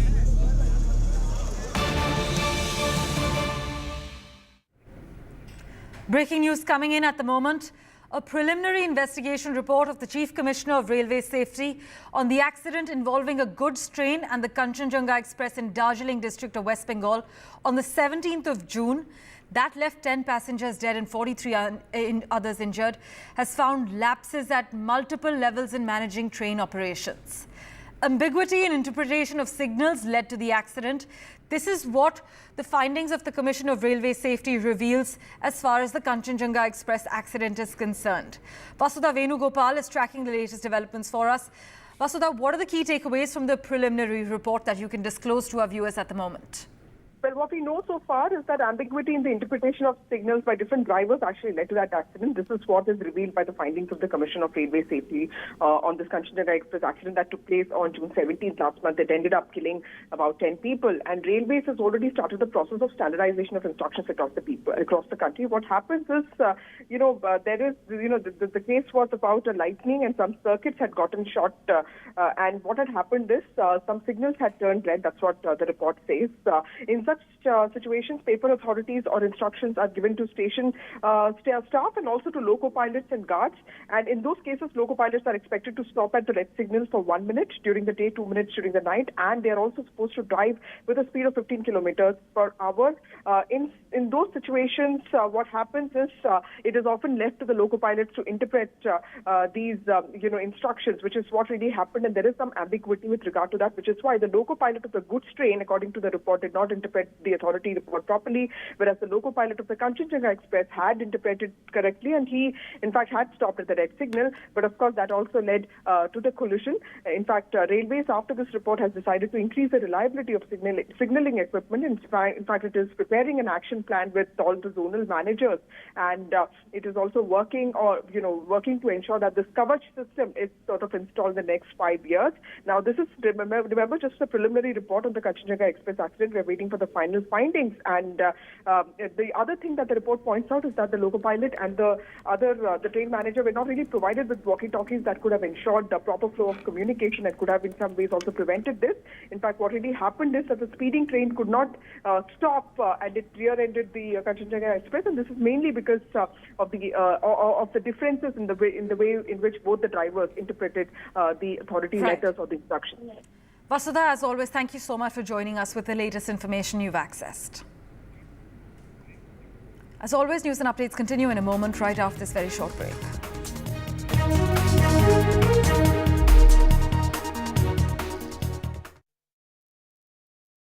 Loan मिलेगा या नहीं ये आपके credit score पे depend करता है। तो आज ही पैसाबाजार.com पर जाइए और अपना क्रेडिट स्कोर चेक कीजिए फ्री में, क्योंकि लोन की जरूरत कभी भी किसी को भी पड़ सकती है।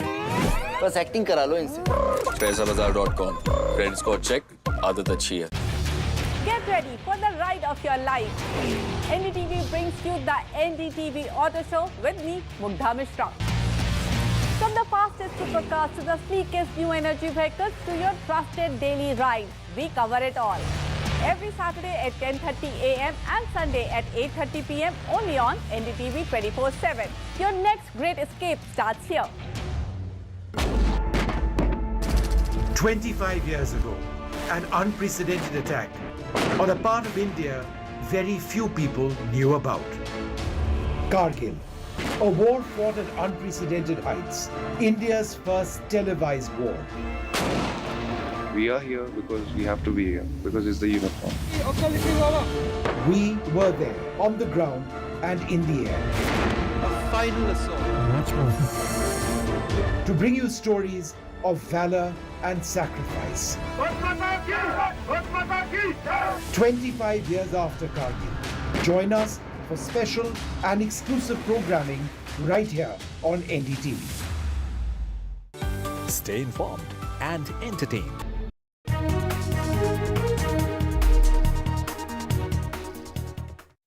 Let's get you the latest from the United States now, where a Milwaukee man is dead after being shot at by 5 Ohio police officers near the Republican National Convention.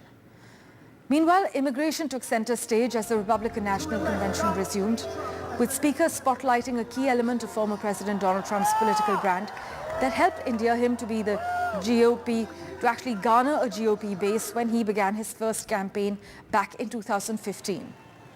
US billionaires are coming out in support of Donald Trump's presidential bid after his attempted assassination. But the big question is whether Trump's selection of J.D. Vance as his running mate threatens to alienate wealthy Wall Street donors, since the Ohio senator is a fan of steep tariffs and robust antitrust enforcement. One cannot deny, though, as Trump now steps into the election race reinforced by a wave of sympathy and surge in polls, the political dynamic of the November elections has undeniably shifted.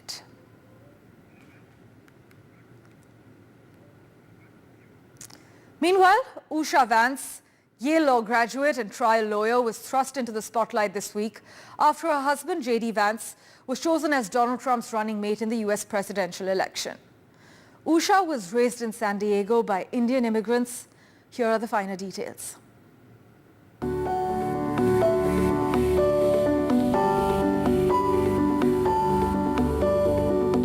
Story is an Ohio story. My husband JD grew up in Middletown, and things weren't easy. His mom struggled with addiction, and his dad wasn't there. But JD was lucky. He was raised by his loving grandmother, and he served his country as a Marine in Iraq. He's an incredible father, and he's my best friend. Usha Vance. As of 2014, she was a registered Democrat. Her husband is now Donald Trump's vice presidential pick. The daughter of Indian immigrants, Usha grew up in a San Diego suburb. She and J.D. Vance met at Yale Law School, and the pair were married in Kentucky in 2014 and blessed by a Hindu Pandit in a separate ceremony. Donald Trump's running mate has previously said he feels humbled by his wife Usha Vance's stellar CV. She certainly has the credentials. Mrs. Vance once clerked for Brett Kavanaugh, now Supreme Court Justice on the District of Columbia Court of Appeals. Then she clerked for Supreme Court Chief Justice John Roberts. Both men are part of the highest court's conservative majority. Critics note that it's a conspicuous resume for a woman whose husband gave a speech in 2021 titled, "The Universities Are the Enemy," and rarely missed a chance to bash the establishment as he campaigned for Senate in 2022. Usha definitely brings me back to earth a little bit, Mr. Vance told the Megyn Kelly Show podcast in 2020, adding that she is the powerful female voice on his left shoulder. Some political watchers argue that her career has put her in an awkward contrast with her husband's political persona. Usha has played a significant role in her husband's success. She assisted J.D. Vance in organizing his thoughts on the social decline in rural white America, which inspired his best-selling memoir, Hillbilly Elegy, which was adapted into a film directed by Ron Howard in 2020. As J.D. Vance gears up for what is certain to be a grueling campaign for the White House, he may need Usha Vance's counsel more than ever before. Parmeshwar Bawa for NDTV. Joining us for a quick comment on the NDTV network, President-elect American Telugu Association, Jayanth Reddy Challa. Thank you so much, Jayanth, for making time for us. The Telugu American community is the fastest growing community in the US. In fact, if we look at the stats, there are about 1.25 million Telugu Americans out of the 5.1 million Indian Americans in the US. I mean, there's no denying that they're excelling in the tech space, the corporate space, as well as politics. Absolutely, absolutely. Thank you for having me here for brief comments. It's so heartening to see the Telugu people excelling in the US and across all fields. Like you mentioned, if you take Indian Americans in the United States, there are about 5.1 to 5.5 million Indian Americans. And out of that, 1.25 million are of Telugu origin.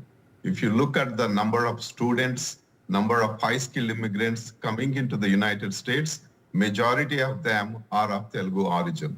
So they are not only excelling in the technology, but they are into the business. If you look at the top IT companies, Microsoft and Adobe, IBM, they're all headed by Telugu Americans. So it's the Telugu is the fastest growing Indian community in the US.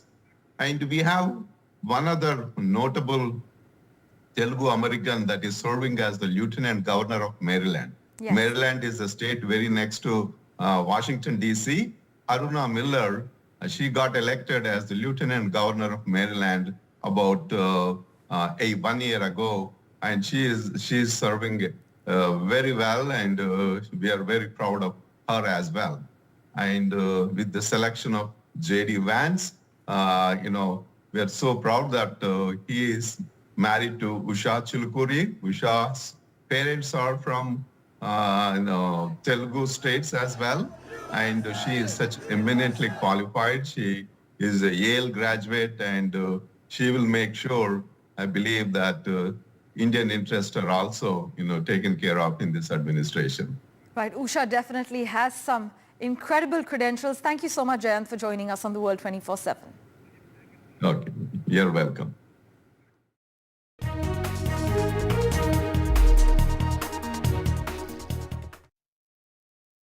Loan मिलेगा या नहीं, ये आपके credit score पे depend करता है। आज ही जाइए पैसाबाजार.com पर और अपना क्रेडिट स्कोर चेक कीजिए फ्री में, क्योंकि लोन की जरूरत किसी को भी कभी भी पड़ सकती है। चल एक्टिंग थोड़ा भेल बनो।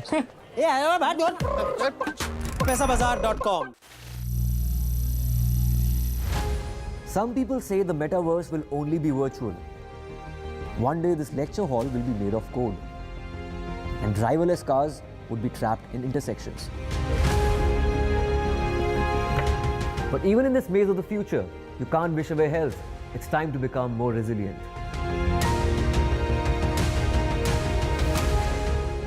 "10 years of Banega Swasth India, we have grown and achieved so many milestones.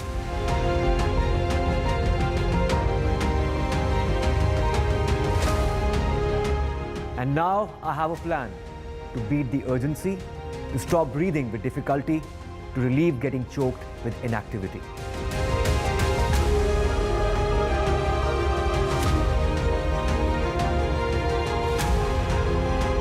Energize our government, our environment, our society, and ourselves. Everyone, everywhere, every day."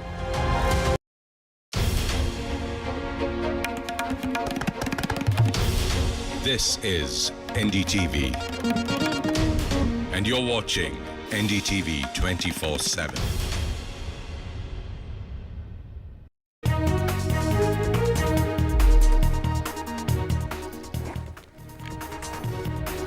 Very good morning. You're watching NDTV 24/7. I'm Divya Vapa. We have a whole lot lined up for you over the next 1 hour, including the Karnataka cabinet that's approved of a bill that reserves a major chunk of private jobs to be filled by local candidates.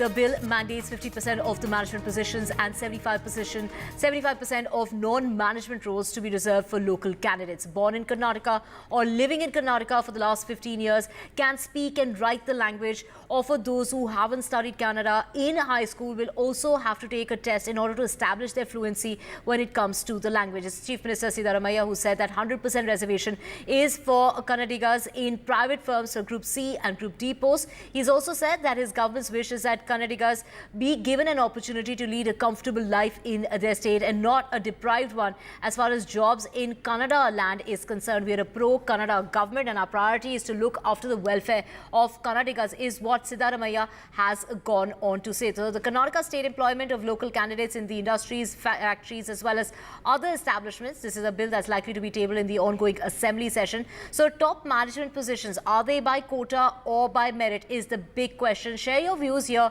on NDTV. You can call us on this number that's flashing on your screen. You can call us on 8377 088377 and share your views when it comes to this reservation bill that's being passed. And of course, it has got the nod from the government. So this is going to be as far as the job sector is concerned, the private job sector. So the top management positions, is it by quota or by merit? That's the big question. Do share your views here. You can call in and share your reactions to something that is being suggested by, it's got the nod of the government, and it's going to be tabled soon as far as the ongoing assembly session is concerned.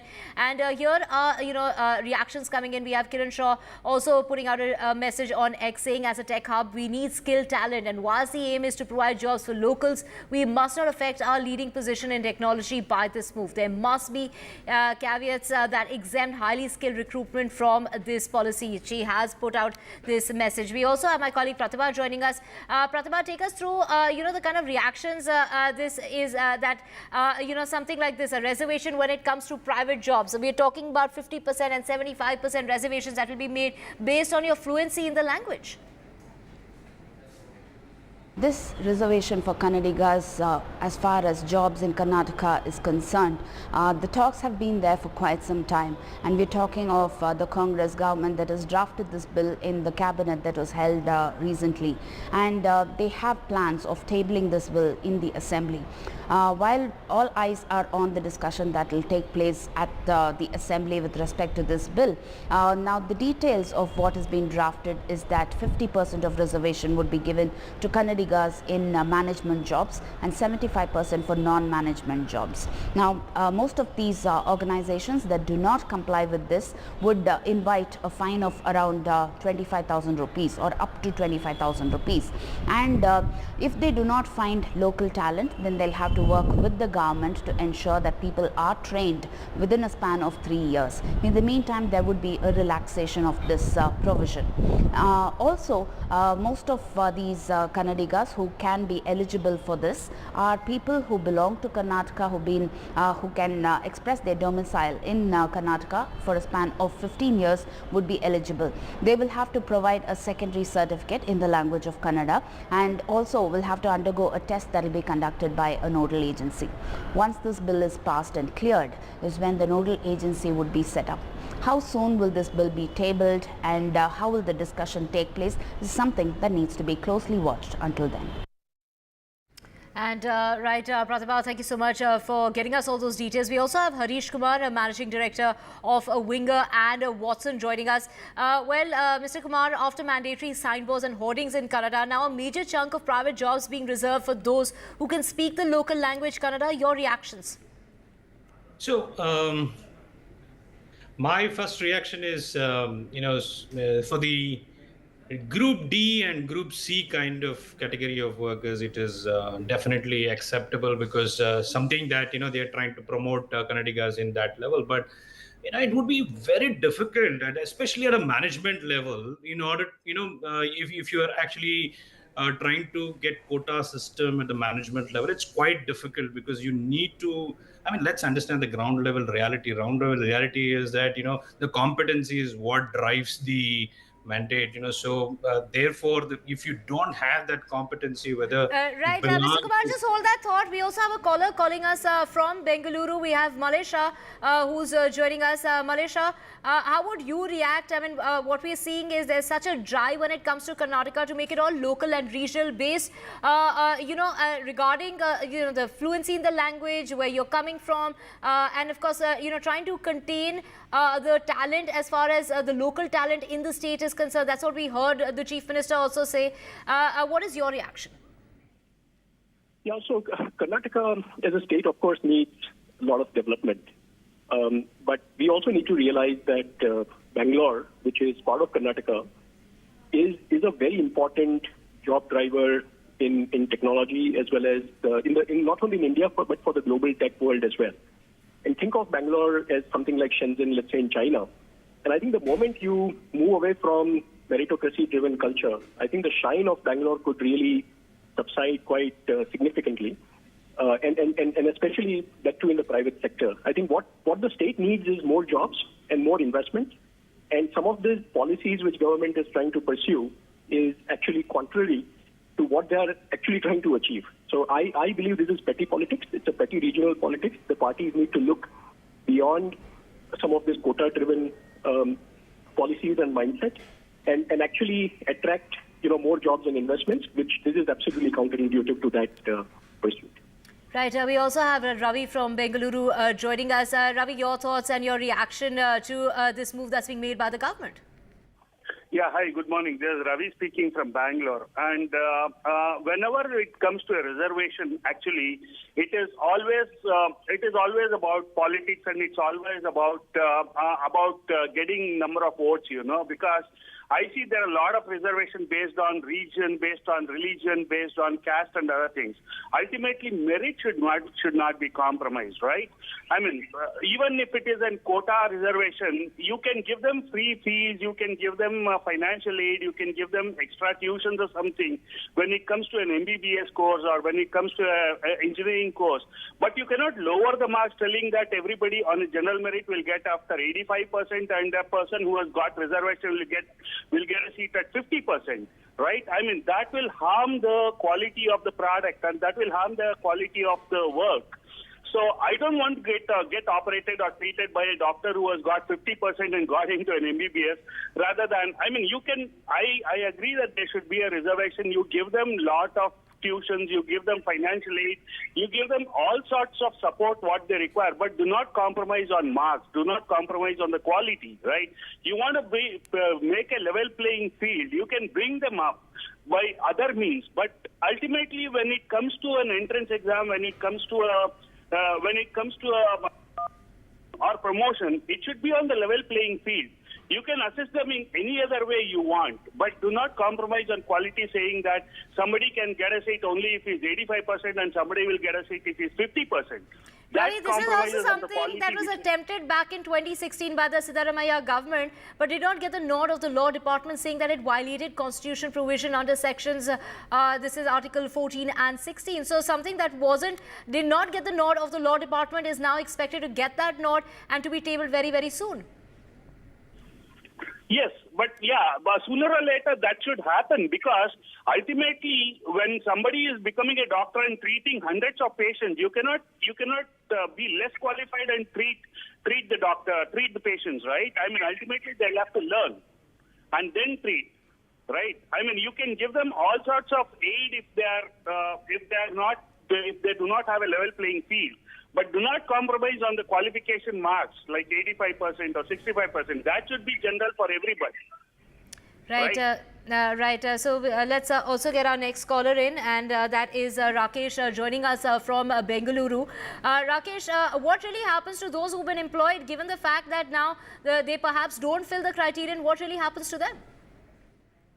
Actually, I would like to, as our previous caller, right? I would like to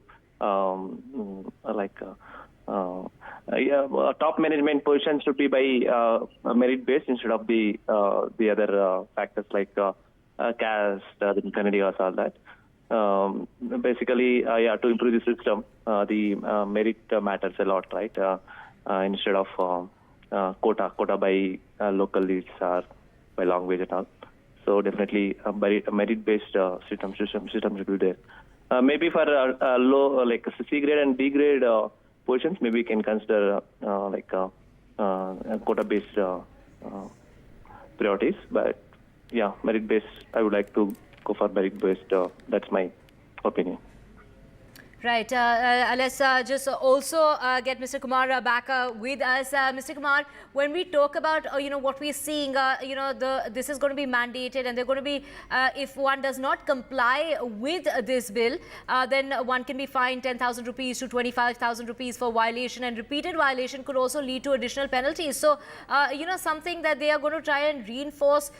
We've seen that happen as far as signboards are concerned. We saw the kind of protest that also took place at the time. When it comes to this particular move that the government is making, given the fact that Bengaluru is known as the Silicon Valley of India, is this move really something that should be done? So, I mean, let's understand, why some of those things are happening, right? The objective of certain faction of the, Kannadigas is that, we want the Kannada language to be taken care. The rich heritage of Kannadigas are taken care, and the language should not be, suppressed, and it should be encouraged and improved upon, and then the rich heritage of Kannadigas to be known to everyone, right? Kannadigas, if I'm also a Kannadiga, let me tell you that. So it's such humble people. Whoever has lived in Bangalore, you could ask them. They're humble people. They don't require a reservation to get there, right? So they're quite capable. Most of them are quite capable of. In fact, starting things on their own and entrepreneurship and things like that. Yes, at a junior level, at a D level, jobs and things like that, probably some of those reservations may work, but definitely not at the management level. I wouldn't even think about it. Think about the practicality of even trying to get data scientists for an organization which is actually looking at only data scientists as a for a 50-member team or 100-member team. And if the organizations or the government mandates that you have to go via quota system, it's quite difficult to even start a organization here, right? Now it is quite counterintuitive for encouraging companies to come here and set it up, right? So there are two things. One, we are inviting companies to come over and start something very innovative, and we also have to take care of Kannadigas job and unemployment, right? So my suggestion would be try and encourage companies to go and set up in Raichur or other parts of Bangalore or Karnataka, where probably all this can be achieved a lot easier, because you will also improve the employment out there, and also give a lot more opportunity to localites and things like that. We can duly achieve more this balanced approach, as opposed to taking these knee jerk actions when it comes to a state which is known for the international crowd that comes in, given the fact that there's so many people who have relocated to Karnataka, they're doing a job there. What really happens to them? So we have Shambhavi Srivastava, someone who's from New Delhi. Get us your thoughts, when it comes to this quota. Should it be really based on merit or where you are coming from? Hello, I'm Shambhavi Srivastava, and I don't believe that 100% reservations in any sort of jobs are appropriate, because it severely restricts the opportunities for citizens. And I do believe that jobs should be based on merit, as you mentioned, and they should be given on the basis of the skills and the talents of anybody. And of course, I'm also concerned by the fact that if all other states of India start doing what Karnataka is doing right now, then where will it lead us as a country in the future? What will be the results of this for the citizens of the country? So yeah. Right. So, of course, a very valid point there. I mean, if, other states took cue from Karnataka and started following the same, I mean, we see students, going to various colleges in the country. If they started, localizing, whether it's jobs or whether it's studies to their very own state, what will happen to the country? Very valid questions being raised there. And the viewpoint that is being shared by most people today here on our platform is that, it should be a quota that should be based on merit and not really where you come from. So let's just also take you through the criterion. And the criterion is, if you speak Kannada, if you are born in Karnataka, if you live there, if you've lived in Karnataka for 15 years, and then of course if you haven't studied Kannada in, say, high school, then there would be a test in order to see how fluent you are in the language. This includes writing as well as speaking. So we have Raghavendra Rao joining us from Bengaluru. Raghavendra Rao, how would you react to something that's going to be mandated very, very soon in the ongoing assembly? I think what we expect from the state government is that they bring some intelligentsia into the entire planning of creating jobs. Why can't they improve the working facilities, especially in B-class towns like Mysore, Hubli, Dharwad, Belgaum? See, Bangalore is crowded with almost 2 crore of population, which was in the late 90s were around 1 crore or so. We have doubled. There is a lot of influx of people coming from various other small towns. So can we have some kind of sanity here and develop smaller regions and create job opportunities there, instead of holding the collar of the corporate, saying that, give jobs to my people. What is the government doing to create jobs? Are they doing something? No, they aren't.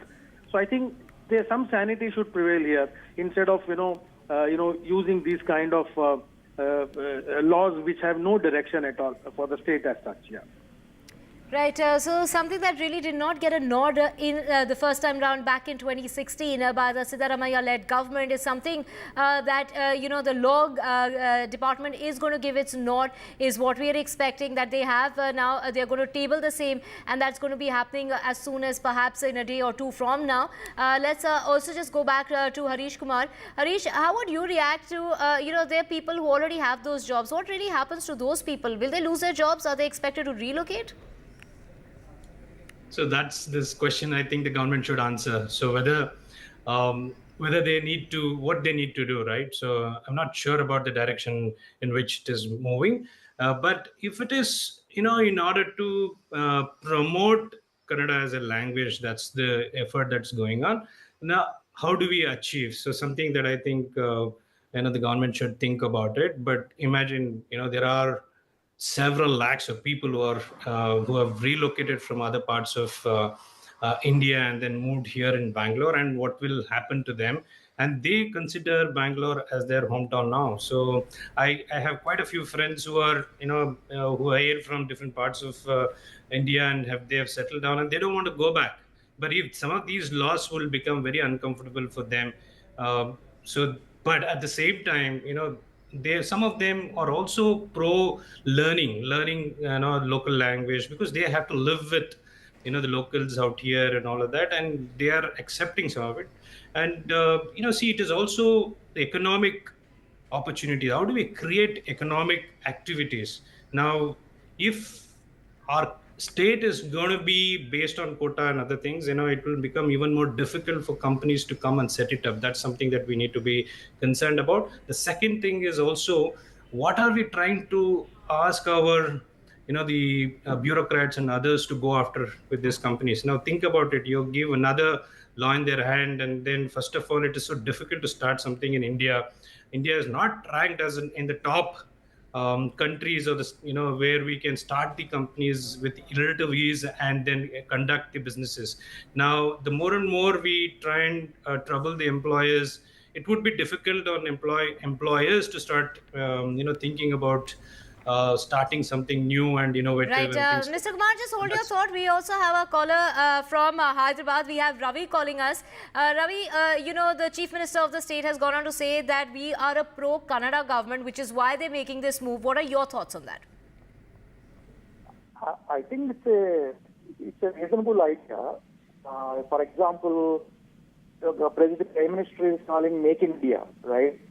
So the Indians are consuming. So you make in India. Similar to that, if Kannada government can prove if a company, whatever the company is making, is consumed by Kannada people only, then they can have Kannada people as employees. Suppose if you take IT companies, exports are far higher than what is used in India with respect to IT services. So if Karnataka government identifies a company which provides, say, 80% of services to Kannada people only, then go for it. But if you have a company which is exporting and which is serving the whole world, then they cannot justify that Kannada people only should do, because Kannada people are not using the product. So that's, I think that's logical. Right, so if similar reservations applied, say, to other states, then what would happen to people from Karnataka if they were in other states and they would perhaps lose their job because of a reservation that came about to the same effect? We have Dr. Ram joining us. Dr. Ram, joining us from New Delhi. What are your thoughts and reactions when it comes to these reservations that are now going to be brought about as far as the state of Karnataka is concerned? Hi everyone, ma'am. Thanks for having me in this program. Actually, Bengaluru, I felt it is very inclusive. First of all, I want to register this opinion. It's a place which is very inclusive. And while saying this inclusive, talking about the Tamil Nadu's policy of having, I guess, people from other states, those who join in Tamil Nadu's government jobs are supposed to pass some basic Tamil exam, I guess, within a period of an year or so, something like that. So that rule has been a flashpoint, and people have been cooperating well, actually. If you look at people, those who work in the railways, in banking sectors in Tamil Nadu, those who don't speak Tamil, there have been problems, when you work in a place and you don't speak the local language. So it is, it's made up, it's an attempt made to make the people, those who come and work as it's a compatibility issue. Now the point is that I personally feel that the percentage that we are mentioning about, like 50%, 80%, I think that is a flashpoint. Whereas the idea is perfect. And while we should remember that we can't have all the management professional in one particular state fulfilling your requirement from any, though I'm not a management professional, but I would say this, that they cannot fulfill single-handedly, a particular state can feed all the posts which are vacant. But yes, getting conscious of that Kannada language point included in this topic. So right. that's a very valid point there, Dr. Ram, of course, that there should be a more inclusive approach, a more wholesome approach to this topic. Of course, we will keep following and tracking this and getting you more on the other side. For now, we're slipping into a very short break.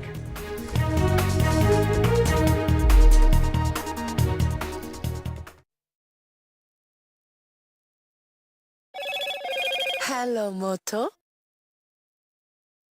Motorola, India's best 5G smartphone brand.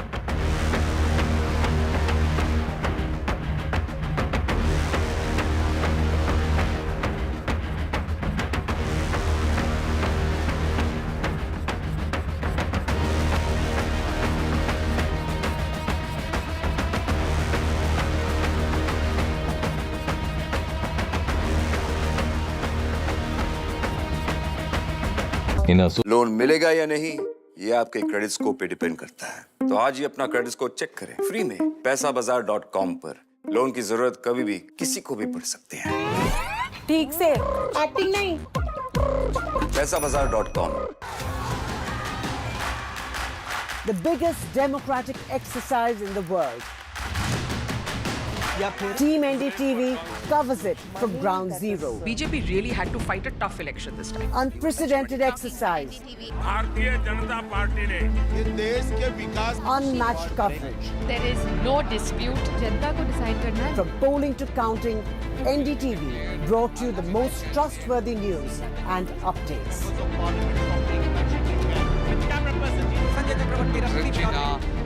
Elections mean NDTV.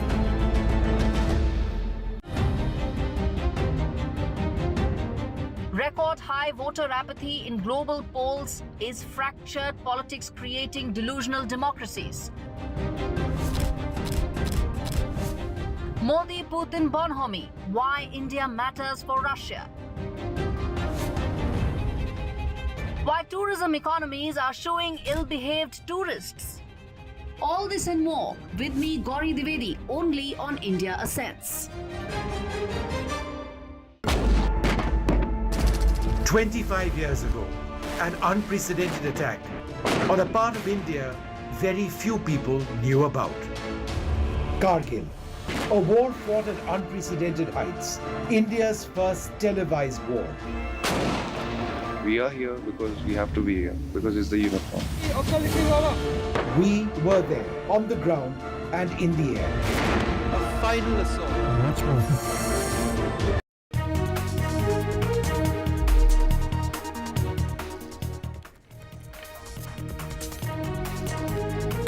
Welcome back. Let's get you the very latest. So we are discussing the bill which has got the nod of the Karnataka government. 50% of jobs in the management category, whether supervisory, managerial, technical, operational, administrative and higher positions should be reserved for local candidates is what the government of Karnataka is saying. The Chief Minister has gone on to say that the bill will reserve 75% of non-management category jobs, which are clerical, unskilled, semi-skilled, employees in IT and IT firms, contract and casual workers as well. So local employment that has been lost is what they're saying, that it is going to be pro-Kannada as a state, and which is why they're introducing this reservation.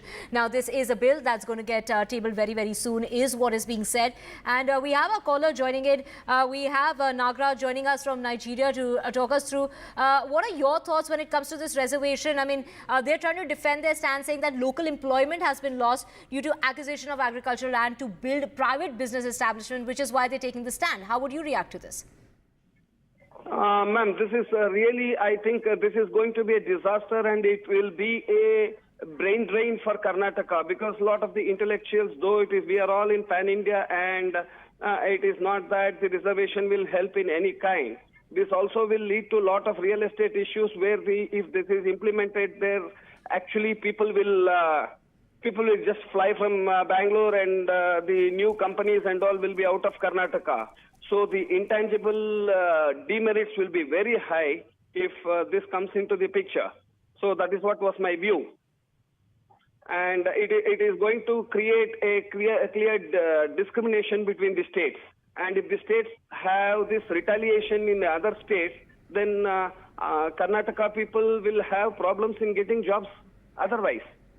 Right, Nagraj, you know, what is being said is there's a dissatisfaction in the local community, and that's leading to an industrial unrest. Therefore, there has been a need to, you know, basically address this problem through a legal framework. And that is exactly what the government now is saying is what they've set out to do. But, you know, very drastic measures that are being put into place. This has to be very much highly debatable. It is not that you can just implement these laws, and we should be very much prepared for whatever the disadvantages we have from this draft bill, which is going to come. Right, Nagaraj there joining us from Nigeria. And to all our callers, thank you so much for joining us on the broadcast this morning in order to discuss this reservation that's going to be brought about by the government of Karnataka. We're talking about 50% of jobs in the management category that are now going to be reserved for local candidates, and a bill that reserves 75% of non-management category jobs, which basically includes clerical, unskilled, semi-skilled employees in the IT and IT firms, contract and casual workers as well. So all our callers there of the opinion that, you know, jobs should be reserved, you know, on the basis of merit and not as far as reservations are concerned. With that, we're slipping to a very short break. Back with a whole lot more on the other side. To stay with us.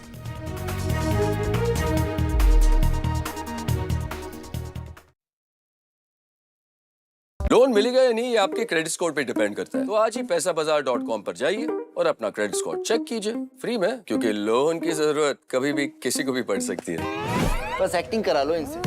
पैसाबाजार.com, credit score check, आदत अच्छी है। NDTV proudly upholds its legacy of trust and credibility. According to the prestigious Reuters Institute's Digital News Report 2024, NDTV is the top-most news platform in the country. Number one in both online and offline reach in India.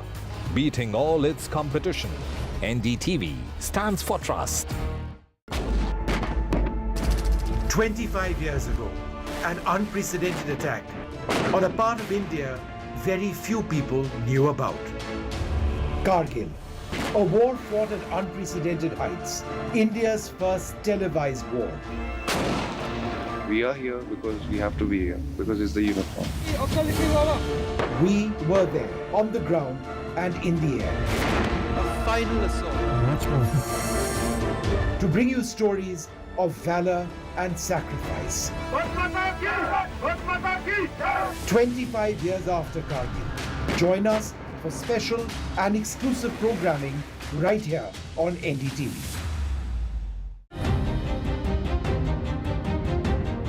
Record high voter apathy in global polls. Is fractured politics creating delusional democracies? Modi-Putin bonhomie. Why India matters for Russia. Why tourism economies are showing ill-behaved tourists. All this and more with me, Gauri Dwivedi, only on India Assets. For the relatively young Indian economy, jobs in the future are going to be a major deciding factor into how India progresses. If we move towards one India, one norm, that would be a brilliant, I would say, ease of business. There are more and more MSMEs which are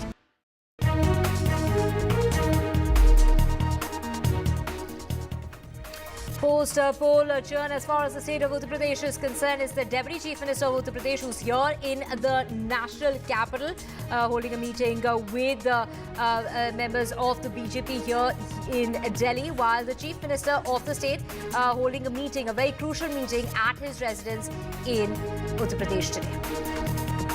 And top management positions by quota as far as Karnataka is concerned in a move by the Karnataka government. Now 50% reservation will be made in management roles for local candidates. And these are key jobs for locals, and draft bill that has been cleared. It is going to be tabled in the ongoing assembly session soon. And job desperation leads to a stampede-like situation in Mumbai. Despite limited vacancies, thousands turn up for a job. This was a walk-in interview at the Air India Airport Services. 25,000 candidates landing up for 600 vacancies up for grabs. And a setback as far as Ajit Pawar camp is concerned. 4 NCP leaders have resigned, and those leaders from Pimpri Chinchwad are likely to join the Sharad Pawar camp. The RSS Weekly has now pinned Maharashtra Lok Sabha debacle on the alliance with Ajit Pawar's NCP. And it's politics over a spate of political murders in Tamil Nadu. We're talking about 2 murders taking place in a matter of 12 days. NTK worker was hacked to death on Tuesday. Now 4 people have been arrested in that case. In the Kanchenjunga train accident, the preliminary report has come out and a clean sheet has been given to the pilot of the express.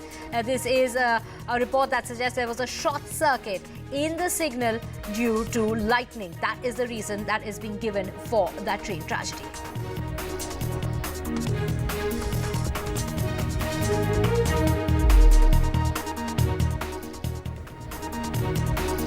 Let's get your top story at the moment, and that's Deputy Chief Minister of Uttar Pradesh who is in Delhi, while the Chief Minister of the state has called for a meeting. This is a huddle that's taking place at the Chief Minister's residence today. So Yogi Adityanath holding a very crucial meeting, that meeting that's going to be taking place at the residence of the Chief Minister. This is after the Deputy Chief Minister has been in Delhi. He met with JP Nadda in the national capital, and it is in fact the UP BJP president who's also met with JP Nadda. So we have my colleague Ranveer joining us to get us more on this. Ranveer, we are seeing that the Deputy Chief Minister is in the national capital. What really brings him here to Delhi? Is there all doesn't really seem to be well when it comes to the 2 leaders? As far as Deputy CM Keshav Prasad Maurya is concerned, Keshav Prasad Maurya said that organization is bigger than government. On Sunday, when the BJP State Working Committee was going on in presence of JP Nadda and Chief Minister Yogi Adityanath. After this this comment, the political debate has started that is there all okay in BJP or there is something going on inside the organization. But in between, Chief Minister Yogi Adityanath has called a meeting of those ministers who are in charge and co-in charge of those 10 seats, which will witness by-elections in coming August or September. This is CM residence, and here around 30 ministers, 30 ministers, including 13 cabinet and 17 minister of state are here to tell Yogi Adityanath about preparedness of by-elections, because BJP just want winning all 10 seats after average performance in Lok Sabha election. So as far as Chief Minister Yogi Adityanath is concerned, Chief Minister want all 10 seats to win in UP in the by-elections. That will give a positive message after a bad performance in the Lok Sabha elections. As far as Keshav Prasad Maurya is concerned, Keshav Prasad Maurya met JP Nadda yesterday in Delhi just to inform him about the reasons behind defeat in Lok Sabha elections. So Keshav Prasad Maurya and Yogi Adityanath, though both issues are separate issues, Yogi Adityanath is not talking about Keshav Prasad Maurya in this meeting, and opposition want to say that there is something going on inside the BJP organization, and Akhilesh Yadav tweeted on X and said that what BJP had done with other political parties, it is going on inside BJP organization now because of bad performance in Lok Sabha. Right. So, Ranveer, of course, a very crucial meeting coming up at a time when the Chief Minister of the state is in the national capital. Perhaps the party working out a strategy following his poor performance in the Lok Sabha elections. So this, of course, is, also giving a way to all those, speculation as far as the rift, that is an apparent rift as far as the Chief Minister and the Deputy Chief Minister is concerned. As far as BJP is concerned, BJP has set a target of winning all 80 seats in UP, but after the results, BJP won only 33 and NDA won 36 seats, while Samajwadi Party became the single largest party in UP in terms of Lok Sabha and won 37 seats. So BJP want to rectify its image because after the Lok Sabha elections, it is said that the common voters are angry with BJP, and that's why Yogi Adityanath has set a meeting. Yogi Adityanath allotted different constituencies to different ministers. 13 cabinet ministers and 17 state ministers. They visited those constituencies, assembly constituencies, where by-elections will happen in August or September, and to check the preparedness of these seats, the political mood, to know the agenda, to know the issues of workers as well as the common people. Yogi Adityanath called a meeting of all those 30 ministers, and they are here inside CM residence, and the meeting started at 11 and may end by 12 or 12:30. So after this meeting, Yogi Adityanath will check how to go into elections, what agenda should be there in the by-elections on those 10 assembly seats which will witness by-elections in August. Right. Ranveer, also, Akhilesh Yadav, they're reacting, saying in the heat of the battle for the BJP chair, governance and administration in Uttar Pradesh have been put on the back burner. Their divide and rule kind of politics, which the BJP is known for and is used to do with other parties, is now doing the same with its own party, and is why the BJP is now facing internal rift. There's no one in the BJP who thinks about people. So many questions being raised, regarding that, basically that it is a BJP that's also facing an internal rift. So again, speculations doing the rounds as far as the BJP in the state of Uttar Pradesh is concerned. All doesn't seem to be going down too well. Akhilesh Yadav knows that there is some, there are some rumors about conflicts inside BJP organization, and that's why he posted on X and said that what BJP had done with other political parties, the tod-fod politics. So that is going on inside BJP just after the Lok Sabha elections.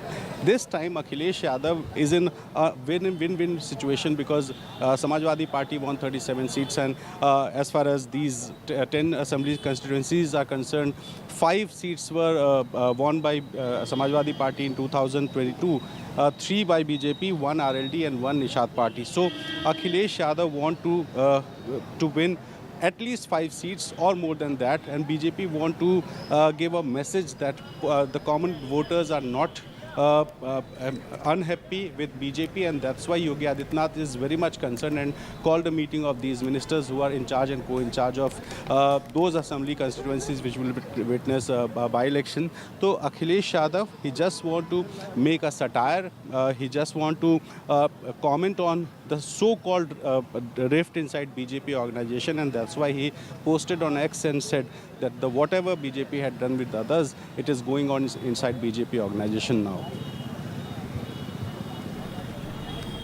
Right, thank you so much, Ranveer, for getting us the very latest as far as that meeting that's going to be held at the Chief Minister's residence, and it is the Deputy Chief Minister who is here in the national capital. Now, switching tracks to Maharashtra, it is now let's just get you ahead of the state polls. The NCP churn with a huge setback when it comes to Ajit Pawar's NCP, with 4 NCP netas who have quit to join the Sharad Pawar camp. This is what is being said, and now the NCP chief has resigned. We're talking about the NCP chief there quitting in order to join perhaps the Sharad Pawar camp. Now, 4 top leaders who resigned from the NCP in Maharashtra's Pimpri Chindwar dealing a major blow to the party led by the Ajit Pawar faction after a poor show in the recent Lok Sabha elections. They are likely to join the party led by Sharad Pawar. So let's just get you some of the reactions that are coming in. चुनाव जो जहाँ महाराष्ट्र में BJP को बहुत ही कम seat मिला, उसका पूरा जिम्मा अजीत पवार को छोड़ दिया। किस तरह इसको देख रहे हैं सर ये बात? जिस तरह से आप बता रहे हैं कि बीजेपी वाले और आरएसएस का कोई मुखपत्र है जिसमें ये सब लिखा गया है कि एनसीपी अजीत पवार गुट जो है उसकी वजह से वो चुनाव हारे। ये सब सुनकर और देखकर ऐसा लग रहा है कि अब बीजेपी को अजीत पवार जी जो है उनकी ज़रूरत अभी नहीं रही। कहीं ना कहीं वो चाहते हैं कि उनको निकाल दे और वो उनके साथ नहीं रहे। देखिए, महाराष्ट्र में भारतीय जनता पार्टी ने सिर्फ पार्टी तोड़ने का काम, घर तोड़ने का काम, यही सब किया। उन्हें कोई फ़ायदा नहीं हुआ, नुकसान ही हुआ है। लोकसभा चुनाव में वो हार गए बुरी तरह। तो अब जाकर उन्हें ऐसा लगता है कि इन लोगों को साथ में लेकर हमें कुछ फ़ायदा नहीं हुआ तो उनको हम निकाल दें। तो कहीं ना कहीं से बहाने ढूंढ रहे, ये बहाने ढूंढकर उन्हें निकालेंगे। ये चीज़ अजीत पवार जी को भी समझ आ गई होगी, क्योंकि वो भी खुद तो हार रहे हैं। आप देखिए, बारामती विधानसभा क्षेत्र में वो खुद करीबन 50,000 वोटों से पीछे चल रहे हैं। तो महाराष्ट्र की जनता जो है उन्होंने दिखा दिया है देश को, महाराष्ट्र को, कि असली राष्ट्रवादी कांग्रेस पार्टी एनसीपी कौन सी है। वो राष्ट्रवादी कांग्रेस पार्टी शरद चंद्र पवार साहब हमारे नेता जो है उनकी पार्टी है। आप देखिए, एक नाथ शिंदे जी ने भी ऐसे किया, वहाँ पर भी लोग नाराज़ है। असली शिवसेना कौन सी है वो भी महाराष्ट्र की जनता ने देश को दिखा दिया है। असली शिवसेना जो है उद्धव बाला साहब ठाकरे जी के नेतृत्व में चल रही है। तो कहीं ना कहीं वहाँ के लोग जो है ये समझ गए हैं कि अजीत पवार गुट जो है उसके वजह से बीजेपी को भारी नुकसान होने वाला है। आपका मानना है, आपका सुझाव है कि अजीत पवार खुद निकल जाए आपके मुताबिक? जिस प्रकार से अब आरोप लग रहे हैं अजीत पवार पे कि उनके चलते उनको गठबंधन ले लेना चाहिए था, उनके चलते लोकसभा चुनाव में काफी, तो आपके सुझाव की कि आप एनसीपी में अजीत पवार के साथ काफी क्लोज में थे, इस तरह की बदनामी क्या आपको लगता है अजीत पवार को खुद निकल जाना चाहिए? देखिए, वो उनका निर्णय, हम कौन है उनको बोलने वाले। उन्होंने सोच समझ कर ही छोड़कर गए थे। नहीं, आपकी सुझाव रही? हम क्यों सुझाव दे किसी को, हम क्यों सुझाव दे? उनको जो करना है वो करे। लेकिन महाराष्ट्र की जनता ने उनको अपना सही स्थान दिखा दिया है, उनको बता दिया है कि भाई असली राष्ट्रवादी कांग्रेस पार्टी शरद चंद्र पवार साहब हमारे नेता जो है उनकी राष्ट्रवादी है। So same reaction in English once again perfection in the Lok Sabha election. What the result has been? He also said that in the alliance not to take the Ajit Pawar. So what's your reaction on that? See, what we are hearing from you about what the RSS newspaper or some kind of magazine has quoted, and what the BJP is saying, this goes to show that the BJP does not need Ajit Pawar ji or his team anymore. They only broke parties, they only broke families in the quest to gain some kind of votes and all. But nothing has happened. People of Maharashtra has shown or proved who the real NCP is, which is led by Sharad Pawar Sahab. And also at the same time, Eknath Shinde camp also has realized that, the people have shown who the real Shiv Sena is, led by Uddhav Bala Sahib Thackeray ji. So I think the BJP has realized that taking Ajit Pawar ji means only loss to them. There are no gains whatsoever. And I think in the future also, they want to make sure that, these kind of people are not with them so that they can probably win elections. But at the same time, even the people within the Ajit Pawar camp are beginning to realize that, we made a mistake coming here, because Ajit Pawar ji himself in the Baramati Vidhan Sabha constituency is trailing by more than 49-50,000 votes. So I think in times to come, the BJP wants Ajit Pawar ji away from them, and therefore they are, finding reasons to say that, they are the reasons why we are in trouble. And it's the Pimpri Chinch ward NCP chief who has resigned from the Ajit Pawar camp and has now joined the Sharad Pawar camp. And to get more on this, we have Radhika joining us. Radhika, so, something, the writing was on the wall, and after they quit from the party, now we have visuals on our screen of the NCP chief there joining the Sharad Pawar camp. Certainly, all these unexpected lines, we knew for a fact that there were murmurs of several leaders wanting to quit Ajit Pawar camp and going back, returning to Sharad Pawar camp, and that's exactly what happened. This looks like this is just the beginning of jumping ships that's going to happen within NCP. This is with respect to leaders from Pimpri Chinchwad, which is close to Pune, and this entire induction event happening in Pune in the presence of Sharad Pawar. Over 20 corporators, former MLAs, mayors within Pimpri Chinchwad have decided to say goodbye to Ajit Pawar camp and return to join hands with Sharad Pawar. Of course, this is as a result of the discontent that had been brewing within, Mahayuti over the last several months. All this, of course, aggravating post the Lok Sabha poll results, in which, of course, there were, apparent dispute, apparent disappointments within the alliance partners. In fact, there's also sidelining of Ajit Pawar faction that we saw soon after the results came out. Just 1 out of 4 being won by Ajit Pawar. And we also saw the RSS weekly magazine also really criticizing the alliance with the NCP as the reason for the loss of Mahayuti in Maharashtra as well. All this certainly not going down well with many of the NCP leaders, MLAs, corporators, mayors and workers, which is why we are seeing this assembly elections in October, November. And Sharad Pawar had always been maintaining that if people want to join hands and if they're going to strengthen the party, strengthen the NCP, are not going to hurt the party or the party leadership, then they're more than welcome. So yes, those are the visuals that we're getting from Pune, where many of these leaders met Sharad Pawar, expressed their, desire to return back to Sharad Pawar fold, and of course him welcoming them with open arms. And we'll see more such switchovers happening in the next few months. Right, Radhika, of course, the Pimpri Chinchwad NCP chief there who has resigned from the Ajit Pawar camp and now joined the Sharad Pawar camp. And of course, this has made a buzz that there might also be other leaders in the Ajit Pawar camp who are willing to return to the fold of Sharad Pawar. Certainly, there are going to be more such leaders. This is just one constituency that we are talking about. As far as Pimpri Chinchwad is concerned, the NCP chief in that particular, area himself has decided to join Ajit Gavane, who's the chief of NCP's Pimpri Chinchwad, and also another individual who is students wing chief there, and former corporators have joined, former mayors also joining. So, the numbers are only going to increase. We are seeing one after the other, all these leaders as a show of strength showing up outside Sharad Pawar's office and residence in Pune, wanting to join hands, wanting to go back to the party. And as you said, this is just the tip of the iceberg. We could, in the months to come, see more such leaders, not just from one particular constituency, but from across Maharashtra, perhaps some from Mumbai as well. We know for a fact that Chhagan Bhujbal had a meeting with Sharad Pawar just a couple of days back, which really sent out some murmurs and rumors about perhaps him not happy with the Mahayuti alliance and perhaps him wanting to join hands with Sharad Pawar. Of course, he did rubbish those rumors. He said the discussion and talks with Sharad Pawar was on reservation issue. However, we know that Chhagan Bhujbal did not get that particular seat, or rather candidature, from Nasik constituency, which he was eyeing for. It instead went to his Mahayuti partner, which certainly disappointed him and his supporters. And also he did not get that Rajya Sabha seat that he was vying for. Instead it went to Sunetra Pawar. So there is discontent within top leadership as well within Ajit Pawar NCP. So yes, we will see many more switchovers in the days to come.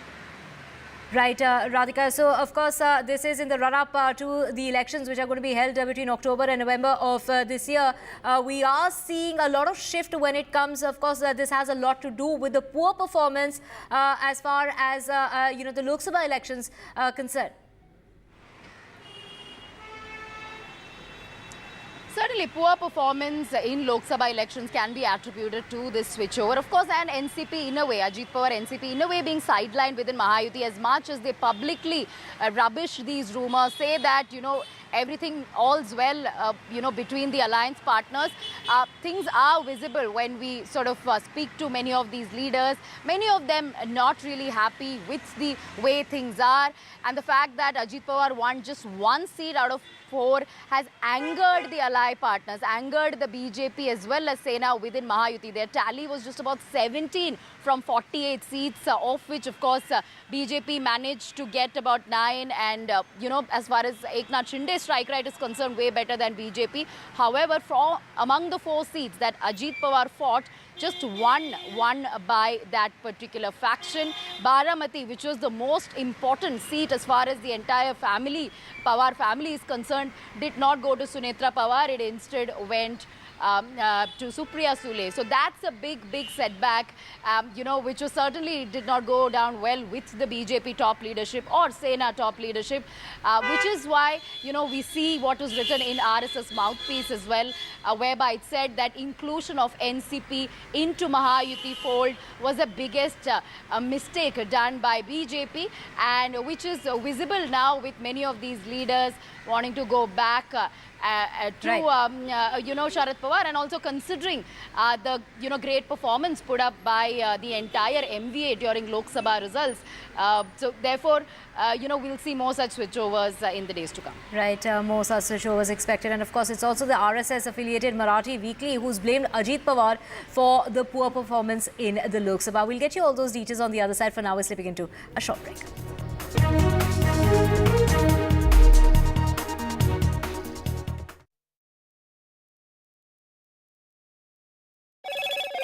Hello, Moto. Motorola, India's best 5G smartphone brand. Post-poll churn as far as Uttar Pradesh is concerned. The Deputy Chief Minister of Uttar Pradesh is here in the national capital, while the Chief Minister has called for a meeting at his residence in Uttar Pradesh. So it is Chief Minister Yogi Adityanath that will be holding that crucial meeting today. Top management positions by quota in Karnataka, 50% reservation in management roles. As far as non-management roles are concerned, a quota that reserves about 75% for local candidates. So these are key jobs for locals, and the draft bill is expected to be cleared and tabled very soon. Now, job desperation has led to a stampede-like situation as far as Mumbai is concerned. Despite limited vacancies, thousands of job seekers turned up in Mumbai for that walk-in interview at Air India Airport Services Limited. A setback for Ajit Pawar. 4 NCP leaders have resigned, and this is the Pimpri Chinchwad NCP chief who has quit the party and joined the Sharad Pawar camp. Loan मिलेगा या नहीं, ये आपके credit score पे depend करता है। आज ही जाइए पैसाबाजार.com पर और अपना क्रेडिट स्कोर चेक कीजिए फ्री में, क्योंकि लोन की जरूरत किसी को भी कभी भी पड़ सकती है। चल एक्टिंग थोड़ा भेल बनो। ये आयो बात पैसाबाजार.com। 25 years ago, an unprecedented attack on a part of India very few people knew about. Kargil, a war fought at unprecedented heights, India's first televised war. We are here because we have to be here, because it's the uniform. We were there, on the ground and in the air. A final assault. To bring you stories of valor and sacrifice. 25 years after Kargil, join us for special and exclusive programming right here on NDTV. Stay informed and entertained with the new and updated NDTV News app. You can watch all our channels live, listen to podcasts, read breaking and exclusive news from around the world.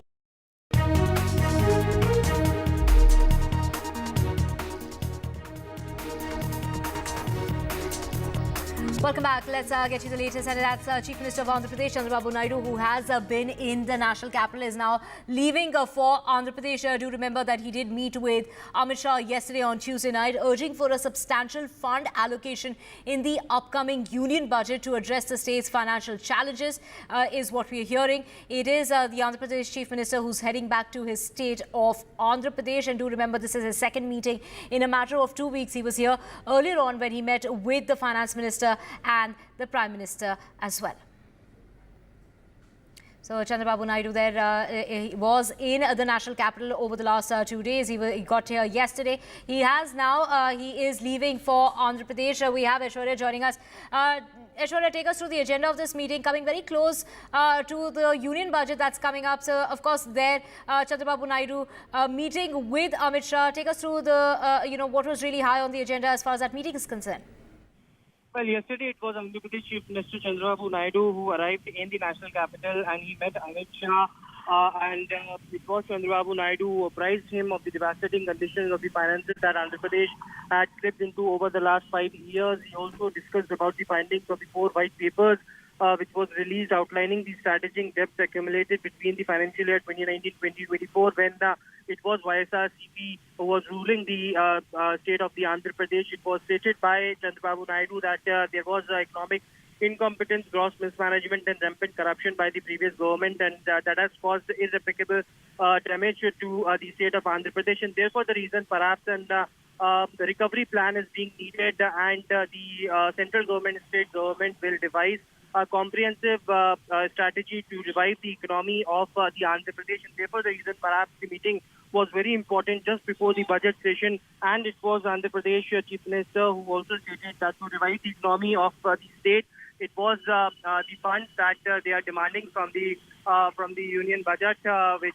is about to come. Of course, there were also meetings that were lined up with Prime Minister and Finance Minister, but that couldn't happen because it was already Home Minister who assured Chandrababu Naidu of giving enough funds to the state of Andhra Pradesh so that they can bring back the economy back to normal as it was planned. And now it is, along with Chandrababu Naidu, Union Minister Ram Mohan Naidu and several other MPs who had now left from the new residence of the Chief Minister of Andhra Pradesh, that is one Janpath now.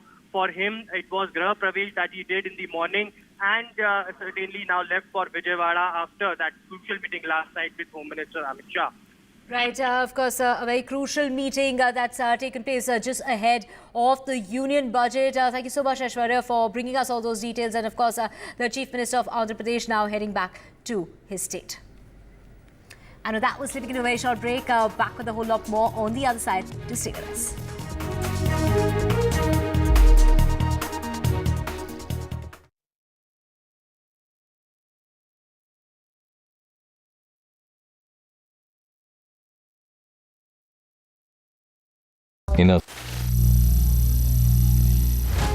Some people say the metaverse will only be virtual.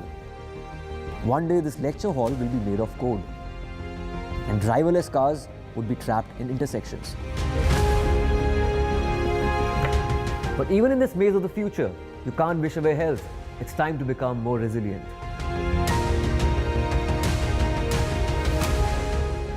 10 years of Banega Swasth India, we have grown and achieved so many milestones.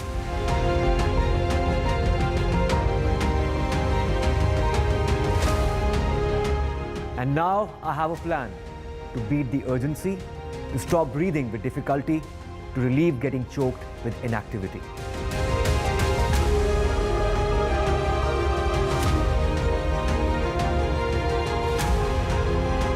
Energize our government, our environment, our society, and ourselves. Everyone, everywhere, every day.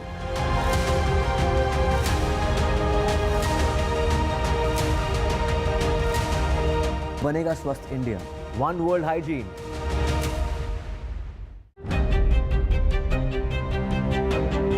Hello and welcome to India Sense, where I speak with global opinion makers. The United States has made a strategic decision over the last 20 years to move closer to India. So a $7 trillion economy seems a perfectly conceivable number. If you want to be a national party, it's that you sort of accept the way the world is rather than want to endlessly hark back to how it was. Modi is promoting the digitization of the economy, which is accelerating growth in the country. For the relatively young Indian economy, jobs in the future are going to be a major deciding factor into how India progresses. If we move towards one India, one norm, that would be a brilliant, I would say, ease of business. There are more and more MSMEs which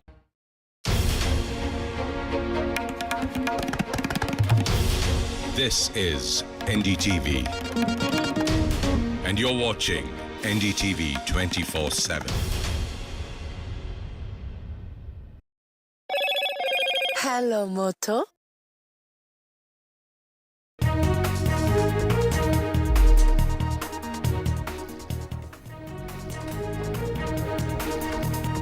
50% quota in management posts in Karnataka. Karnataka government clears draft bill. Top corporate voices slam Karnataka government's quota move. Will brand Bengaluru take a hit for this?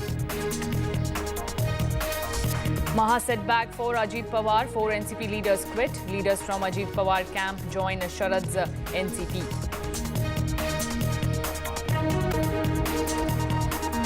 Bengal train collision report accessed by NDTV report highlights how goods train loco pilot is at fault.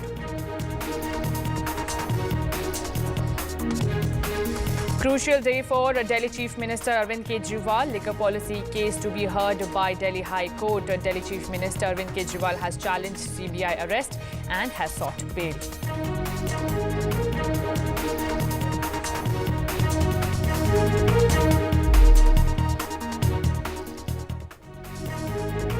Now, this remains our top focus here at NDTV. In a move to prioritize Kannadigas in the state, the Karnataka cabinet has approved the draft state employment of local candidates in industries, factories and other establishments bill, which will mandate the reservation of 50% of management jobs and 75% of non-management jobs for Kannadigas. Now, this bill covers entire private sectors, including the IT sector, and it will be tabled in the current assembly session. However, this bill has created ripples among the job seekers, with even top corporate voices slamming the move of the Karnataka government. Listen in. Of jobs in Karnataka, there is no discrimination against anybody. You ask any employer, when they hire people, they see whether you pass this test or you got a skill, whether you're a male or female, they don't care. Whether you come from anywhere, they don't care. So long as the Indian citizen, they give you a job. As Karnataka shoots itself in the foot and destroys jobs. And no Kannadiga want this kind of thing. All Kannadigas are reasonable people, want the children to be educated. There are enough jobs for them. You got to say, are you a Kannadiga, are you this, and train it. What are you trying to do? Who has applied their mind? Is there a mind at all that has been applied to this? I don't know. It's a very draconian, very sad day. In one swoop, they destroyed the brand equity of Karnataka, brand equity of Bangalore, because whatever happens in Bangalore is broadcast all over the world. This reservation for Kannadigas, as far as jobs in Karnataka is concerned, the talks have been there for quite some time, and we're talking of the Congress government that has drafted this bill in the cabinet that was held recently, and they have plans of tabling this bill in the assembly. While all eyes are on the discussion that will take place at the assembly with respect to this bill, now the details of what has been drafted is that 50% of reservation would be given to Kannadigas in management jobs and 75% for non-management jobs. Now, most of these organizations that do not comply with this would invite a fine of around 25,000 rupees or up to 25,000 rupees. And if they do not find local talent, then they'll have to work with the government to ensure that people are trained within a span of 3 years. In the meantime, there would be a relaxation of this provision. Also, most of these Kannadigas who can be eligible for this are people who belong to Karnataka, who can express their domicile in Karnataka for a span of 15 years would be eligible. They will have to provide a secondary certificate in the language of Kannada, and also will have to undergo a test that will be conducted by a nodal agency. Once this bill is passed and cleared is when the nodal agency would be set up. How soon will this bill be taken? America, Europe, Middle East and rest of Asia also. And we want our people also to get jobs, but not at the cost of investments, because investments will create jobs. So we will reskill, upskill, whatever it is, we will do a wider consultation with the industry and take a call. Sir ये आपके कानून के बाद आपके cabinet के decision के बाद मोहनदास भाई और किरण मुजुमदार शाह ये अपोज कर रहे हैं, कैसा हो सकता है? अरे बिल का रूल कहाँ आया अभी तक? Rules are not there. Like I said, consultation was not done. It's the Labour Department's opinion. They will consult Department of Industry. They will consult Department of Information Technology, and more importantly, consult also the industries. So there is nothing wrong in giving 100% employment to local on Group D or Group C if possible. So whatever it is, ultimately skill determines everything. We will ensure our people are more skilled. There is nothing regressive about it. We will have wider consultations. Okay. Thank you, sir.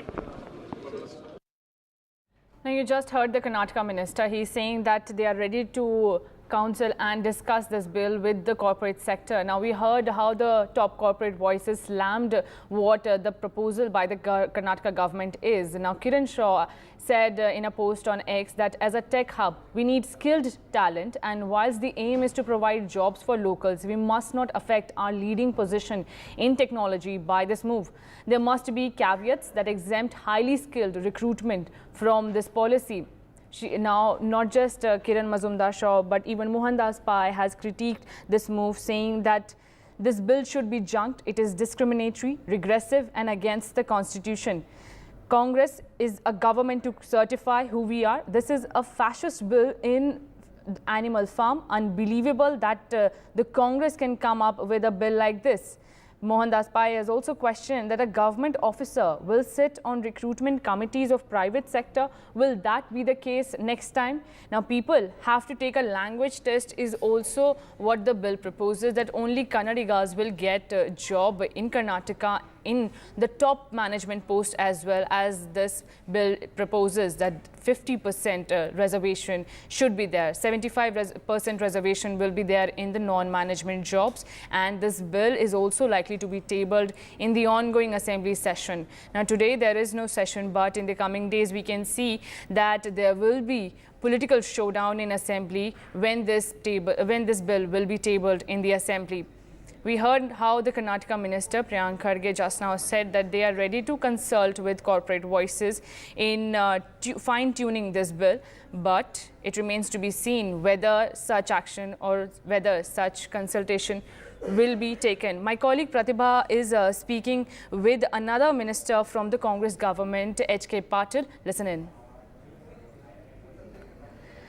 We have with us Law and Parliamentary Affairs Minister from Karnataka, who will be talking to us about the job reservation for Kannadigas, Mr. H.K. Patil here. Thank you so much, sir, for joining us.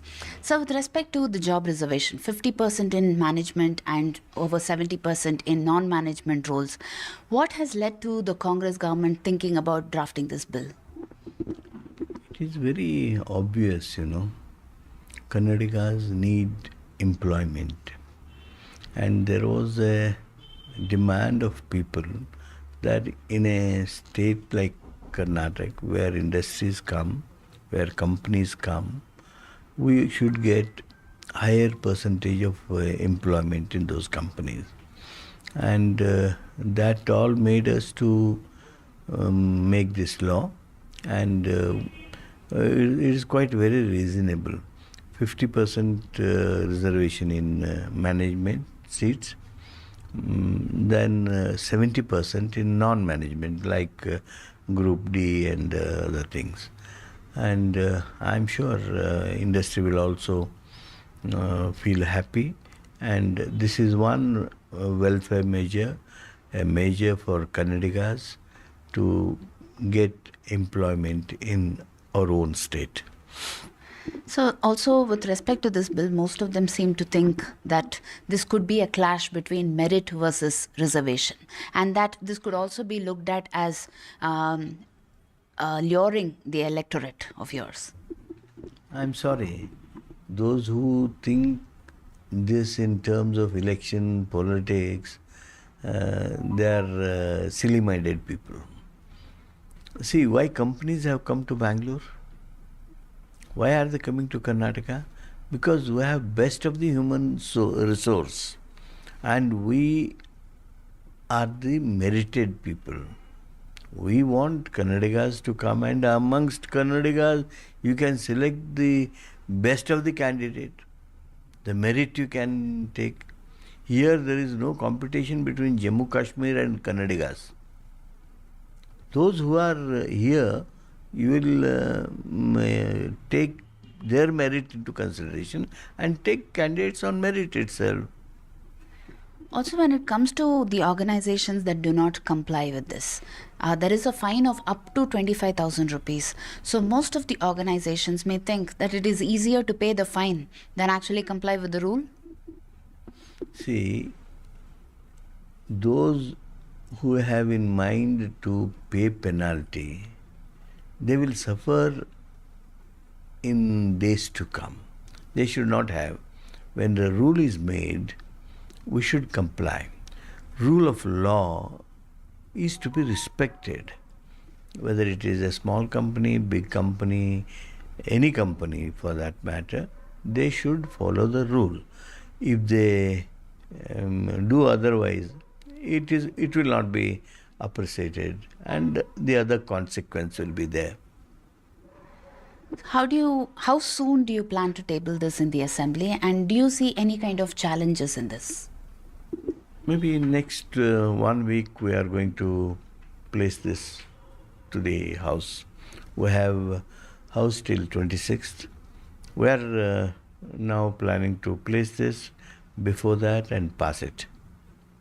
Do you see any kind of challenges, sir? Right now I don't think. Somebody may somehow apprehend some disadvantage or inconvenience, but I don't think we'll overcome all that. How have the industries reacted to it? Have you been in touch with them? Industries are quite fair. I don't think for 50% of candidates, we are not making reservation. We are making 50% of the candidates for Kannadigas. And that should not be any inconvenience for them. Thank you so much for this. So that was Mr. H.K. Patel explaining about the genesis of this bill and how they do not foresee any kind of challenges. With camera person Govind, Pratibha Raman in Bengaluru for NDTV.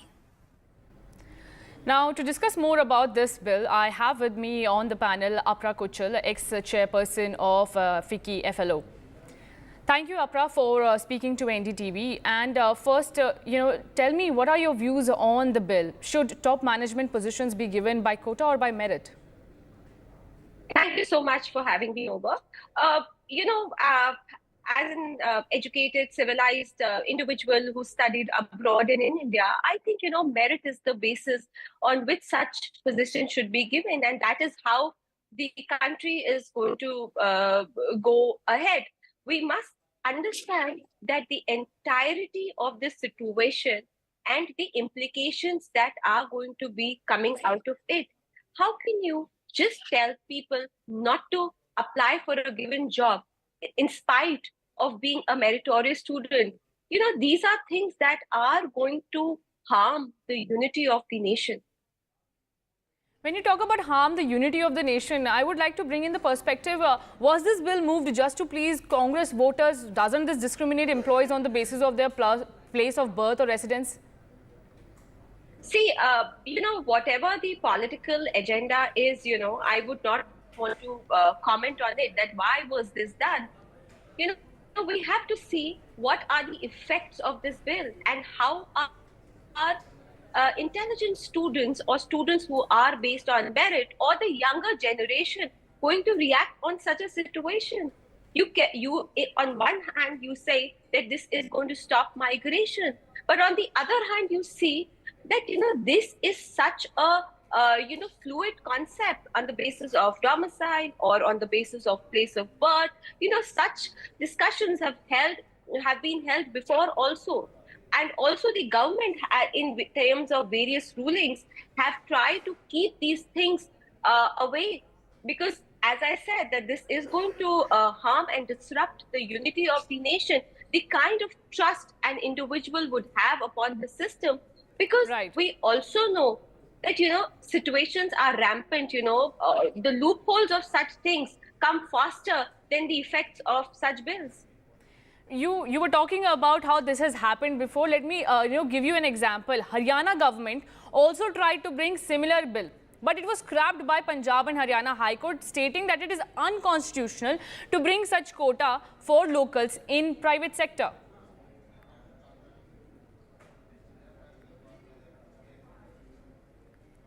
So I just want to know your point and perspective. If the states like Karnataka and Haryana and Madhya Pradesh, if such bills are being proposed after every state, by every state, then how will it discourage the people who are seeking jobs in other states?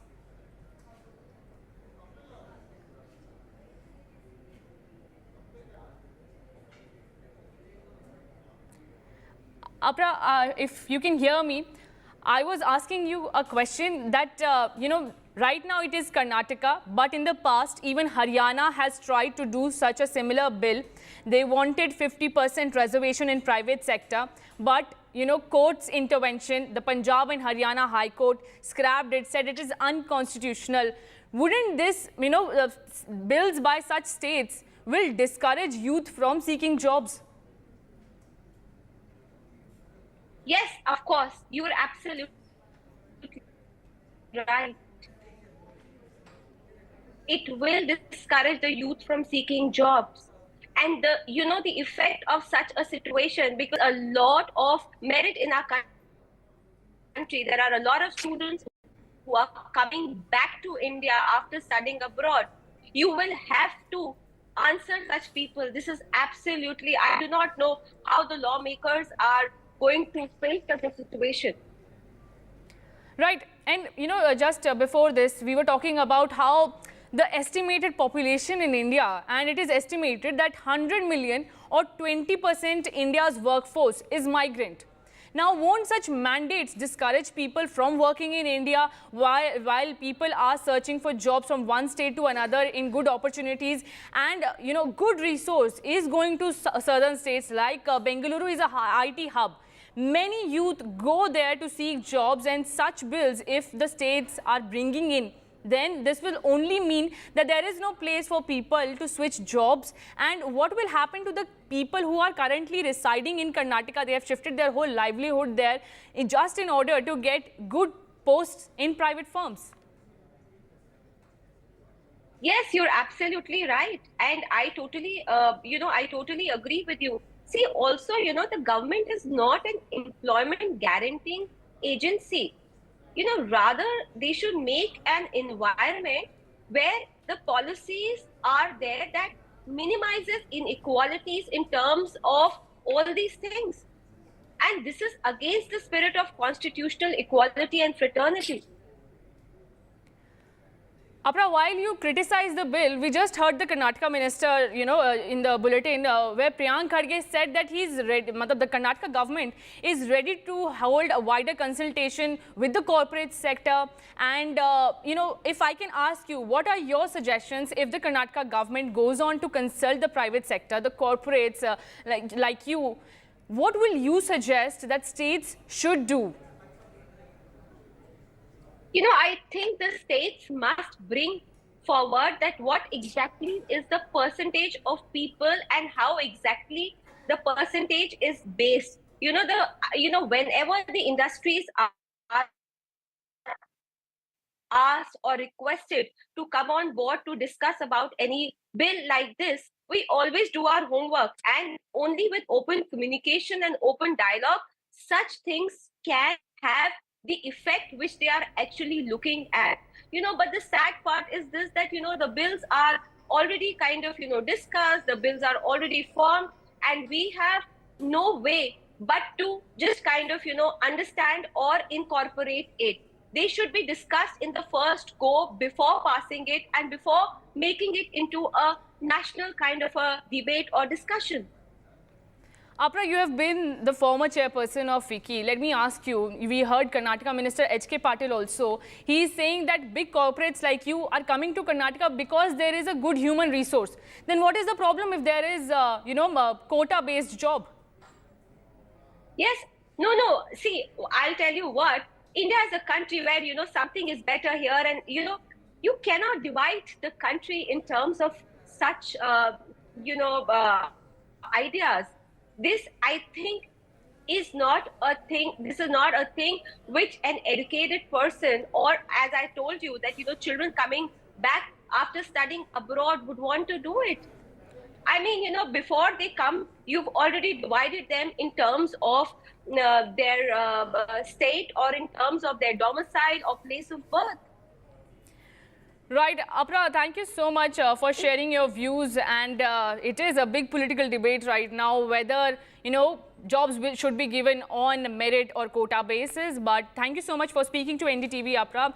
And we will play out Karnataka Minister Priyank Kharge's reaction. Take a look. English and Hindi. The bill has been brought in by the Labour Department. They are yet to consult with the industry, the Minister of Industry and with Department of Information Technology.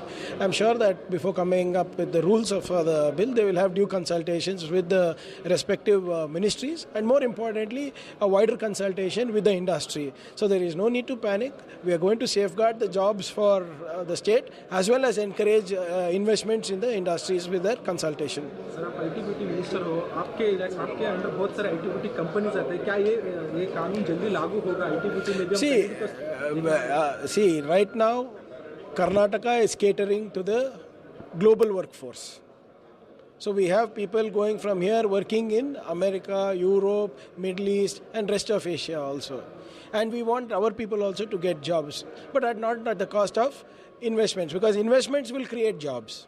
So we will reskill, upskill, whatever it is, we will do a wider consultation with the industry and take a call.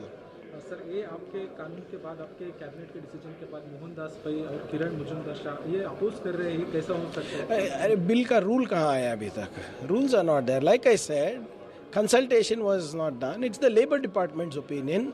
They will consult Department of Industry. They will consult Department of Information Technology, and more importantly, consult also the industries. So there is nothing wrong in giving 100% employment to local on Group D or Group C if possible. So whatever it is, ultimately skill determines everything. We will ensure our people are more skilled. There is nothing regressive about it. We will have wider consultations. Now my colleagues Pratibha Raman and Radhika Ramaswamy, who is joining us from Mumbai, is also on the broadcast with me. Pratibha, let me come to you first. Contrary statements are coming in from Karnataka ministers. One is saying that the bill will be tabled in the next week, and the other one is saying we are ready to hold discussions, while there is a big furore about Karnataka government's move to reserve jobs.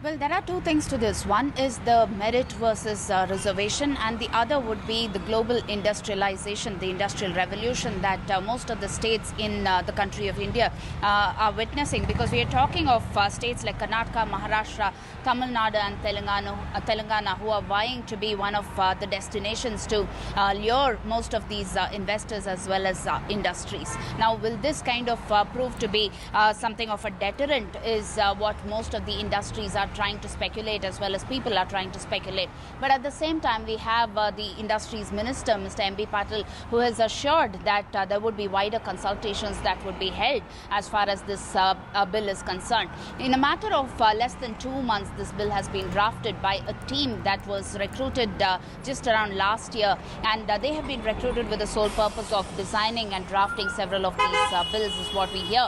And Mr. H.K. Patil, who is the Law and Parliamentary Affairs Minister, has said that when it comes to merit as well as reservation, this is not reservation. We are talking of meritorious candidates who are Kannadigas. Why can't we explore that as an opportunity? And most of the industries need not worry, because this will not prove to be a challenge. Now, how will they circumvent all of this is something that needs to be closely watched. How soon will they table this in the Assembly is also something that needs to be closely monitored, especially given the kind of discussions that are already being witnessed in the Assembly now.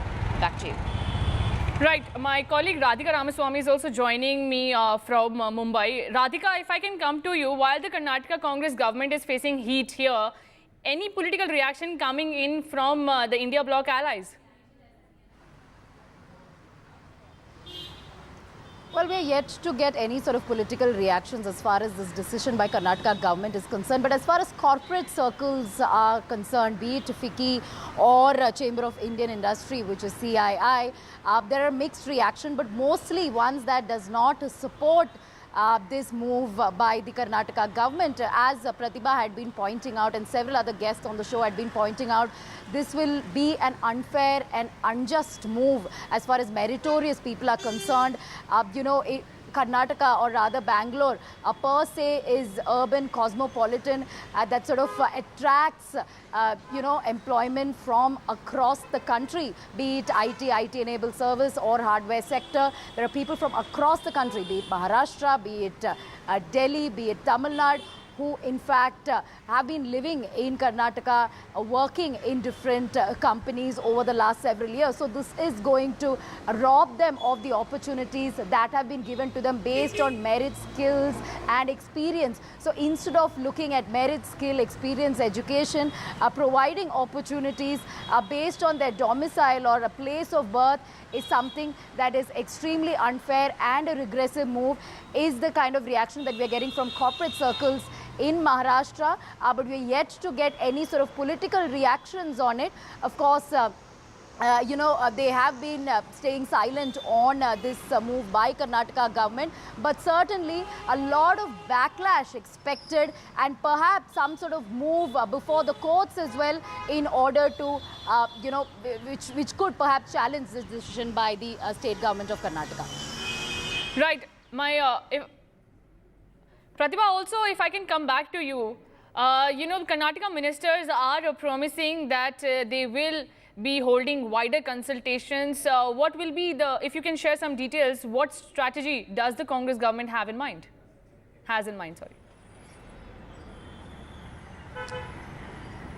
Well, in fact, right now, no such strategy that are in place. But then, yes, as far as the industry bodies are concerned, well, there could possibly be some sort of a meeting that could be held, because on one hand, they have to tackle the Kannada activists, and on the other, the industries. And also, we have questions like merit versus reservation. All of these have to be looked into before actually bringing this into the assembly. So that is precisely why, when I did question the Law and Parliamentary Affairs Minister, he did not give me an exact date when the bill would be tabled in the assembly. So that perhaps shows that there could be some amount of time that could be taken before several of these ministers chew this. And if there is any kind of a wider consultation that needs to be held, then why would the cabinet approve this? There are several questions that are doing the rounds with respect to this particular bill, because we are talking of several of the Kannadigas who have been fighting for job reservation for quite some time now, and that has propelled the Congress government to draft this bill.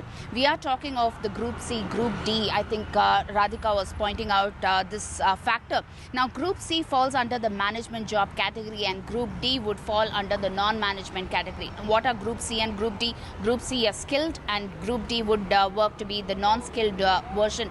So all of these would give some kind of a moral boost of sorts for the Kannadigas here. Remember, some of them have been talking about how there are 40% graduates in the state of Karnataka who are still unemployed, and this could perhaps act as a perfect platform. Why are industries choosing Bangalore, and why can't those industries prove to be the perfect platform? These are some of the questions that are still doing the rounds, but an actual wider consultation could perhaps lead the way forward in terms of finding a solution to this. Back to you.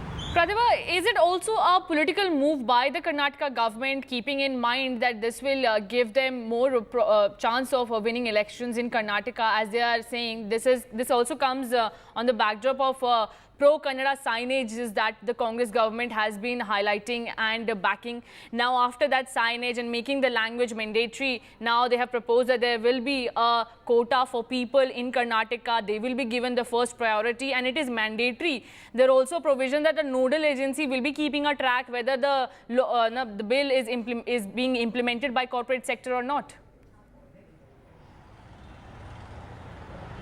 Well, interestingly, it's, I think, just around 7 months since the time that Karnataka did speak about the signage there.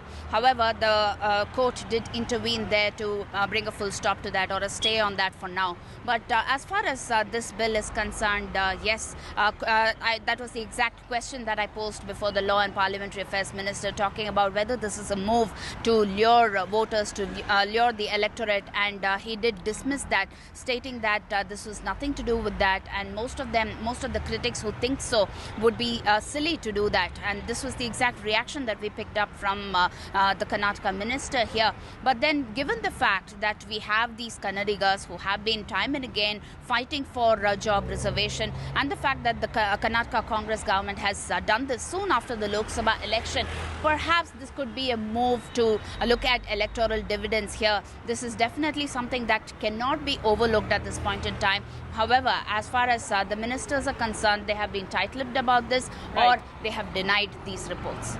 Well, interestingly, Radhika, Pratibha, I beg your pardon. We also have the reaction where you spoke to Karnataka Law Minister, where he is detailing that this is not a political move and how soon are they planning to table this in the Karnataka Assembly. Listen it.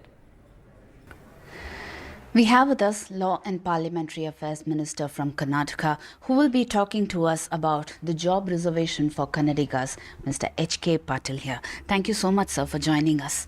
So with respect to the job reservation, 50% in management and over 70% in non-management roles, what has led to the Congress government thinking about drafting this bill?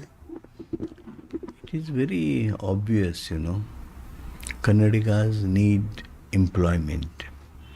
And there was a demand of people that in a state like Karnataka, where industries come, where companies come, we should get higher percentage of employment in those companies. And that all made us to make this law. And it is quite very reasonable. 50% reservation in management seats, then 70% in non-management like Group D and other things. And I'm sure industry will also feel happy. And this is one welfare measure, a measure for Kannadigas to get employment in our own state. So also with respect to this bill, most of them seem to think that this could be a clash between merit versus reservation, and that this could also be looked at as luring the electorate of yours. I'm sorry. Those who think this in terms of election politics, they are silly-minded people. See, why companies have come to Bangalore? Why are they coming to Karnataka? Because we have best of the human resource, and we are the merited people. We want Kannadigas to come, and amongst Kannadigas, you can select the best of the candidate. The merit you can take. Here there is no competition between Jammu Kashmir and Kannadigas. Those who are here, you will take their merit into consideration and take candidates on merit itself. Also, when it comes to the organizations that do not comply with this, there is a fine of up to 25,000 rupees. So most of the organizations may think that it is easier to pay the fine than actually comply with the rule. See, those who have in mind to pay penalty, they will suffer in days to come. They should not have. When the rule is made, we should comply. Rule of law is to be respected.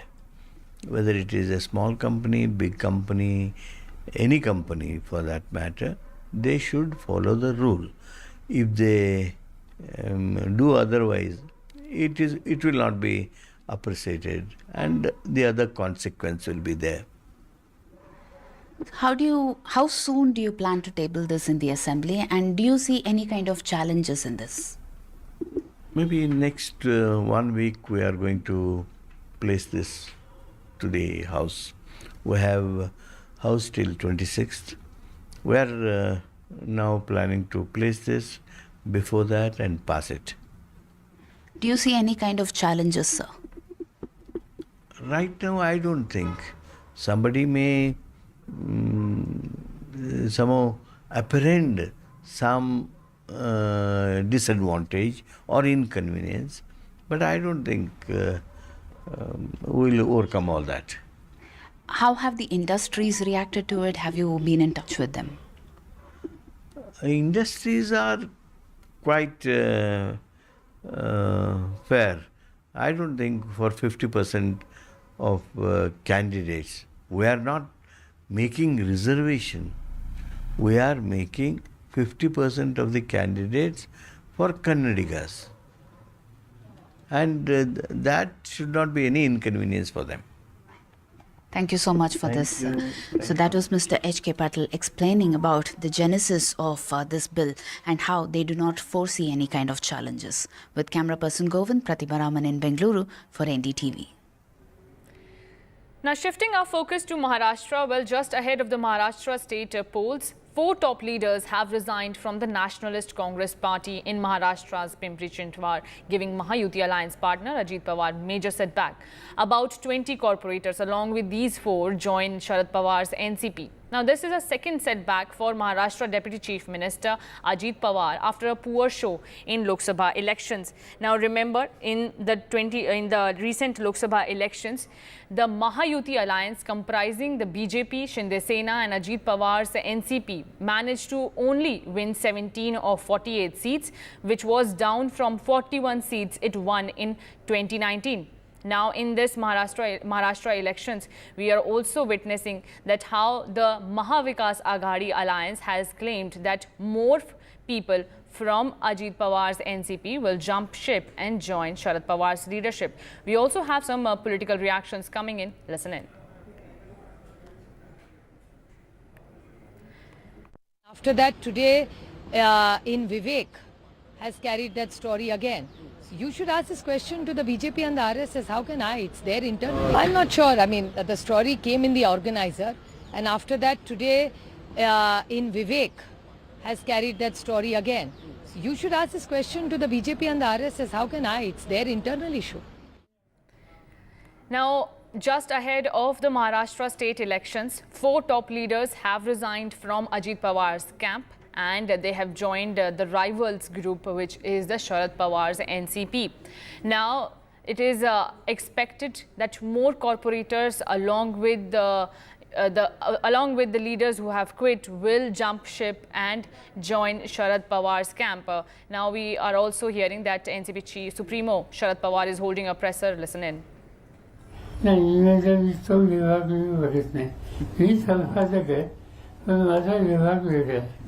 आता संपादक म्हणजे आमच्या डोक्यात editorial वगैरे हे सगळं लिहिलेलं आहे पण आता वरच्या वर्षांसाठी एकापेक्षा अधिक संपादक आणि त्यांचे वेगवेगळे विभाग हे काय आमच्या डोक्यात फारसं शिरत नाही म्हणजे यावरती थोडं अपडेटेड झालेलं होतं पण हा बदल हा ठिकठिकाणी बघायला मिळतोय ही गोष्ट आजची वस्तुस्थिती. इलेक्ट्रॉनिक मीडियाकडे कसं बघतो सर?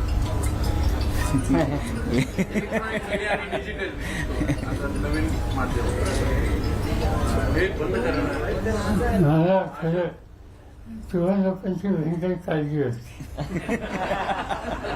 दोन-तीन कारणे. मी दिल्लीमध्ये असतो त्यावेळेला एक दिल्लीच्या हवाचे थंडीच्या दिवसात प्रचंड थंडी, उन्हाळ्याच्या दिवसात प्रचंड उन्हाळा आणि काही घडलेलं असलं समजा मी मुंबईवरून दिल्लीत गेलो, मे महिना आहे आणि माझ्या दाराशी 30-40 कॅमेरामध्ये घेऊन उभे असतात आणि मला खरं सांगतो मला वाईट वाटतं त्या उन्हामध्ये तासन-तास दिवसाचे उभे असतात. आज ही इलेक्ट्रॉनिक मीडिया आणि तत्सम सगळे त्यांचे सरकारी हे तासन-तास हे उजव डोक्यावर घेऊन आम्हा लोकांच्या मागं फरत असतात.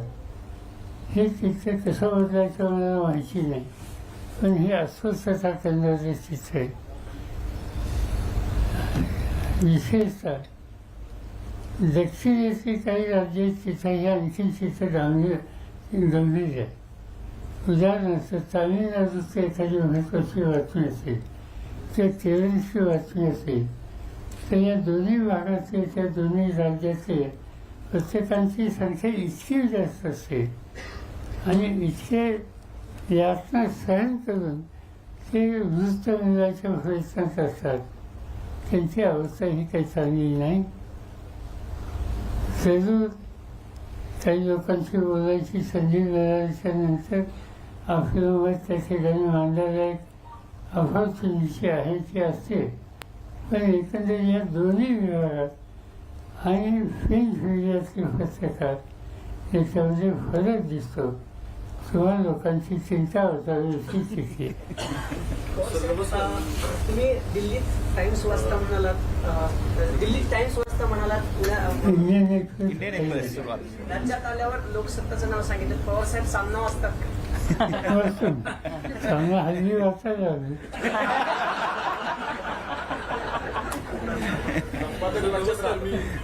संपादक चांगले लक्षात. And that was Sharad Pawar addressing the media after 4 top leaders of rival Ajit Pawar's camp resigned and joined Sharad Pawar's NCP today. We will be slipping into a very short break. More news and updates on the other side.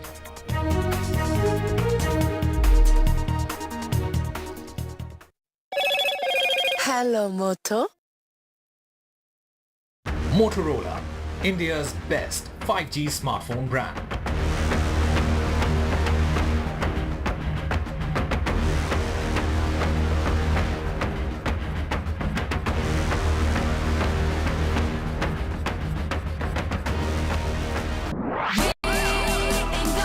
Loan मिलेगा या नहीं ये आपके credit score पे depend करता है। तो आज ही अपना क्रेडिट स्कोर चेक करें फ्री में पैसाबाजार.com पर। लोन की जरूरत कभी भी किसी को भी पड़ सकती है। ठीक से एक्टिंग नहीं। पैसाबाजार.com। 25 years ago, an unprecedented attack on a part of India very few people knew about. Kargil, a war fought at unprecedented heights, India's first televised war. We are here because we have to be here, because it's the uniform. We were there, on the ground and in the air. A final assault. To bring you stories of valor and sacrifice. 25 years after Kargil, join us for special and exclusive programming right here on NDTV. Stay informed and entertained with the new and updated NDTV News app. You can watch all our channels live, listen to podcasts, read breaking and exclusive news from around the world and more. Download the NDTV app today and get access to the best journalism and storytelling on your smartphone or tablet. The NDTV app. News that matters to you. NDTV proudly upholds its legacy of trust and credibility. According to the prestigious Reuters Institute's Digital News Report 2024, NDTV is the topmost news platform in the country. Number 1 in both online. And now we'll talk about what happened in the West Bengal train collision report. Well, a preliminary investigation report has come out where it states that the goods train loco pilot is at fault as he failed to interpret the signal. My colleague Vasudha Venugopal is also joining us on the broadcast to give us more details. Vasudha, clearly the report mentions that the loco pilot of the goods train is at fault. What more details do you have?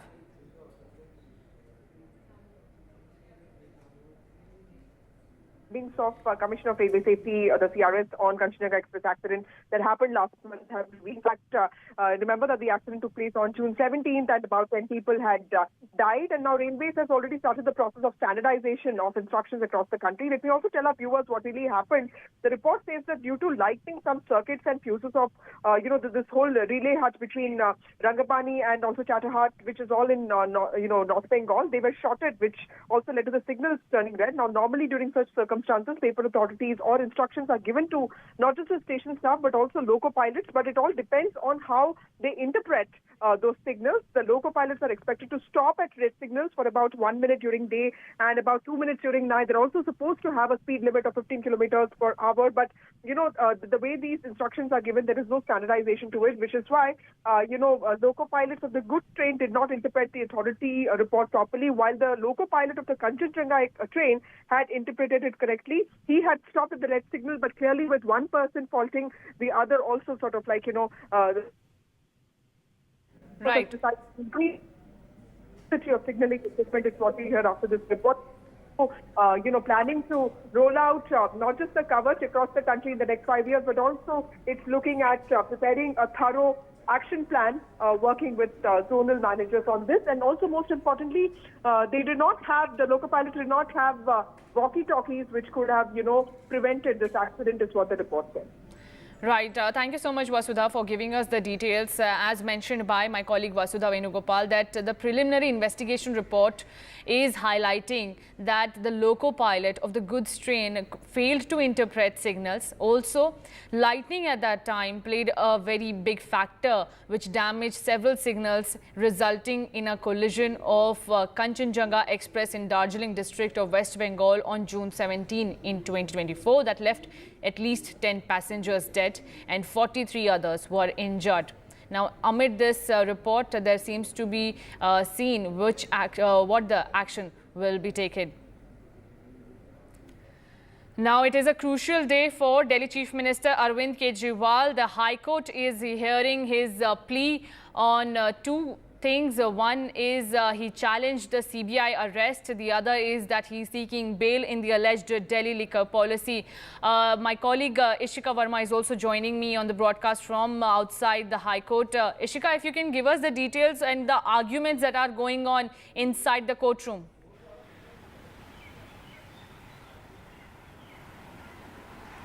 Well, as you rightly mentioned, today is certainly a very crucial hearing for Arvind Kejriwal in the CBI case that he has been arrested in. Here, in fact, if we talk about the hearing is already underway, and it is the Kejriwal's counsel currently which is making the arguments, and Abhishek Manu Singhvi is in fact appearing for Arvind Kejriwal. And today also he went on to say that the arrest by the CBI is nothing but an insurance arrest. He goes on to say, that there are no grounds of arrest for doing the arrest that CBI did, and it is more of a sham arrest, is what Abhishek Manu Singhvi has said in the court. In fact, let me also tell you that Abhishek Manu Singhvi has said that on June 25th, the application to arrest Kejriwal was moved, and the same day the order was passed allowing it. Now, in fact, he goes on to say that the only satisfactory answer that I can give according to them is that I demanded 100 crore rupees. What is their satisfaction? Admission of guilt. In fact, Singhvi has gone on to, cite the various pages, of the CBI's application also in the court. And he has said that, in fact, all of this, says that the CBI does not have any grounds of arresting him. And this was more of an insurance arrest. It was more of a sham arrest that CBI did in this case. He, in fact, has also questioned the timing of arrest by the CBI. And also, in fact, again and again, he has question as to what was the necessity of arrest. He also goes on to say that this time he has 3 court orders that is in fact in favor of Arvind Kejriwal, and one being Supreme Court's judgment of giving Arvind Kejriwal the interim bail. And there also he has said that the Supreme Court itself had observed that in fact mere interrogation cannot be made a grounds of arrest. So that also today has been cited by Abhishek Manu Singhvi here in the court today. So certainly we are waiting that for a rebuttal from the CBI's counsel as well. But so far it is Arvind Kejriwal's counsel who goes on to say again and again in the court that it is more of an insurance arrest. And in fact, Singhvi is saying that I have got released 3 times. Twice by the Supreme Court and once by the trial court, that is the Rouse Avenue Court. Unless your lordships find something earth-shattering, what is wrong in me seeking bail now? So these are the questions that Abhishek Manu Singhvi, appearing for Arvind Kejriwal, is asking here in the High Court. Over to you. Right, thank you so much, Ishika, for giving us the minute-by-minute update from the courtroom, and we will be keeping a close track on what's happening in the Delhi Chief Minister's plea. Now, slipping into a very short break, viewers, but don't go anywhere. We will be telling you more news and updates on the other side.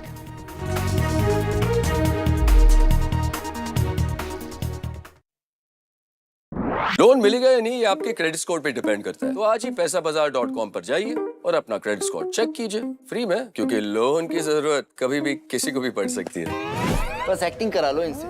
पैसाबाजार.com, credit score check, आदत अच्छी है। For the relatively young Indian economy, jobs in the future are going to be a major deciding factor into how India progresses. If we move towards one India, one norm, that would be a brilliant, I would say, ease of business. There are more and more MSMEs which are emerging and doing pretty well. I think they are the answer to job creation. If the government spends a lot of money in upskilling our women to create jobs and upskilling women to take that entrepreneurial plunge as well. If you want India to grow, East has to grow. With all the entrepreneurs that are coming on board, we really have to make that extra effort and get the East into running. The women and the youth. Creating employment for them is the key for country's progress.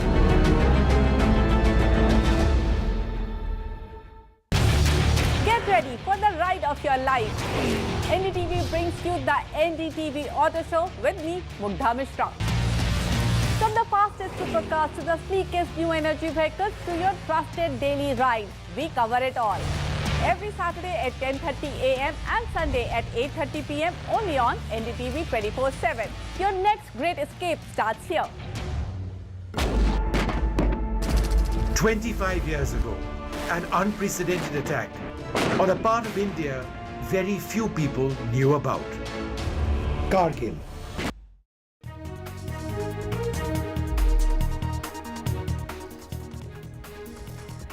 Now, as I said, we will be keeping a close track on what's happening inside the courtroom in Arvind Kejriwal case, and my colleague Ishika Verma is also joining me shortly. But before that, now the interim.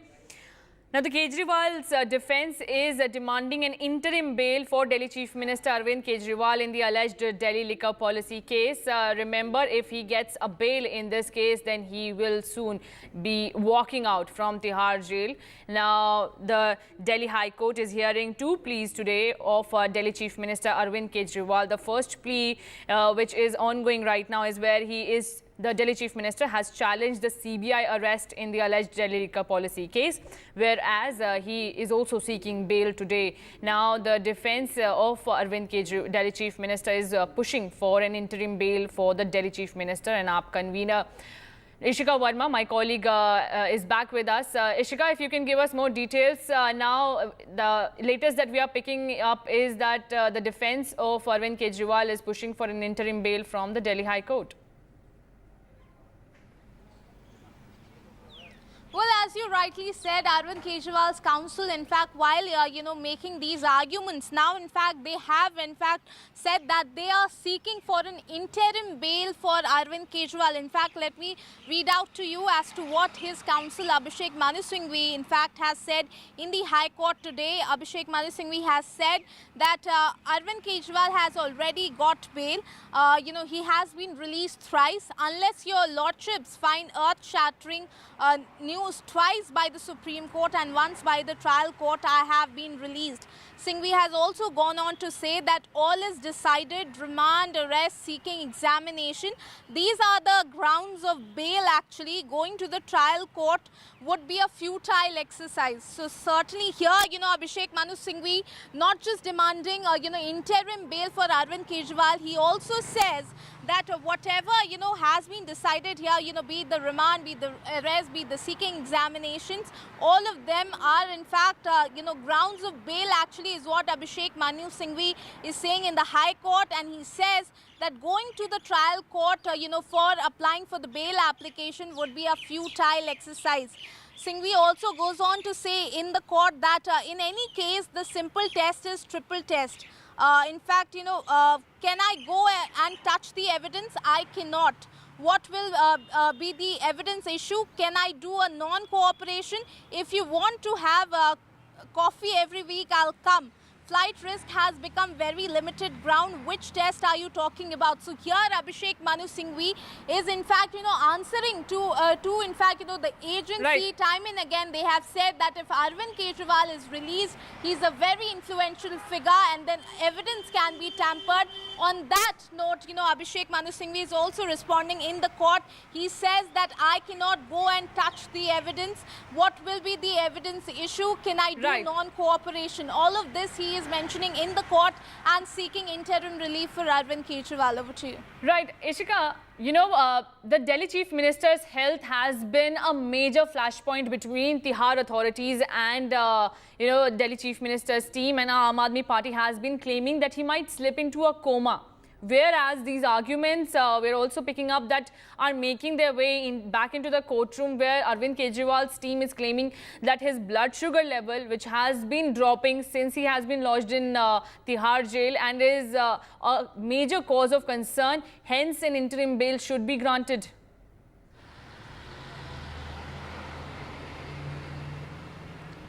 Well, as in fact, you know, as you rightly said, you know, if we talk about Arvind Kejriwal's health, the Aam Aadmi Party, you know, again and again has been taking up this issue. We have seen, you know, a few days, in fact, you know, senior leaders of the Aam Aadmi Party alleging that Arvind Kejriwal's blood sugar level is dropping low, and it is, in fact, a health threat for him, is what the Aam Aadmi Party continues to allege.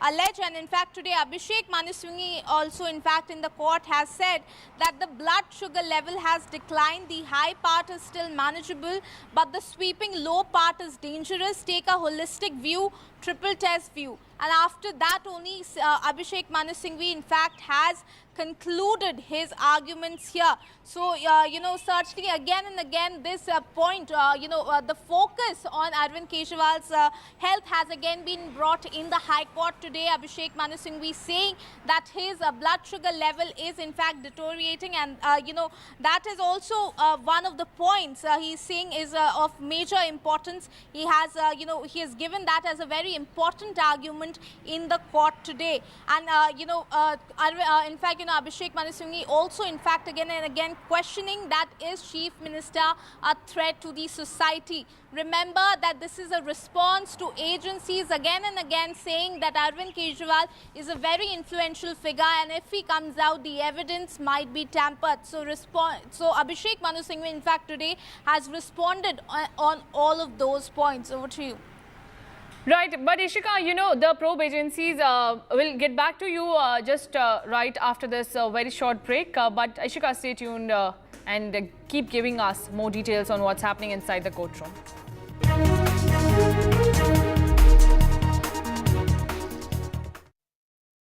Loan मिलेगा या नहीं, ये आपके credit score पे depend करता है। आज ही जाइए पैसाबाजार.com पर और अपना क्रेडिट स्कोर चेक कीजिए फ्री में, क्योंकि लोन की जरूरत किसी को भी कभी भी पड़ सकती है। चल एक्टिंग थोड़ा भेल बनो।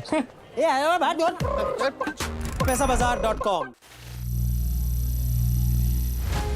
Some people say the metaverse will only be virtual. One day this lecture hall will be made of code, and driverless cars would be trapped in intersections.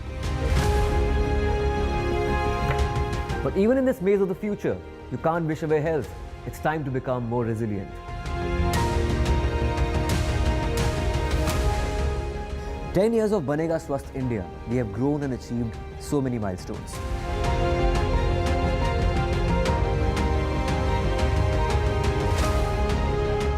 And now I have a plan to beat the urgency, to stop breathing with difficulty, to relieve getting choked with inactivity.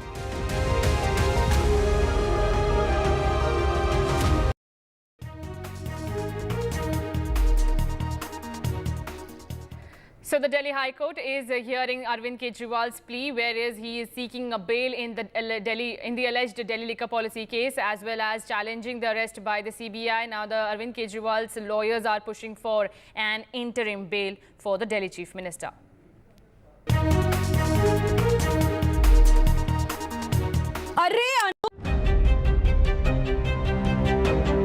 Hello and welcome to India Sense, where I speak with global opinion makers. The United States has made a strategic decision over the last 20 years to move closer to India. So a $7 trillion economy seems a perfectly conceivable number. If you want to be a national party, it's that you sort of accept the way the world is rather than want to endlessly hark back to how it was. Modi is promoting the digitization of the economy, which is accelerating growth in the country.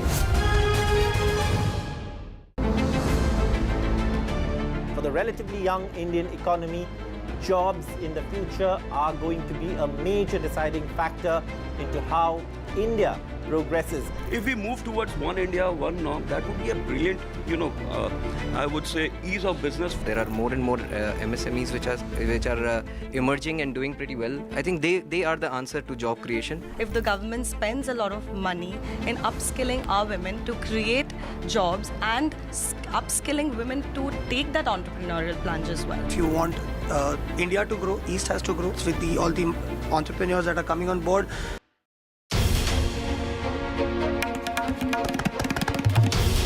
This is NDTV, and you're watching NDTV 24/7. Hello, Moto.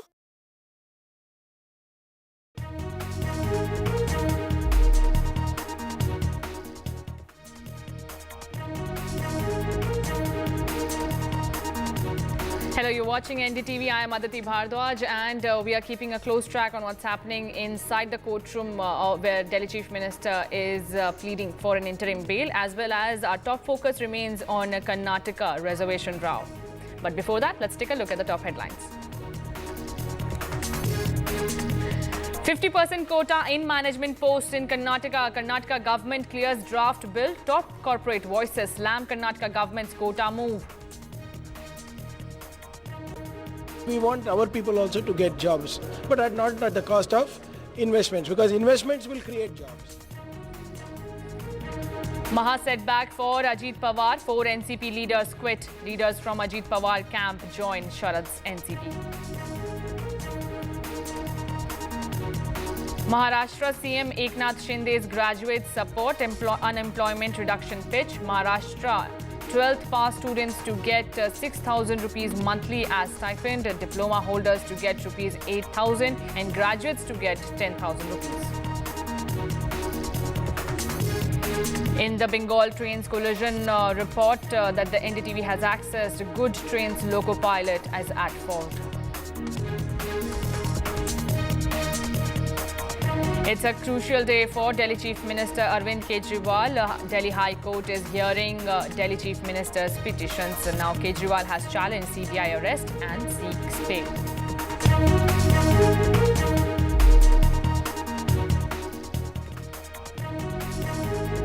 In a move to prioritize Kannadigas in the state, the Karnataka cabinet has approved the draft state employment of local candidates in industries, factories and other establishments bill, which will mandate the reservation of 50% of management jobs as well as 75% of non-management jobs for Kannadigas. This bill covers entire private sector, including the IT sector, and it will be tabled in the current assembly session. However, the bill has created ripples among the top job seekers, with even the top and the big and prominent corporate voices slamming the move of the Karnataka government. We also have reactions coming in from Karnataka government ministers where they are defending this move. Listen in.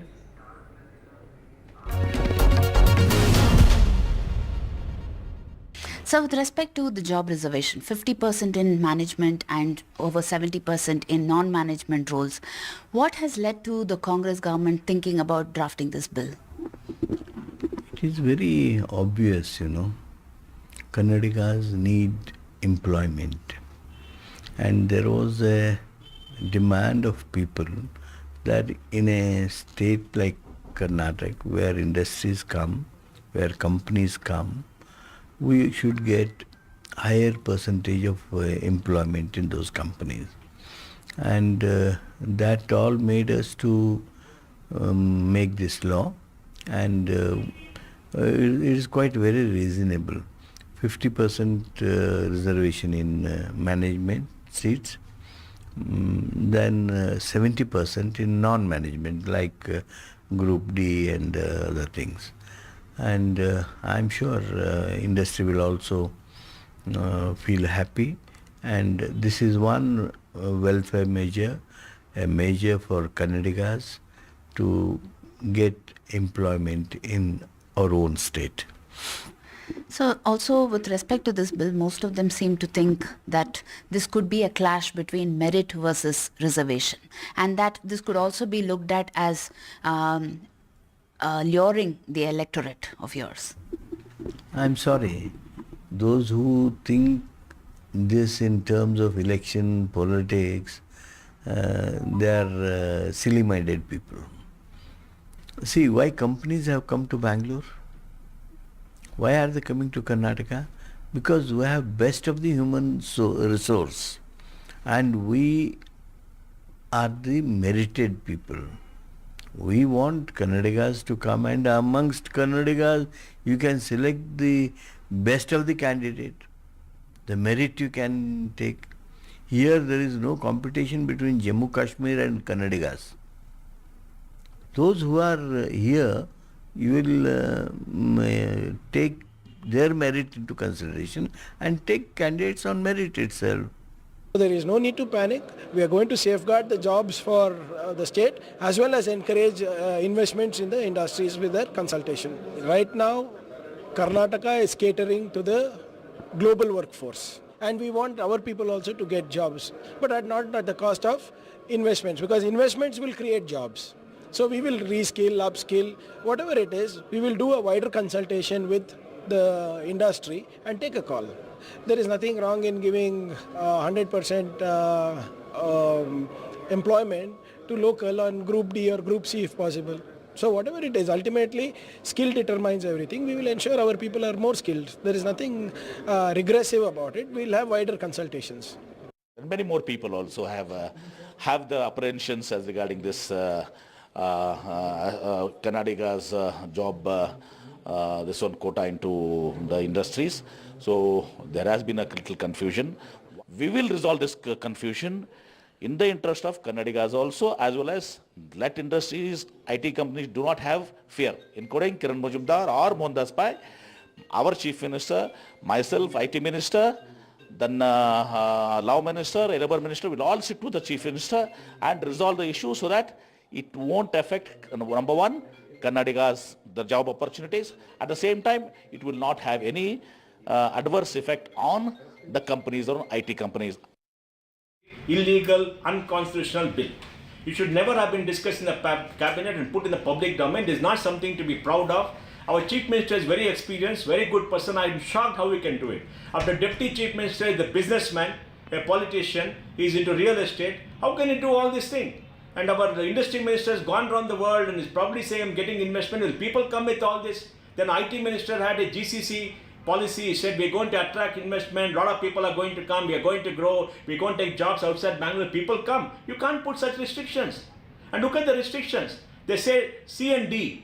C and D category, for example, speak to real estate companies, speak to the metro. Where are they getting people? There are no people here. Speak to the jig workers and everybody. Are all of them Kannadigas? Can all of them speak right and right Kannada to be classified as a local? Please ask them. We have Urdu medium schools here, right? Do they learn Kannada? I don't know. Please ask them. You want to shut them out of the job and not call them locals? Even I may not be a local here. I'm born here. I grew up here. I do everything. I know how to speak Kannada. I read Kannada. I can write Kannada, but now I don't have enough practice. Say, you must read, write, and speak Kannada in a acceptable manner. Then they say if you have a school leaving certificate is okay, then you have to take a test for the notice. We will notice and see what kind of testing is this, what kind of policy is this. First of all, Bangalore, Karnataka has got a bad name because of high corruption. It's got a bad name because of bad infrastructure. Now you're destroying the brand. The Deputy Chief Minister said will build brand Bangalore. Is it building brand Bangalore? I mean, it is shocking that somebody can even think of all this. And I don't know what they're thinking, why they're doing it. Everybody is opposing it. Kannadigas are opposing it. They want good jobs for the children. They don't want these restrictions. And if people don't, if there are no people for jobs, how will you employ? Do you see that there is any political reason behind all this? I don't know. I don't want to comment. There could be political reason. There could be people doing, somebody trying to prove I'm a champion, etc. and others because of corruption allegations and all that. I don't know. I don't want to talk about that. But, to me it's shocking. Sir, now, joining me on this broadcast is Harish Bijur, who is a brand guru. And thank you so much for speaking to NDTV, Harish. I would like to know, first of all, your opinion on the Karnataka government's bill. Okay.